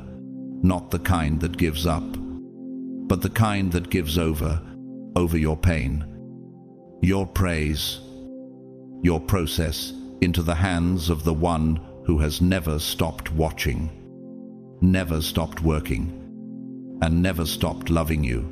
Let us bow our hearts in reverence and raise our voices in surrender. Father, we come before you not from places of strength, but from places of sacred surrender. You see the weariness, the battles, the silent tears we cannot even name, and yet you also see the worship, the lifted hands, the whispered yes, the praise born in the pain. Thank you for not requiring perfection, only devotion. We thank you that you dwell in the secret spaces, that you meet us in the midnight moments, that you turn ashes into beauty and sorrow into strength. We thank you that our worship does not vanish into the air but rises to your throne, recorded, remembered, and reverenced in heaven. Refine us in the fire, shape us in the silence, teach us to see you not only in the miracle, but in the waiting. We declare today that our faith is not for comfort, but for covenant, and we choose to keep trusting you, even when we don't understand, even when we cannot see the end. Lord, make us steadfast. Let our lives sing of your goodness louder than our circumstances. Let our praise shake what needs to fall and build what needs to rise. Let every trial produce in us the likeness of Christ. And may we walk in glory, not just for our own sake, but for those who will follow the sound of our faith. We release fear, we silence doubt, we embrace the path you've laid before us, and we declare with boldness, the best is yet to come, because you are already there waiting. We love you, we honor you, and we surrender. Again, in Jesus' mighty name, Amen.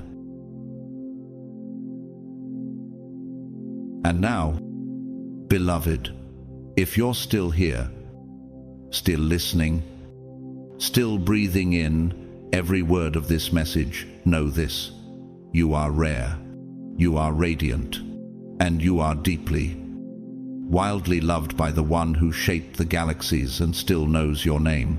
You've walked with us through the wilderness, through broken altars and silent prayers, through hidden pain and blazing praise. You've heard stories of warriors, worshippers, mothers, martyrs, children, and chosen ones just like you who refused to give up, even when life gave them every reason to. And maybe, just maybe, this wasn't just their story. It was yours. This is more than a message. It's a mirror of who you've become in the fire. You may not see it, but heaven does. God sees the purity of your worship, the strength of your surrender, the power of your praise, and it is beautiful. It is holy. It is honored in the courts of heaven. You didn't bow to fear. You didn't worship for applause. You didn't wait for comfort to choose faith. Instead, You lifted a hallelujah from the ruins, and that hallelujah echoed across eternity. It made angels pause. It made God smile. So, as you walk forward from this moment, don't forget who you are. You are not what life has done to you. You are what God is doing through you. You are chosen. You are consecrated. You are being conformed into the image of Christ. And heaven is not silent about your progress. Heaven is singing. Heaven is roaring. Heaven is celebrating you. And now, if this message touched you, if you felt seen, heard, and held, would you help it reach someone else who needs it? If you feel led, like this video not just for the algorithm, but to say, yes, this word is for me. Share it with someone walking through their own wilderness. Comment below. Let us hear your voice, your praise, your pain, your testimony. Subscribe to stay connected, to grow with a tribe of worshippers, warriors, and chosen ones just like you. And turn on notifications because you never know when the next word will be your breakthrough. If you feel stirred to go further, to bless the ministry with a super thanks, we receive it with humility. But whether you give or not, thank you. Thank you for showing up. Thank you for staying. Thank you for simply letting your heart be open. Your presence here is a gift. And now, I bless you. I speak life over your bones. I speak peace over your storms. I speak fire over your worship, oil over your anointing, and strength over your spirit.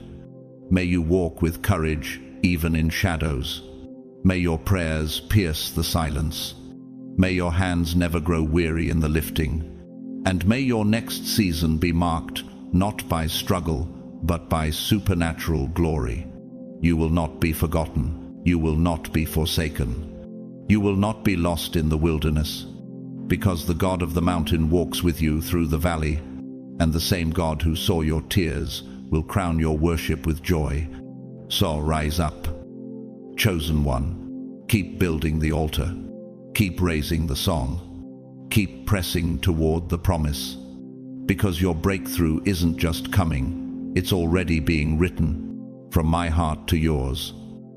Thank you. I love you. Heaven is for you, and the best, the very best, is still ahead.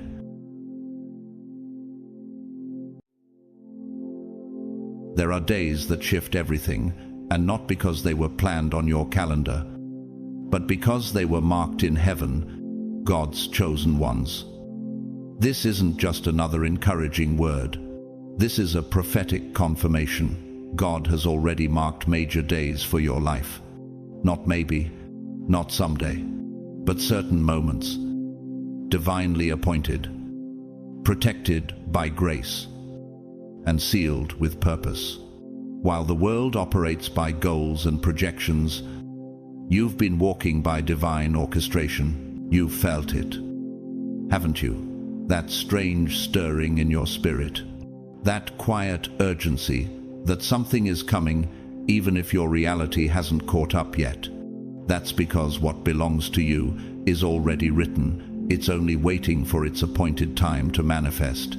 Let me ask you, have you ever sensed a shift in your spirit before anything shifted around you? That's not imagination, that's discernment.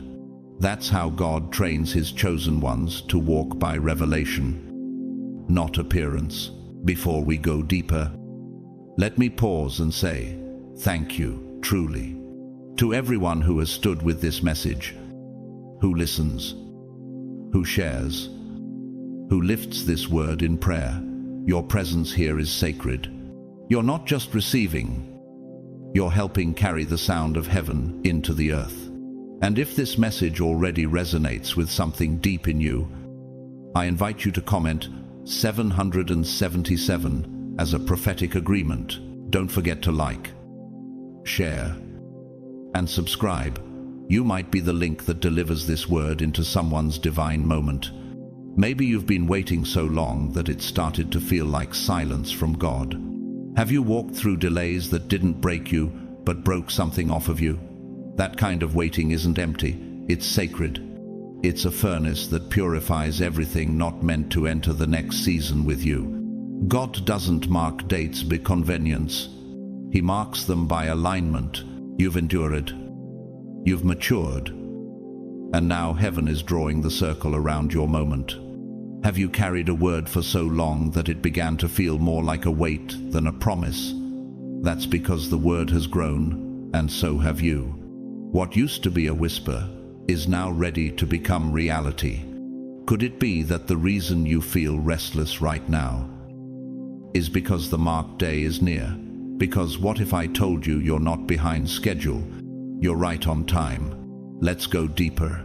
God's chosen ones. God has marked major days for you. It will happen.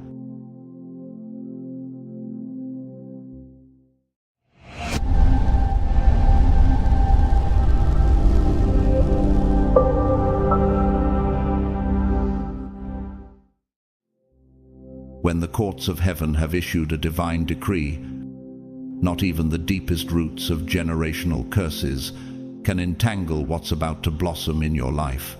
No system of man, no web of manipulation, no haunting regret from your past has the authority to reverse what God has already marked on His calendar for you.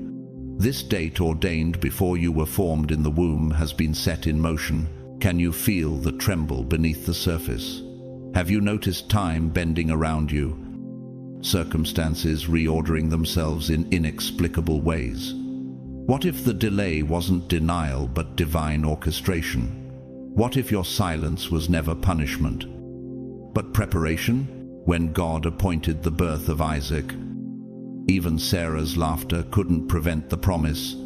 In Genesis 21:2, it says, Sarah conceived and bore Abraham a son in his old age. At the very time God had promised him, she laughed in disbelief. But heaven still kept the date, and you, just like Sarah, may have found yourself doubting, disqualifying, disbelieving. But your moment is not subject to your faith level. It's anchored in God's sovereignty. Can destiny be interrupted when the one who authors time has already signed the page? Can prophecy go void when it is sealed with divine breath? When Daniel prayed and fasted for 21 days, it looked like silence, but the angel told him in Daniel 10:12, since the first day you set your mind to gain understanding and to humble yourself before God, your words were heard. The delay was warfare, not denial.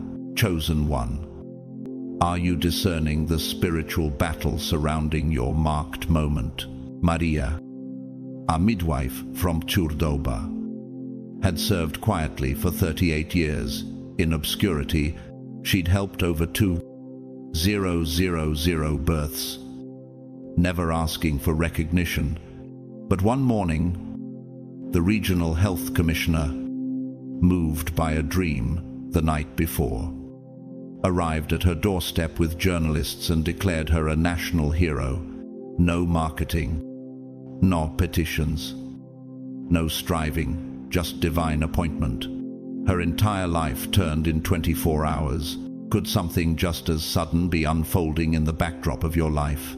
The enemy can see the weight of your upcoming season and is trying to exhaust you before you enter it. Why else have the attacks been so personal? Why else do the dreams feel so urgent? Why else do you feel both heavy and expectant, like a woman in her 9th month, walking slowly but carrying everything? When Jesus raised Lazarus, the timing seemed cruel, 4 days late. But in John 11:40, Jesus declared, did I not tell you that if you believe, you will see the glory of God? This wasn't just resurrection, it was a global display of timing that no grave could resist. What if heaven has already briefed the earth about your rising, and the shaking you feel is the result of things aligning behind the veil? What if the rejection was divine redirection from people who couldn't handle your appointed elevation? What if your moment has already been rehearsed in the spirit, and now it's merely unfolding? The artist Makoto Fujimura, an abstract painter and cultural theorist, once said, "Every act of true creativity is an echo of the new creation." His journey into fame didn't come by chasing trends, but by honoring sacred timing. His breakthrough came after years of spiritual silence, during which his brush felt numb. But then almost overnight, his art began gracing galleries and sacred spaces across the world. Obedience over urgency, process over panic, timing over performance. Years ago, a young man named Elias lived in a forgotten coastal town. After being wrongfully imprisoned at age 20, he spent 12 years in isolation, writing music no one heard.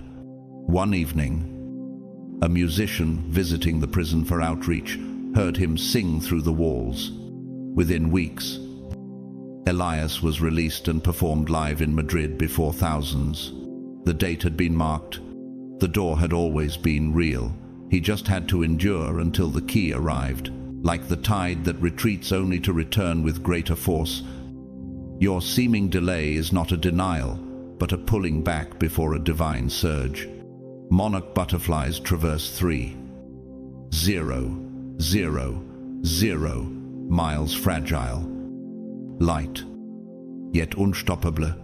Each one lands at the exact forest in Mexico where their ancestors once gathered. No GPS, just divine imprint. Can you trust that your life carries that same sacred imprint? You're not behind. You're not forgotten. You're not invisible. You're precisely where the creator of the cosmos wants you. Every second has been calculated. Every tear has been recorded. Every silence has been sacred. You were led to this moment, not by luck, but by alignment. And now, on the brink of what you can't even fully articulate, you stand under an open heaven. You're not merely turning the page into a new month. You're walking through a veil that's thinning by divine design. The atmosphere around you is thick with eternity. Timelines are trembling, and heaven is leaning forward. The 1st, 2nd, and 3rd of August are not just future dates. They're etched into the scroll of your life, sealed with fire and purpose. Can you sense the hush before the divine unveiling? Can you feel how time itself seems to hesitate, waiting for your spirit to catch up with what has already been decreed? Chosen one. The Lord is saying, these 3 days are divine appointments that existed before the formation of the stars, before your name was ever spoken by human lips. It was whispered in heaven's courts as one who would walk through this exact corridor of time. How could that be a coincidence? What if these aren't just calendar squares, but celestial gates unlocking your next elevation?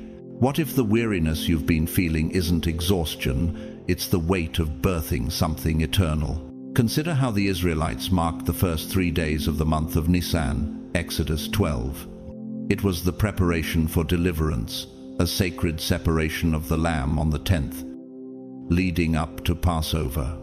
Those first days weren't filler, they were formation. Exodus toltam doses. This month shall be unto you the beginning of months. It shall be the first month of the year to you. When God marks a time, it becomes a launching pad for legacy. And you are being positioned not just to witness it, but to walk in it. Does destiny knock quietly, or does it arrive disguised as days we'd overlook?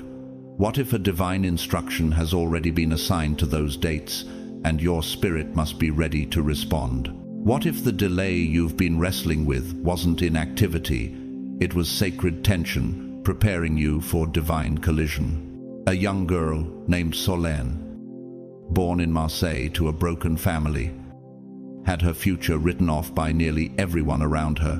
But on the 1st of August, without warning, she received a letter offering her a scholarship to the Paris Conservatory. It had been lost in the system for over 8 months. On the 2nd of August, a woman who had heard her play years before donated the funds she needed for housing. On the 3rd of August, she performed for the first time on a national stage. 3 days, 3 divine disruptions, 1 destined life rewritten in heaven's rhythm. Chosen one. This is not the time to be casual with your consecration. You must enter these days as if you were walking into holy ground, because you are.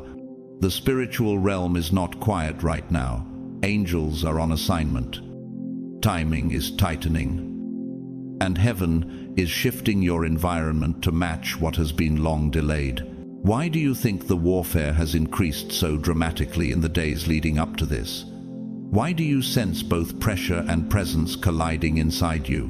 When Elijah heard the sound of the abundance of rain, 1 Kings 18:41, there was no cloud in the sky, but he told Ahab to go eat and drink, because the timing in the spirit had already changed. 1 Kings 18:44 says, "Behold, there ariseth a little cloud out of the sea, like a man's hand. That cloud carried drought, breaking power." These dates, these first 3 days, carry that same prophetic charge. They are the rising cloud of what's been long expected. Let the life of Harriet Tubman speak to your spirit. On the 1st of August, 1846, the Slavery Abolition Act took effect across the British Empire, though she was still enslaved in the U.S. at the time. This moment in history was a signpost in the spirit, a crack in the global system of bondage. Harriet didn't know it then, but something shifted in the atmosphere that day. Within a few years, she would escape her own chains and go on to deliver hundreds of others through the Underground Railroad. That early August date wasn't hers yet, but heaven had already begun dismantling what hell had built. The liberation of many began with a shift in the unseen. This is the moment to step into expectation. Your spirit knows what your mind can't yet grasp. The realm of eternity is not far, it's pressing into you, like tectonic plates shifting beneath a still landscape. The spirit is building pressure. The earthquake isn't to break you, it's to break open what's been buried. Observe the movements of the Arctic tern.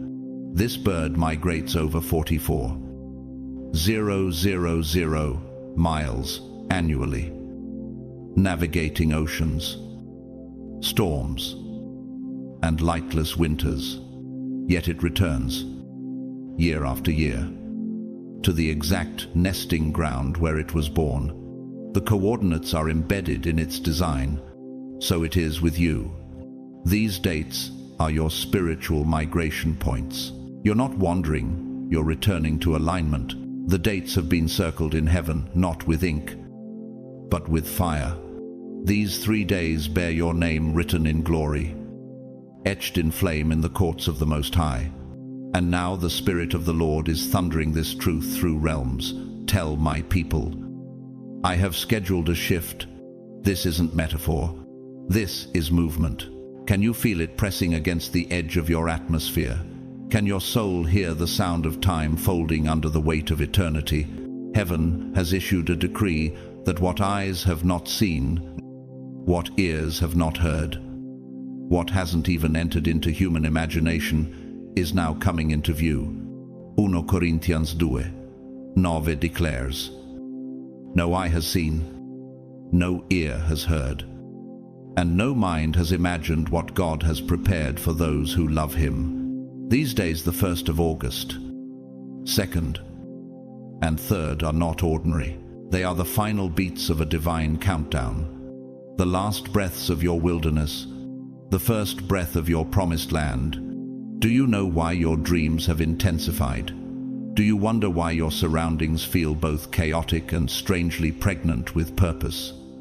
Because prophecy is merging with preparation, because the mantle that once fit you now feels heavy and worn, not because you're failing, but because it's falling. You're about to be clothed in new fire. You've outgrown the season that hid you. You've surpassed the lessons that silenced you. When Samuel went to Jesse's house, even the prophet didn't expect David to be the chosen one. Yet in 1 Samuel 16:13, it says, "Then Samuel took the horn of oil and anointed him in the presence of his brothers. And from that day on the Spirit of the Lord came powerfully upon David." That was the day David was called, even though the crown wouldn't arrive for years. But the anointing shifted that day. So it is with you. These marked dates are not for display, but for deposit. The oil is being released now. The recognition will follow later. Chosen one. This isn't spiritual entertainment. This is heaven's trumpet call to awaken every buried prophecy in your bones. These are days when alignment becomes acceleration, when what you've carried secretly now begins to manifest publicly. What if the battle you just endured was not about your weakness, but about your weight in the Spirit? What if the pressure you felt was the final labor pain before delivery? Yalil, a young software engineer in Chicago, had faced rejection for months, applications unanswered, dreams deferred.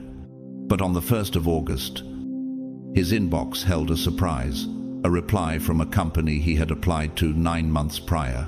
On the 2nd of August, he was invited to speak at a community tech event without knowing the CEO of that same company would be in the audience. By the 3rd of August, he signed a partnership contract that changed his entire trajectory. 3 days, 3 alignments, 1 divine setup. No one could have orchestrated it except the author of time. Why does breakthrough come quietly but shake everything when it arrives? Why do divine moments look ordinary until they're fulfilled?